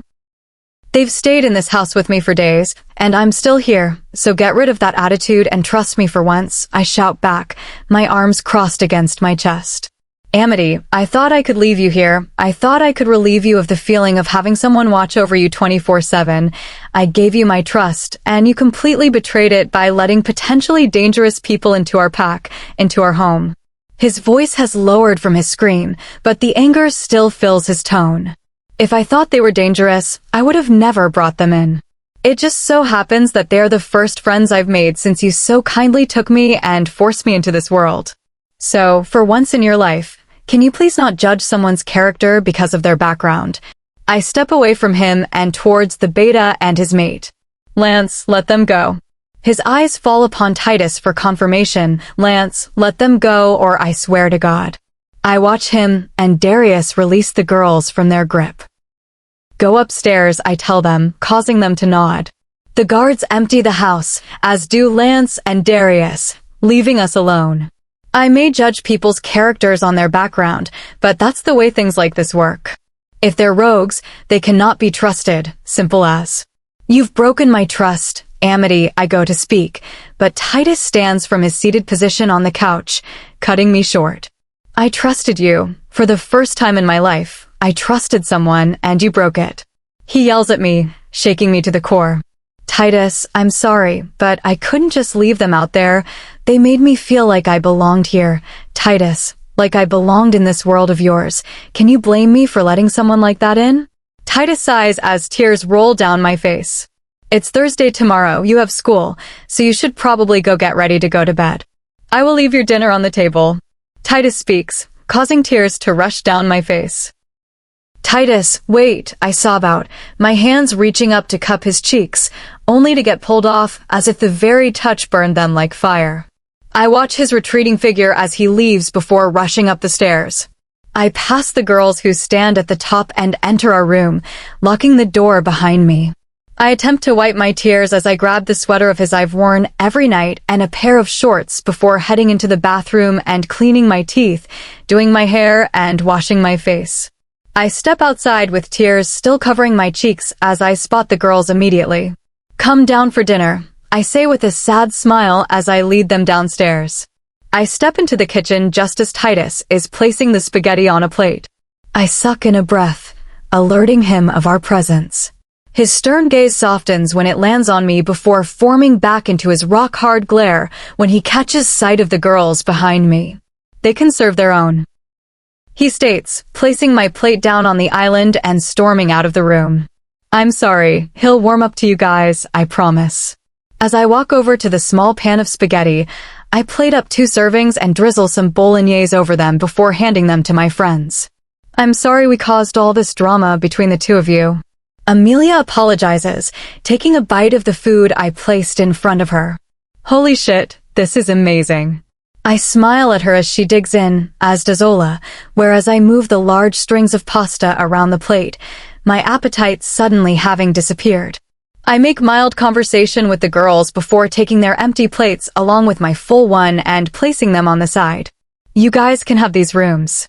We have plenty, so wherever sleeping will be good enough, sleep well. I smile at them before heading towards mine and Titus' room to grab a hairbrush, considering in the half an hour it took me to eat, my hair was completely falling out. I sigh as I run the brush through my hair, placing it in a tight braid before walking towards the door of the room. Where are you going? I hear Titus ask from his spot on the bed. To find somewhere to sleep, I respond simply, only to get shocked entirely when I spot Titus once more in front of me this time. As pissed off as I am with you, I can't go another night without having you next to me. He speaks reluctantly. I feel him lead me to the bed before we get in, pulling the covers over us. I watch him switch off the lamp as his heavy arm drapes around my waist, and his head goes into the crook of my neck. I'm sorry, Titus, I whisper sleepily. I love you. Chapter 31. I love you, I hear her whisper before small snores escape her lips. My whole body freezes as my wolf howls in joy, and even I can't help the smile that breaks through. However, my happiness is short-lived as I remember today's events once more. How could she be so reckless? How could she put herself and our pack in danger? It baffles me how she can tame a beast yet not think logically about the most important things. Her heart and emotions often get in the way of her logical thinking. I know she trusts these girls, and I know that they have been there when I have not, but what do I do? One thing I'm sure of is that I'm furious with the way I handled it. Watching her walk around with tears on her face, hearing her sob while doing the simplest things broke me, and what hurt even more was that I was the cause of it. I stared down at the sleeping beauty in my arms. I love you too, Amity, I whisper as I gently kiss her mark I always will. And when I woke up this morning, he was gone. I sigh as I speak to Libby, my eyes fixed on the teacher as she parades around the classroom speaking as if debate is the world's most remarkable thing to do. My arms cross over my chest as I huff. I woke up to find Titus completely gone. His side of the bed was cold, his shoes weren't neatly placed in the closet, and he was gone. I did my regular routine, placing some cream over the wound and wrapping it back up again before getting dressed into a pair of black skinny jeans and stealing one of his sweaters to tuck into my jeans. It sucks having him be mad at me and not actually giving me a chance to make it up to him. I hate it, Libby. It sucks to know the person you love hates you. I whisper out before placing my hand against my lips. Did I just say that? Libby's eyes fall from their position on the desk in front of her as she too sits straight. Did you just dash? She cuts herself off as we stare. I've never loved anybody before. How do I go about this? Immediately, I stand when I hear the bell go off, placing the items I used into my bag before rushing out of the classroom, still in shock over my own words. Do I seriously mean them? How do I know? Does he love me? Probably not, considering everything. I don't know what to do anymore. I watch Amity as she steps into the black Range Rover, her guard trailing behind, before stepping away. Are you sure he's there? I ask into the phone as I hold it up to my ear. 100%, the gruff voice replies, giving me the answer I needed. I hang up before heading to my destination. My feet hit the ground lightly as I step up to the large building, a recognizable Range Rover sitting outside. I push open the crooked door, the rotting wood giving off the impression that no one has been here in at least a decade. You either know who is behind it or you don't. Quit messing around. I hear his voice in a scream before a loud bang echoes throughout the empty building. You're treading down a perilous road here, Mutt. Now tell me, do you know who is behind the bomb or not? He sneers as I peer around the door. I almost gasp at the sight. A young boy around my age is tied to a wooden chair, blood dripping down his face like a fountain, and before him stands Titus, the man my best friend is in love with. The boy flares ahead of him without answering. Fine. Titus sneers before pulling at him. I physically feel my body shake as I watch the head disconnect from the body. I feel the urge to puke overwhelm me. However, I don't get time to react to that as I think my hands are pulled behind my body as I'm pushed into the room, my mouth covered. Titus stares down, breathing heavily as I kick and push in an attempt to get out of my kidnapper's arms. What should we do with her? I hear a voice slightly familiar to me. Titus turns around, finally staring me in the eye, causing his own to go wide. Fuck. Chapter 32. I grip my hair in frustration as I stare at the girl in front of me. I manage to get her back to our place, but it doesn't help that Amity and her friends are upstairs and could possibly walk down at any minute, and it's not really a sight I want her to see. The girl can fight, that's for sure. We ended up having to use masking tape and rope to tie her down, and she's still rocking the chair back and forth. I cringe as a loud bang sounds once more as the chair hits the kitchen floor. What the heck am I gonna do? It's not like I can kill her. Amity would never forgive me, and leave me too. Can you stop messing around while I decide what I'm gonna do? I whisper scream, trying not to alert Amity of our presence, but it seems I'm too late as a scream catches my attention. I turn to see her eyes flicking between the two of us, her hands covering her lips. She's in one of my shirts, and her hair is in a natural curl and falls down her back. Amity, let me explain dash. She cuts me off as she rushes towards her friend. What did you do, Titus? She shouts at me, the pure hatred in her voice sending my wolf whimpering. She rips the masking tape from Libby's mouth, causing her to glare at me. Amity, you need to leave. We need to leave. It's not safe here. Don't talk when you don't know the story, I scream at the dumb teen. My fist hits the counter, cracking the polished stone. You murdered a boy. You ripped his head from his body. What explanation? What story do you have that could possibly explain that? Libby screams back, causing me to glare at her. Amity stops untying her to stare up at me. I thought this was over, she says, her voice cracking. Did my near-death experience not convince you enough? She questions, her voice raising slightly, but the pain still underlies. It's not like that, Amity. That has changed, but this is a completely different story. This is about me getting justice, me making sure I don't come home to find you dead, you or Charity. Can I at least get a pass on that? I shout, my voice breaking at the thought of her broken body, the blood, her cold skin. This has happened before? Libby screams, why the heck are you with a murderer, Amity? Amity stares at me with a blank face, making it hard for me to decipher how she feels. Because I love him, she whispers with a bitter laugh as she stares down at the floor. Because I love a man who can take a life as if he was making a sandwich, a man who has a lust for that stuff, and even the girl he is supposed to cherish almost dying can't change that. She says as she stares up at me.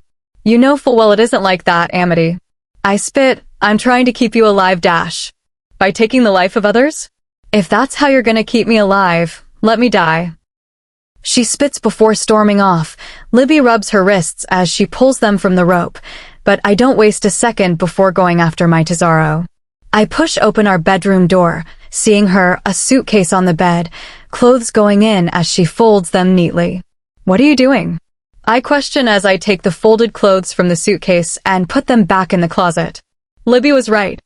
I don't know why I'm with a man who kills for fun. It wasn't for fun, Amity. Can you listen to me? My voice rises, and my fist collides with the wall, causing her to shake, dropping the items she has in her hand.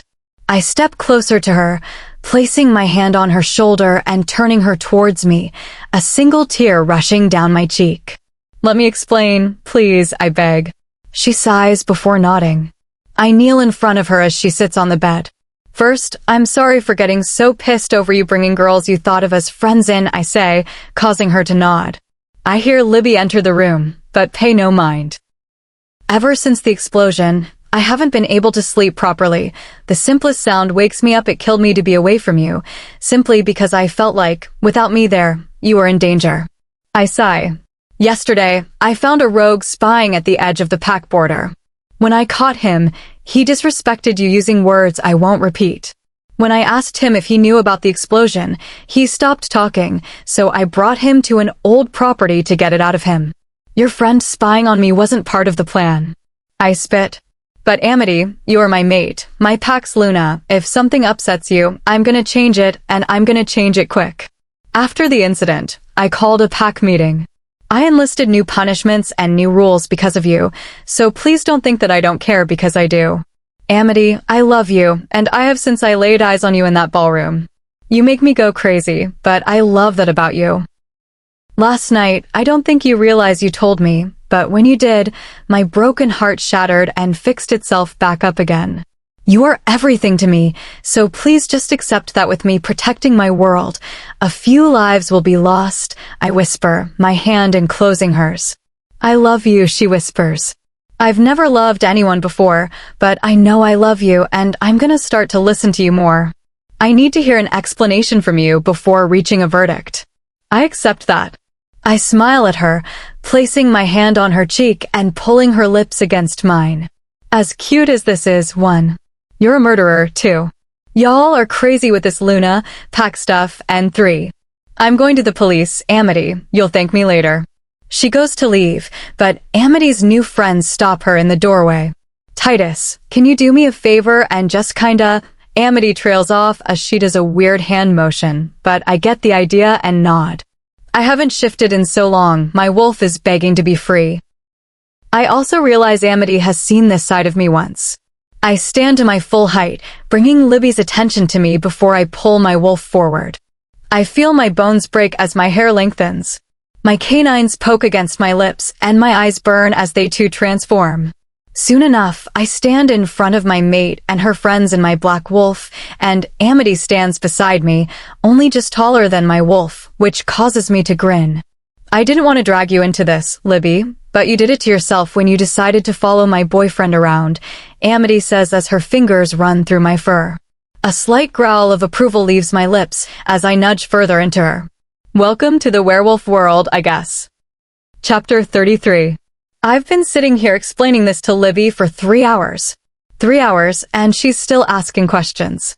I only know so much, and she repeatedly glares at the girls and Titus, clearly not trusting them, especially as Titus is still in his wolf form, peacefully lying on my lap. It reminds me that he says it's like another person inside him, and I need to ask if he has a name or something. I'm starting to recognize the difference between the two, and it's weird to me calling them Titus and Titus Wolf. I stare down at the heavy weight on my thighs as I run my fingers through his midnight black fur. He's practically the size of the bed. Look, Libby, for the 5th time, Titus is not a character from Teen Wolf. I sigh, rolling my eyes as she goes on about how he is the Scott of our lives. She grunts as she stares at me. This is all so surreal. Your boyfriend just turned into a wolf and is now purring. Titus stops making the odd sound as he lifts his head. He glares at my friend before lying back down. Yeah, well, you get used to it. I mean, I'm surrounded by them. I'm technically the ruler of a lot, I guess I have to get used to it. It must be. She's cut off by a frantic glance as he pushes open the door, drawing all of our attention. Alpha, we have a problem. Titus lifts his head before beginning to shift. I would look away, I say, feeling my face turn red. I quickly grab a pair of gray sweats from his drawer and toss them behind me. Is he? Libby mouths, causing me to nod. Titus is changing behind me, and I quickly focus on the conversation. What's happened? Titus speaks, the sweats hanging loosely on his hips. Holy shit, do all werewolves look like that?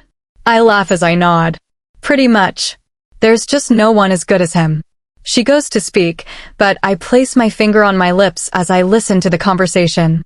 We were patrolling the border, and we found a group of humans near the pack house. One of them was dead, the rest were on the phone. Long story short, we're in some trouble. Titus runs his fingers through his hair. Not this again. Why is that a problem? Well, obviously, it's a problem, but why is it a problem for us? I question as I step closer to my mate. Dead body means police. Police means humans invading our territory, and humans invading increases the risk of us getting discovered. They already think we are part of a weird cult. They're no doubt gonna try and get at least one of us arrested for this, most likely me. They can't do that. It wasn't any of us. Titus shakes his head with a sigh. Call the pack for a meeting. That includes you 3. Whether you like it or not, you're one of us now. Titus says before heading out of the room. I follow behind. I can feel the stress heavy on my chest, all of it emitting from him. Titus, everything's going to be okay, I say as I place my hand on his arm.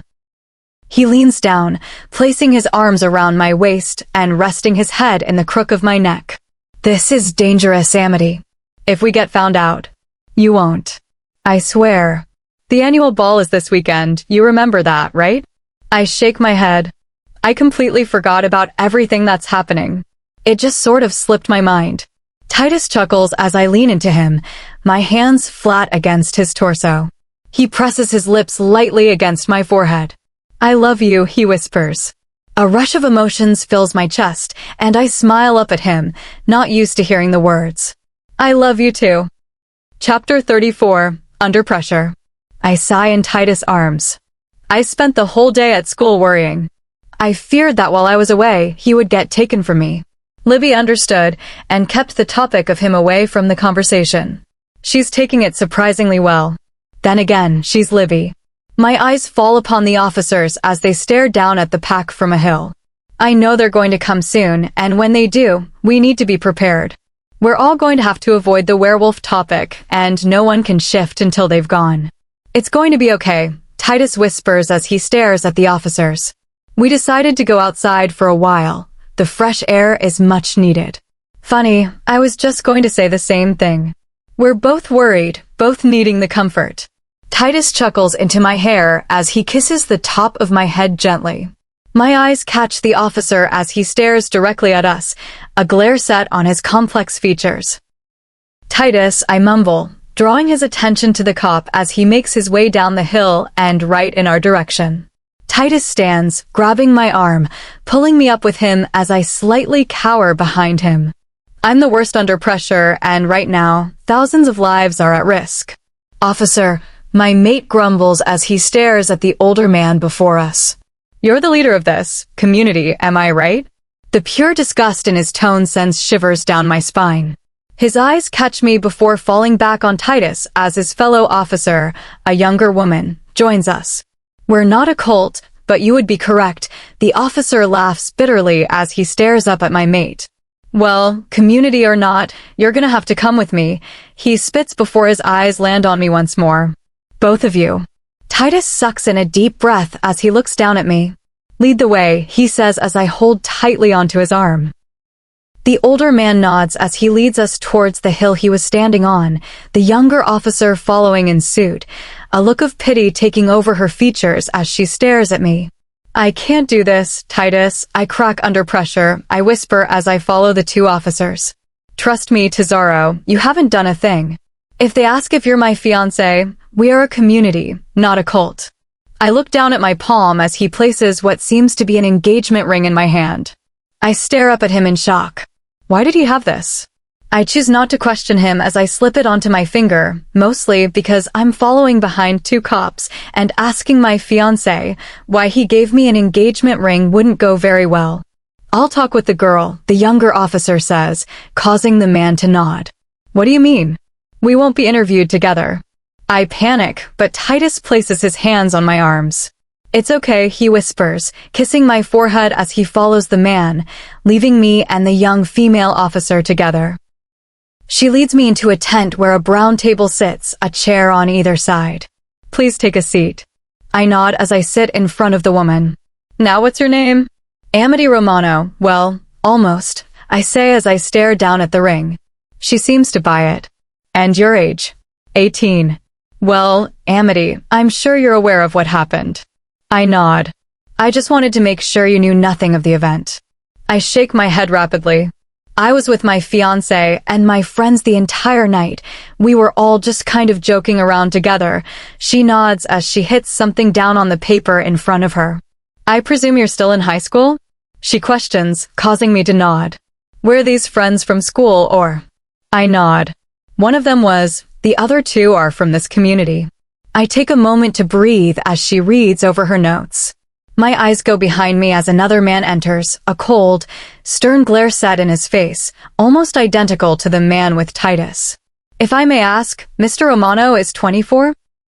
If you're still in school, why are you with a man like that, let alone engaged to him? The woman questions. When I don't answer, she asks more questions. How did you harm your leg? I stare up at her in shock.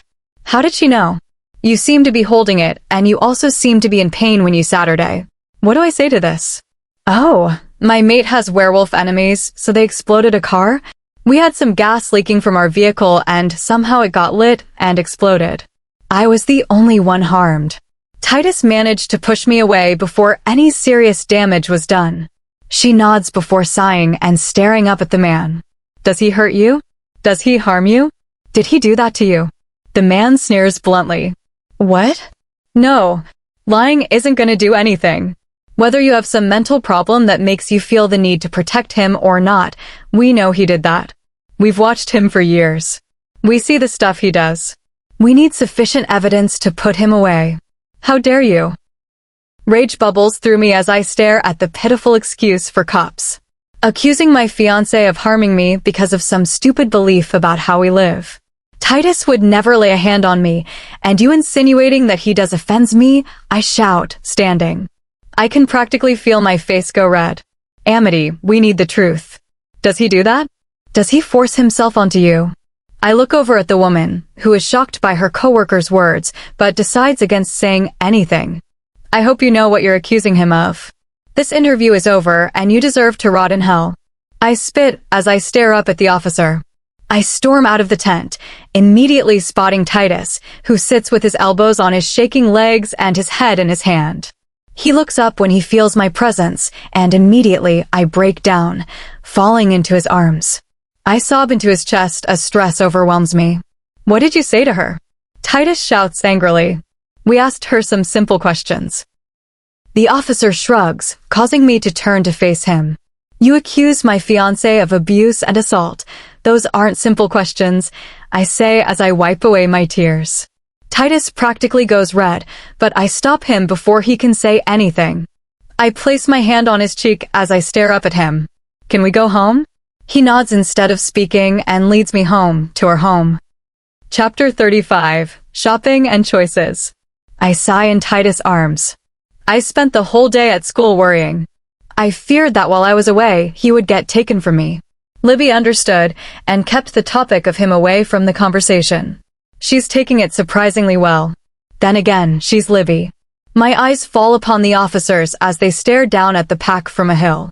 I know they're going to come soon, and when they do, we need to be prepared. We're all going to have to avoid the werewolf topic, and no one can shift until they've gone.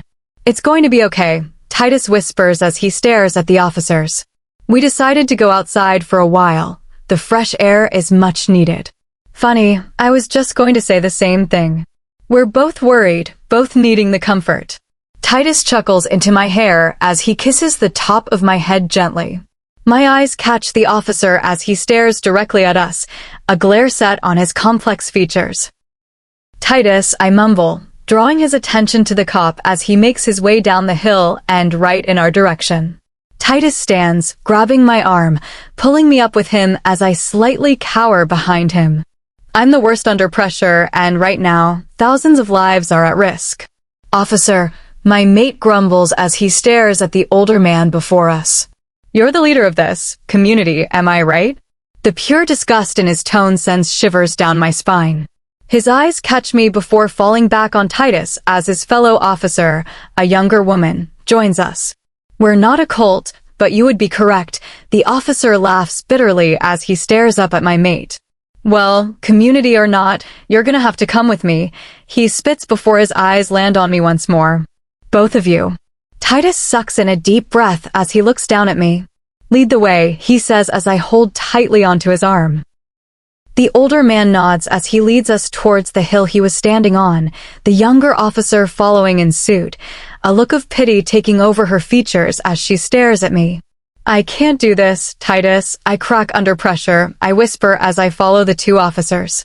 Trust me, Tesoro, you haven't done a thing. If they ask if you're my fiancé, we are a community, not a cult.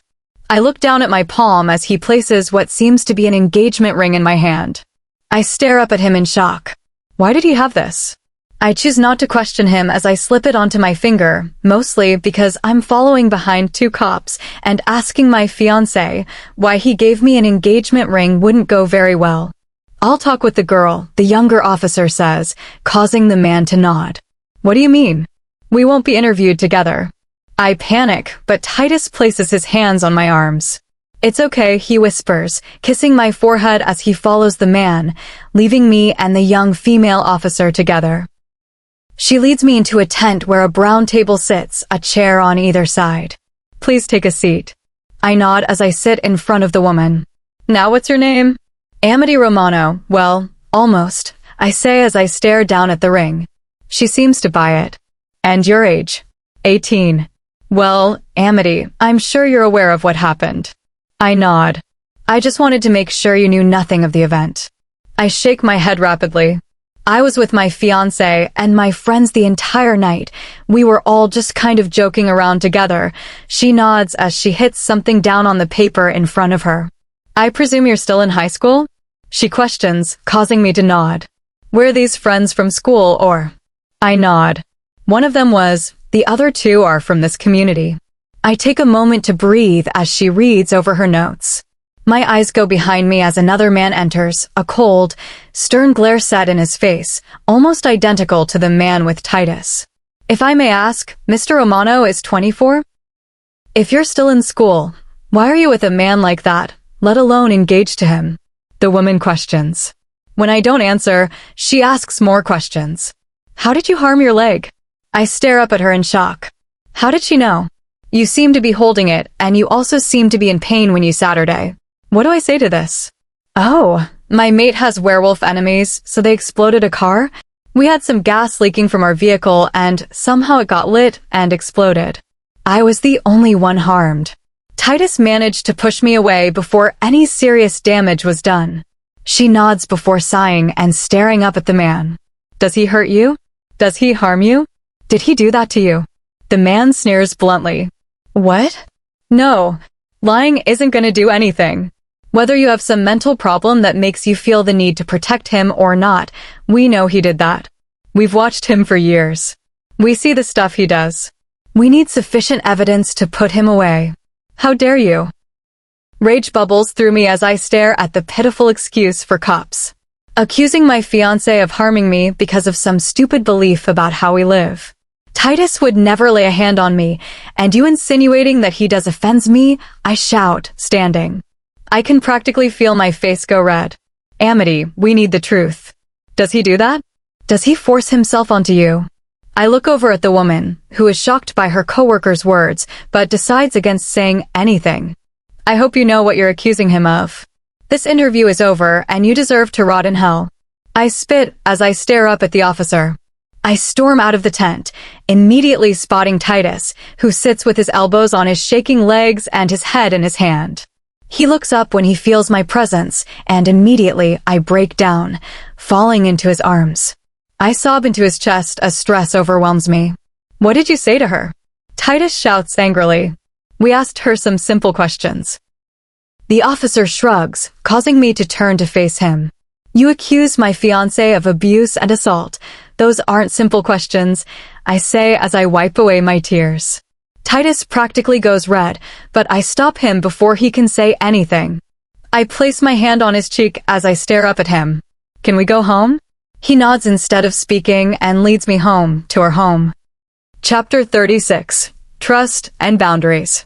I have never been more nervous and excited to see her. I left her and her friends in that room, awaiting their entrance. The girls offered to fix Charity up, telling me she can't go anywhere like this without makeup. However, I think she should go barefaced. She's a natural beauty. I fix my tux as I hear the girls giggling, automatically assuming they're finished. I was wrong. 2 hours later, I hear them traipse down the steps. We have less than an hour to get there, and at this rate, we'll be late. I knew girls took a long time to get ready, but an entire day? Seriously. Thank goodness, we are gonna be, I trail off as I catch sight of her. Her long blonde curls are pulled up into a neat bun, her skin is flawless, though it always is, and the dress from yesterday shapes her body perfectly. She even has a pair of heels to make her look taller. We did well, right? Amelia squeals as she places her hands on Amity's shoulders. I come back to reality as I walk over to her and put a small kiss on her head. You look stunning, I whisper as I stare down at her. She's one of the most beautiful women. Scratch that. She is the most beautiful woman to walk this earth. A light pink blush covers her cheeks, causing me to quickly change the subject, not wanting to embarrass her more. But we are going to be late, so get that ass into the car. She giggles, but nods all the same, saying goodbye to her friends with a smile. I pull open the back door. "Milady," I say in a British accent as I bow. She smiles at me as she shakes her head before stepping into the vehicle, me following close behind. Pretty much every alpha will be there, so be prepared to be a bit ignored, considering half of them are still stuck in the 1950s. There will be a lot of Lunas, some betas, and some betas mates. And on the odd occasion, some very wealthy pack members, I explain as we reach the venue. If you ever feel threatened or scared, or anything like that, just let me know. She nods. I love you, I say as I smile down at her, her adorable face scrunched up as she tries to remember everything I told her. She comes out of her trance and blushes with a smile. I love you too. I feel the car come to a halt as we pull up outside the large venue. The back door is pulled open as I take Amity's small hand in mine and lead her out. Her small frame hurries next to mine as I take long, powerful steps, almost forgetting I am twice her size. Two men stand outside the doors, pushing them open as we approach, revealing the extravagant room. I've never been one for these petty parties. It's beautiful, Amity gasps, causing me to shrug as I slowly pick out things that could be changed. I notice heads turning as we enter the ballroom fully. Standing atop the grand staircase, hand in hand, we make our descent. It would have been quicker, but Amity isn't used to walking around in the stilettos the girls forced her into, something she was complaining about the entire journey. Why is everybody staring at us? Amity whispers, making me chuckle. Because last year, I was the big, scary alpha who didn't have a mate. And to Zorro, we're in a room full of powerful wolves. I don't think whispering is gonna do anything. I watch her face go bright red as she finally reaches the floor, causing me to chuckle. Oops. A laugh escapes my lips as I lead her further into the room, through the sea of old power-hungry alphas. Alpha Titus, a gruff voice speaks from the side of me. I turn to see Percy of Bloodbane. Alpha Percy. I can feel Amity tense up beside me as she tightens her grip on me, probably panicking about how tense we both are, probably thinking I'm going to pounce on him and rip him to shreds. We stand in silence for a minute before giving in to the urge to smile. Bring it in, brother, Percy says as he pulls me in for a hug, something I allow for once. How have you been? Oh my god, I'm so rude. I'm Alpha Percy. You can call me Percy. You must be the Luna who's on the tip of everyone's tongue. You know, I heard you were gorgeous, but damn, you got a good one. Amity shoots me a surprised look, but still laughs at Percy's rambling. Meanwhile, I get hung up on the gorgeous part. Ooh, he's jealous. Whoops, I'm a head out. And with that, my old pal is gone. Percy can't stand these things either, which is why we got along so well. Whenever we came to these events, we made a pact just to get stupid drunk and not take it seriously. It was fun, but drunk Titus is not fun, and it's not someone I'm planning on ever introducing to Amity. We spoke with several people, including many alphas, who wanted to discuss peace treaties and borrow items from me. Titus, I'm going to go sit at the bar. My feet are killing me, Amity says, interrupting Alpha Howard's lengthy speech on why we should ally with him. He glares at her, but I choose to ignore the older man as I turn to her. Go ahead, I will join you soon, I say, placing my lips on her temple before freeing her from my grip. As you were saying, is this seat taken? I hear a deep voice question. I turn to see a man I hadn't seen before. His blonde hair is slicked back to perfection, and honestly, he resembles Chad Michael Murray from his The Cinderella Story days. No, go ahead, I say with a smile as I sip on my lemonade. I mean, I'm not gonna lie and say I didn't ask for a wine or something fancy like that, but they thought I was 12, and because even at 18 I'm not allowed to buy myself alcohol, I stuck with my lemonade. Like, how can you mistake a 5 feet 2 inches woman with boobs as 12? What's the drink done to you? The guy questions as I stir it furiously with my straw. I take notice of my actions and laugh. Nothing, just thinking, I say with a laugh. Must be some pretty heavy-duty stuff. I smile, but it's not true, and I'm not going to tell him that. So, what's a gorgeous woman like you doing sitting alone at a bar, drinking lemonade? He questions me as the bartender hands him a glass of something. I laugh as I look down at the drink. I'm not allowed to buy my drink, so don't diss my lemonade, I say with a laugh.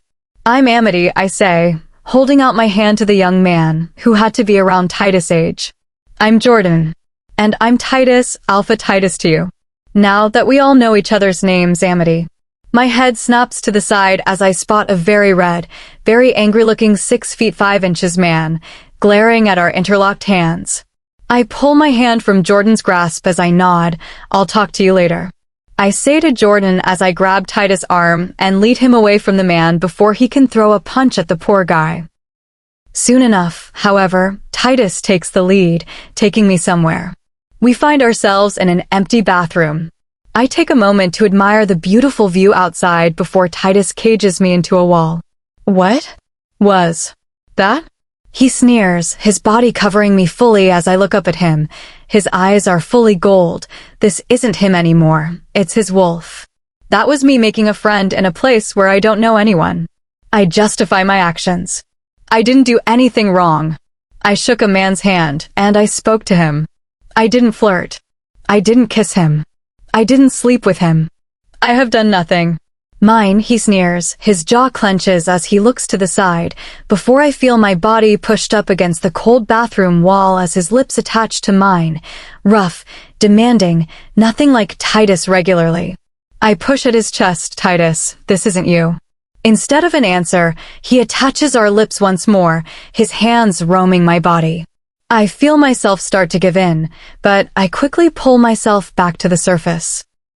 Pushing at his chest once more, I disconnect. His pure gold eyes stare into mine before he attempts to attach himself to my neck, but again, I push him away. Titus, I said no, I say as tears fall down my cheeks, my body shaking violently. I watch his face fall as his eyes follow the tear as it trails down my cheek.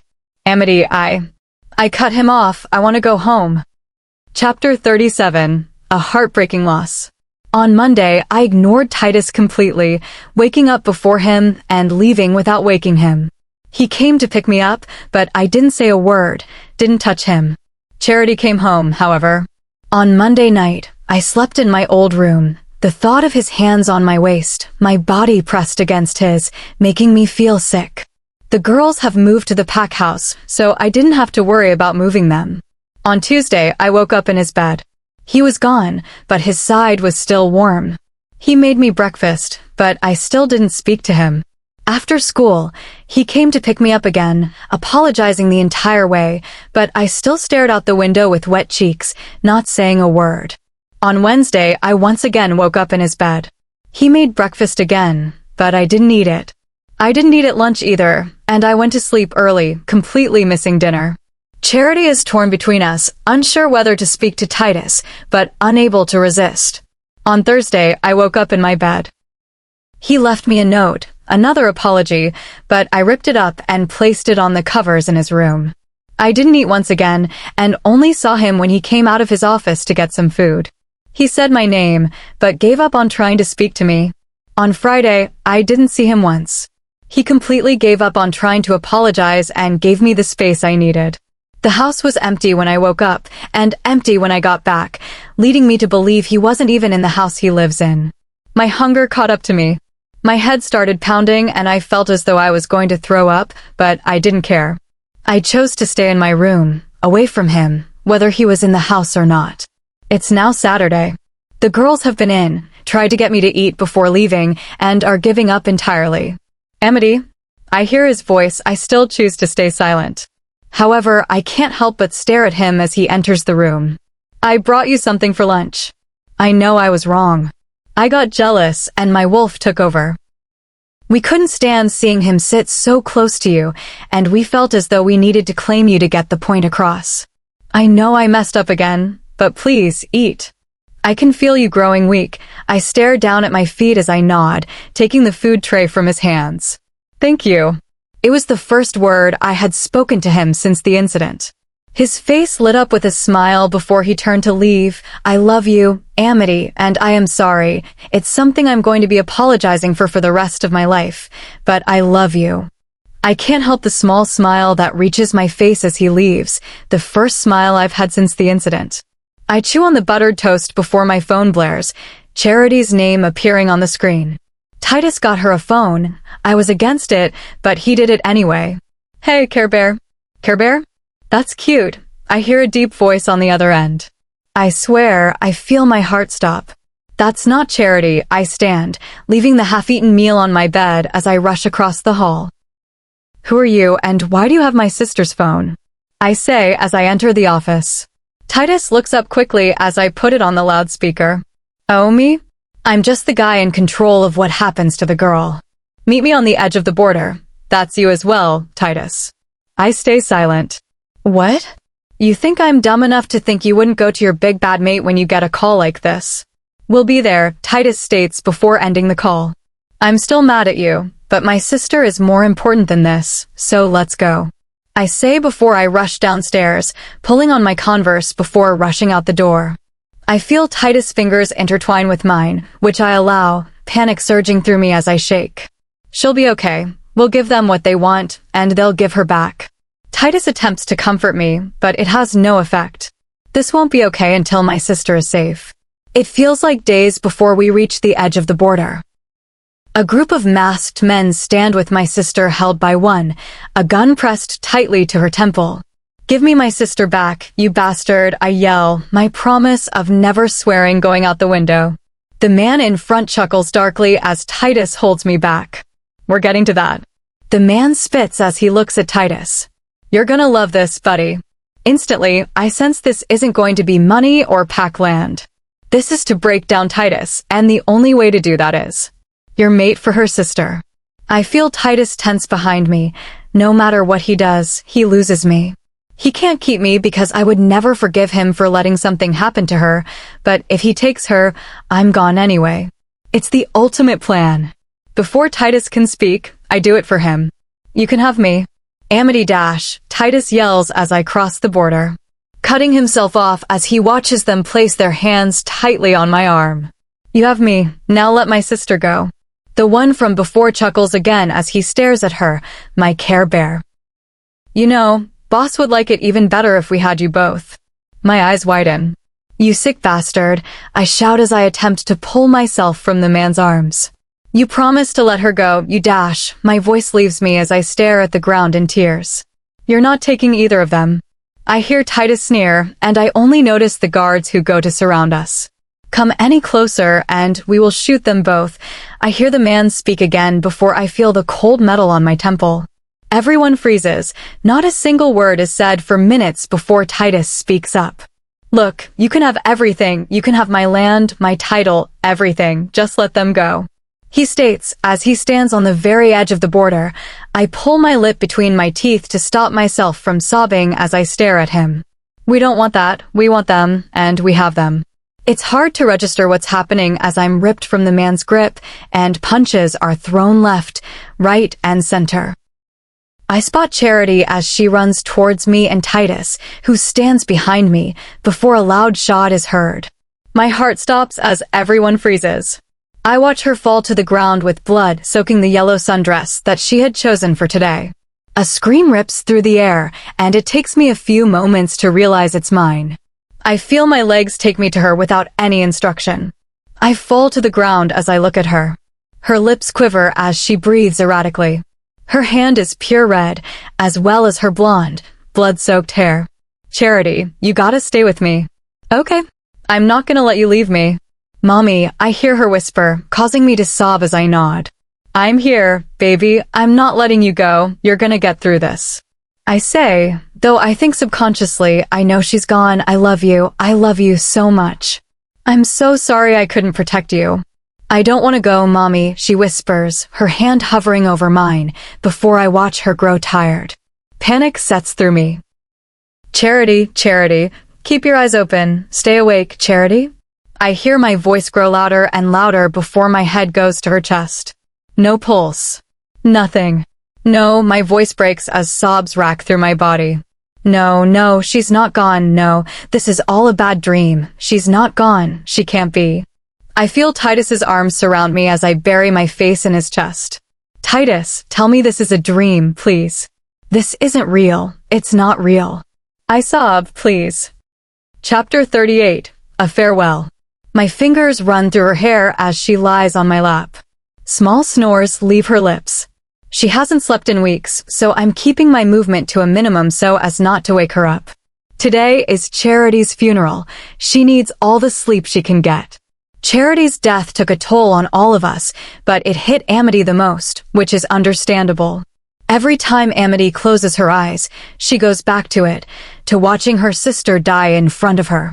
She's barely eaten, barely slept, nor has she spoken to any of us really, and to make it worse, she's even more emotional due to lady problems. I sigh as I stare down at the Care Bear she bought, a reminder of the young girl she once was. This is my fault. I should have just stayed away. I should have stayed out of their life. I shouldn't have lost control of the ball, and I shouldn't have separated us. If we weren't so vulnerable, Charity might still be here. I don't even realize I'm crying until I feel her delicate hand wipe the tear. I'm sorry I woke you, I whisper, causing her to sigh with a small smile. It's not your fault, you know. I can't hide the shock that covers my features. Small tears fall down her face as she lets out a small laugh. I'm learning this werewolf voodoo. She would have been here if it weren't for me, I whisper. I know it's not my place to cry. Amity lost her blood, but Charity was like my family, too. If I hadn't just lost control, we would have been fine and she wouldn't have been looking for us. We would have been together. It's why she was there. She told Lance she was gonna look for us for me. Titus, Amity whispers, it's not your fault. No matter what we did, they would have taken her. It's my fault for not trying harder. She whispers, causing me to shake my head. Tesoro, you were restrained by a man twice your size, with the addition of being a rogue. You did all you could. I attempt to comfort her, but her following words leave me frozen. It should have been me. She whispers, it should have been me. I'm the one they wanted. Charity was just a bonus. It should have been me. I sigh as I shake my head and pull her small, shaking frame into me. Don't say that. I couldn't bear to lose you. I can't bear to lose her. I kiss her head. I know, but you need to be strong. Charity hated you being upset. She would have wanted you to smile. Amity nods as she sits back up. She's in a good place, Amity. Don't forget that. Don't lose your faith.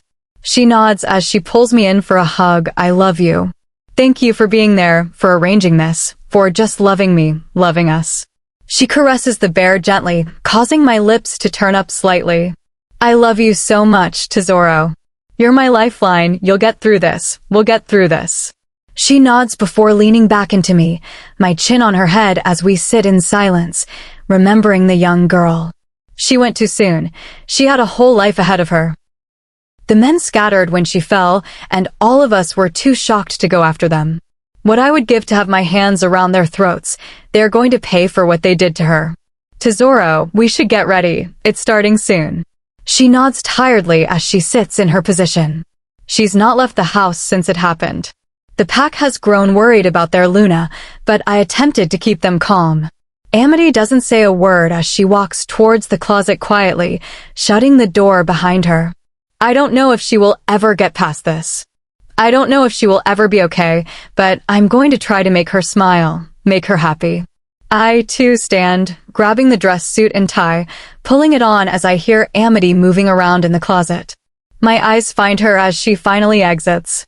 She's wearing a modest black shoulderless dress. That's all I know about it. I'm not good with women's clothes. Her red, puffy eyes stare up at me as she approaches. She is at peace now. If she were still here, she would be in pain, so she's better where she is, right? I sigh as I pull her into me. Yes, it's all I say as I just stand there with her in my arms. I hear the door open and look up to see my parents. My mother's face is covered in tears, and even my father looks distraught. We're ready to start, Mia Madre whispers, causing me to nod as I pull away from my mate. I place the pad of my thumb on her cheek, wiping her tears. No more crying. Charity wouldn't have wanted that. She nods with a sniffle as I intertwine our fingers and follow behind my parents. Charity keeps her head down as we walk through the pack lands, towards the pack house in which the funeral was to be held. I can hear the rapid sound of her heart beating and her erratic breath as the memory plays over in her head, but other than that, it's silent. I feel her steps fall short as she freezes. Titus, I can't do this. She whispers as a single tear trails down her cheek. Amity, if you don't say a proper goodbye, you will never forgive yourself. Everything will be okay. I attempt to comfort her, but she shakes her head. Nothing about this is okay, Titus. My sister is dead. My 5-year-old sister was murdered.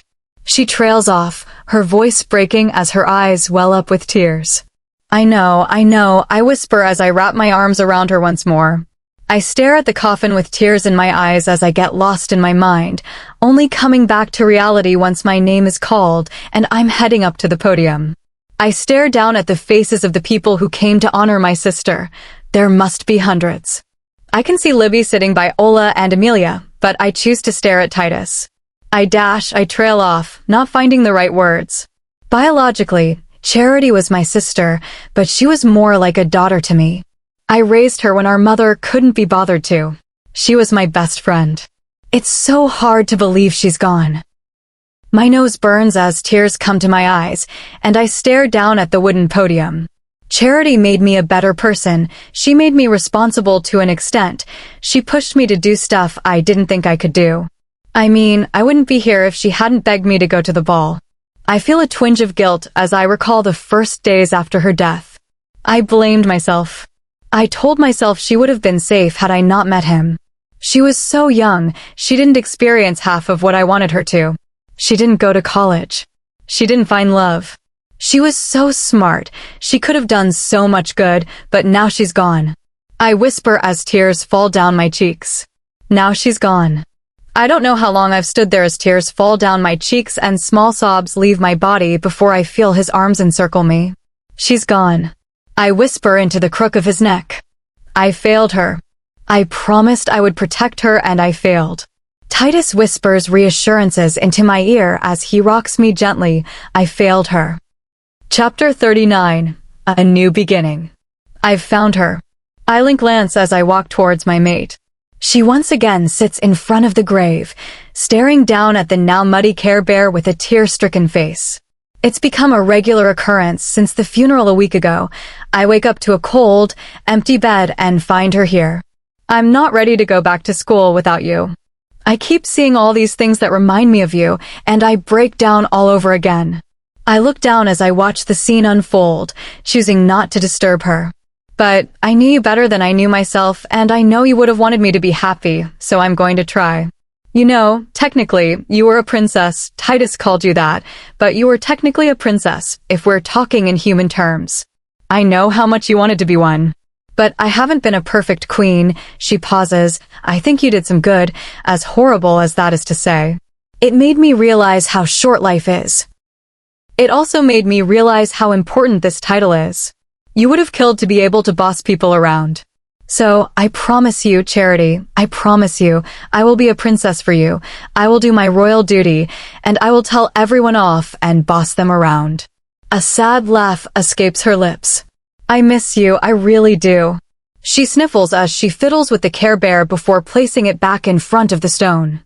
I hope she's taking care of you, the moon goddess. I have a feeling she has you, I don't know why, I just know. I love you. I watch as she breaks down into little sobs, immediately rushing towards her and placing my arms around her. She's ice cold. I almost forgot how chilly the weather was at the moment. Come on, let's get you back inside, I say as I pull off the hoodie that covers my torso and place it over her, carrying her back to her home as she dozes off in my arms. When I awake, I'm back in bed with strong arms encircling my waist. I look up at the sleeping man with a smile. I love him. He's the last thing I have left. A small sigh leaves my lips. I need to move on and become my old self again, but happiness is easier said than done. Titus, I whisper as an idea comes to mind, something that should have happened ages ago but didn't because of everything. He groggily hums, letting me know he's listening. Can we go through with that Luna ceremony you mentioned? I swear he must have gotten whiplash from the speed he sits up. Are you sure? I mean, with everything that's been going on, everyone understands why it's taken so long. They aren't gonna push us into it, and I'm not gonna push you into it. But are you sure? You know, after that, there's no way to get out. It's like marriage except you can't divorce me. I mean, dash. I cut off his admittedly adorable rambling. I'm sure. I love Charity, but I can't let her going consume me. I need to move on, and I think that this would be a good start, I explain, causing Titus to nod before his eyes widen. You do realize what comes after that, right? 'Cause I'm not letting you go in blind. I don't want you getting pressured into something you're not ready to do. I tune him out. The magnificent mating process, if they weren't half wolf, that phrase would make me cringe. The real question is, am I ready for that? The answer is yes. Only time will tell, but I love Titus, I do, and I mean, our situation is special. There is no one I would rather give that part of me to than him. Titus, I'm aware, and I love you. Whether it happens or not, I'm okay with that, because I love you, I explain as I cup his cheeks. I have to admit I feel slightly guilty for the happiness I think, but I know she wouldn't have wanted me to be upset, to mourn her until the day I die. Then I will call my mother. Chapter 40. The Ceremony. Amity. I look up to see Titus enter the room, and immediately, I wipe the few tears as I plaster a smile on my face, causing him to sigh. You can't fool me, Tesoro, Titus states as he sits across from me, gently plucking the photo I held from my hand. A sad smile reaches my face as I relive the memory. Charity, I scream as the ice-cold snow hits my stomach. A giggle escapes her, causing me to smile as I pick up my lump of snow, rolling it into a ball in my gloved hands. I throw it towards her, missing her slightly, causing me to sigh. I had never been good at sports. You can't catch me, she teases with her hands on her hips and her tongue out. Wanna bet? A laugh leaves her as I start chasing her around the small playground. Amy, no, she squeals as I lift her off the ground, turning her to face me. Gotcha. Tesoro, you don't have to pretend to be okay. Titus whispers, you lost your sister. We don't expect you to be fine and dandy. I look down as I nod. If you need me to cancel the ceremony, I can if you need more time . No, I need this, Titus sighs, but nods all the same as he helps me to my feet. I can't let it control me. I can't let it take over my life, I whisper as he leads me out of the library. Titus stays silent, but turns to face me. Don't hide how you feel. Not from me at least, he whispers as his hands cut my cheek. We're partners. We aren't meant to keep things from each other. I've opened every part of me to you, and I'm hoping you've done the same. Don't change that. I nod as I vow to myself never to hide something from him. I love him, and I don't want our relationship to be built on lies. Okay, I whisper, holding out my pinky. He chuckles at me but still intertwines his pinky with mine, causing my lips to tip up into a smile. We continue down the hallway, hand in hand, as he turns to face me with a sad smile. I got you something, he says, before taking me to the living room, where a reasonably large box sits with a slight bow on top. This better not be a puppy. Oh God, no, Titus says with a laugh as I walk towards it, ripping the wrapping paper off and pulling open the cardboard box. Inside, I spot a Care Bear. A smile reaches my face as tears form in the corner of my eyes. The small bear is precisely how she described. Can I have a Care Bear? Charity asks Titus, drawing my attention. 'Cause that's what Amy calls me, so I searched it up and now I want one. Charity I go to say no, but Titus cuts me off as he smiles down at her. Sure, princess, what do you want? She puts her finger to her chin and smiles. I want it to be white and fluffy with a princess tiara and a pink, pretty dress. Charity exclaims. Then a white fluffy princess Care Bear you shall have. Push its stomach, Titus says, causing me to crease my brows in confusion as I do as he says. So, I stole Grandma's phone 'cause I wanted to call Amy, but I can't do this. I miss you and I love you and I can't wait to come home. I've made lots of friends, but no one is better than you. Also, I did my first braid, yay me. Anyway, bye-bye. My hand clamps around my mouth at the sound of her voice. A sob escapes my throat. How did you ? I found the message before the funeral. I was planning on giving it to you earlier, but it slipped my mind, he explains, and I don't waste another second before jumping into his arms. Thank you, Titus. You have no idea how much this means to me. I love it, and I love you. I say as I plant a kiss on his cheek. I love you more than anything, Amity. Before you, I had nothing apart from a sad, angry pack and a sad, angry wolf. You are my whole world. You brought light into my life and made my pack happy. I'm eternally grateful to you. I'm also eternally yours. I smile up at him. If he hadn't been here, if he hadn't supported me through this, I don't know if I would be here. Oh, I almost forgot.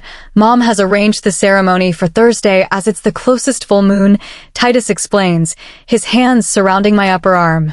It's sort of tradition, at least in our pack. Every Luna ceremony has happened on a full moon. It supposedly brings luck for the ceremony. I physically feel my skin tinge a dark red. Sorry. I was quoting my mother, Titus says with a small laugh, but I wanted to ask something of you. And I completely understand if you say no.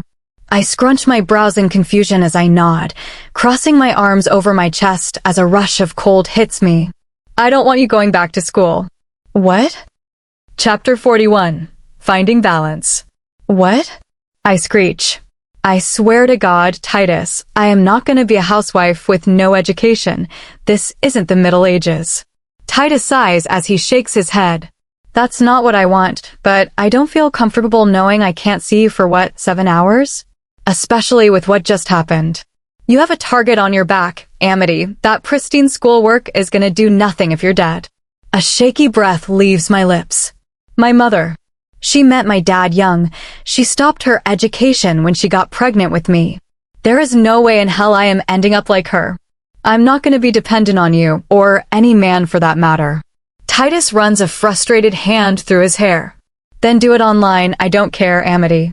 But I am not going to let you endanger yourself for something you won't need. We have all the money we need, and your job is to run this pack with me. You don't need a college education for that, Titus argues, causing me to glare at the ground beneath me. I'm not a trophy wife, Titus. I'm not going to live my life sitting still and looking pretty. He goes to interrupt, but I cut him off. Running the pack with you? You mean clinging to your arm while you make all the heavy decisions, bearing your children so your family line can go on, being a pretty face for your people to look at. That's all we do, us Lunas. We are there to mother the pack and care for our mates. Titus is at a loss for words, leaving me to continue. Not me. No matter what you do, I am not letting you confine me like a doll. I spit as I stare up at him. He says nothing as he stares at the floor with his jaw clenched and his hands in fists. A bitter laugh escapes my lips as I go to leave, only to find my arm surrounded by his freakishly large hand. That's not what I want for us. Yes, a Luna's job is to nurture her pack, but they do so much more than that. You need to be there for the big decisions. You always have a say. A lot of the time, it's worth more than mine. You're the pack spirit, you're there to keep their hopes high and to keep me grounded. And let's be honest, Amity, you can't cook for shit and you leave a mess everywhere you go. I'm more of a housewife than you are. A small laugh escapes me. He has a point. I don't want to be incompetent, Titus. I don't want to have no purpose. I pull my lip between my teeth. I'll do the online school, okay? Just let me have something to fall back on in case anything happens to you. And before you say anything, it's just reassurance. I didn't think I would see my sister die in front of me, but here we are. If something happens to you, I need a cushion. Titus sighs, but still nods. And as much as you hate having people tell you, every time you leave this house, Lance and Darius have to be with you or us. I will try to be with you as well, but I can't promise anything. I groan but agree. I need this. I need this freedom. I can't be cooped up in here like a chicken. Pun intended. Can we please just spend the rest of the night being a lovey-dovey couple and watch all your weird romance movies? No arguments, no alpha business, just me. His hands fall to my hips, he pulls me into him, and the TV. His head falls to the crook of my neck, and I have to restrain the horrific sound that almost escaped me. His lips lightly touch my skin as he inches closer to my shoulder before returning to my mark. I feel him lightly nip at my skin, and I can feel the smirk that covers his features. Movie, Titus, I whisper, causing him to sigh as he leans his head against my shoulder. Come on then. Chapter 42. The Luna Ceremony. I sigh as I sit in front of the mirror, my hair tied up into some fancy bun Libby did, my makeup done to perfection, and my body clad in a dress that I thought I would wear years from now. I stare at myself, almost not recognizing who I am. The contacts I wore now lay in the trash as I came to terms with the unique look I was given. The outfit I wear probably costs more than the apartment I grew up in, and most importantly, I look as though I'm missing a part of myself, the part that made me laugh on the dimmest of days, the part that gave me a purpose when I thought I had none, my sister. If she were here, this probably wouldn't be happening. I would probably still be putting it off for as long as possible, but she's not, and no matter how hard it is, I have to accept that. I pick up the Care Bear and push its stomach once more. The sound of her voice fills my ears, causing me to smile as my eyes tear up. It's weird here without her. I hear Libby's voice, causing me to turn my head. I nod, speechless. Sometimes I forget that she's gone for those few moments and everything's all right, and then I see something and it comes flooding back, I say as I look down at the bear. I feel Libby's manicured hand on my back as I speak. I feel like I shouldn't do this.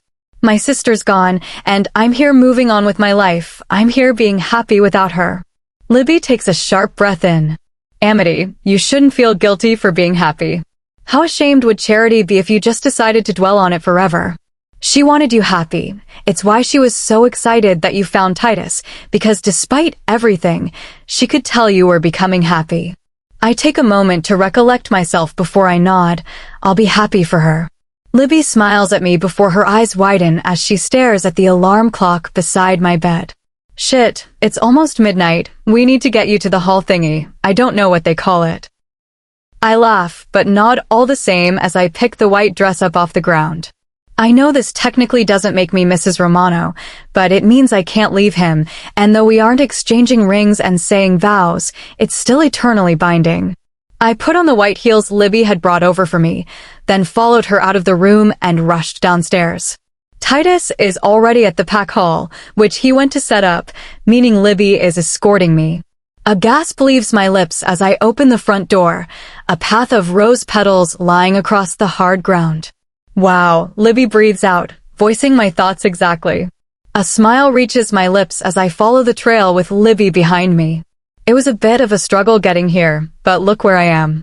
I have a man who loves me, friends who care for me, people who look up to me, I'm wearing expensive clothes, and I'm not hiding the imperfections I'm aware I have.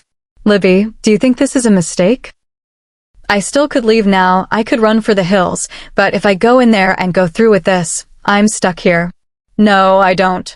I'm still a bit weary of him, but I can see how much he loves you, and I know you're the same, so I think you should go in there and become a Luna or whatever it is. I smile and nod as I enter the building, holding Libby's hand tightly in mine.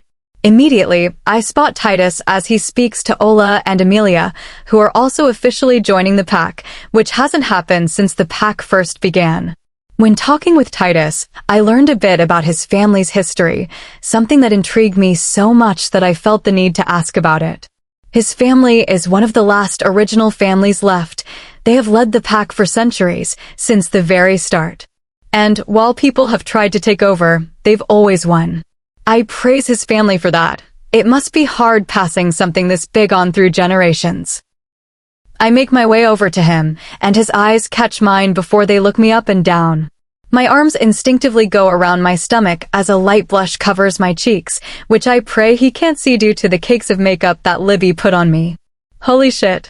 Titus, you really need to get this girl into modeling, Amelia comments as I reach them. I look up at Titus, who's frozen as his eyes burn through me, his lips parted. TD? I question with a smile as I wave my hand in front of his face. He snaps out of it, closing his mouth as he looks away. A giggle escapes me, causing him to face me once more. You're stunning. I smile up at him, just staring into his eyes as he does mine, before a cough breaks us apart. People are arriving. I look back at the entrance to see pack members as they fill the hall. It's showtime, I breathe out, taking Titus' hand in mine. I have to say, I despise the fact that I'm in a wedding dress while everyone else is in daywear. Titus is in his regular dress shirt and pants, whereas Ola and Amelia put on dresses, which I hadn't seen until now, but they're only sundresses. According to Titus, it's another weird tradition that Lunas wear white formal dresses to their ceremony, which is code for a wedding dress. Titus leads me up to the lifted platform as Amelia and Ola follow behind. Meanwhile, Libby stands at the side, being human like me and not being mated to a pack member. She's not part of the pack, nor is she becoming one. I watch as the large hall fills up, causing my palms to sweat as everyone stares at me and only me. Silence, Titus says once the doors close. Immediately, the chatter stops at the sound of his booming voice, the authority in his tone enough to make me shudder. I have called you here to welcome 3 people to our pack. One being your Luna. This has never happened before in the pack's history, as we have been known to be a fairly ruthless pack. So one by one, I shall allow the women in. All three of us sat in the chairs that Titus had placed before he went back to speaking. Amelia, step forward. I watch as my friend stands from the chair and walks to the front, standing beside my mate as she looks up at him. Do you, Amelia Tidy, pledge your loyalty to this pack and me, the Alpha? He questions, his stern voice not wavering. I, Amelia Tidy, pledge my loyalty to the Bloodstone Pack and its Alpha. I attempt to keep a straight face as I watch Titus take the blade that sat on the small table beside him and bring it to her hand. She doesn't flinch as the blade goes across her skin and blood rises to the surface. I watch her as she clutches her hand above a bowl, and the drops fall in before she pulls the hand to her chest. Welcome to Bloodstone. A bright smile reaches Amelia's face as she comes and sits beside Ola. Ola, step forward.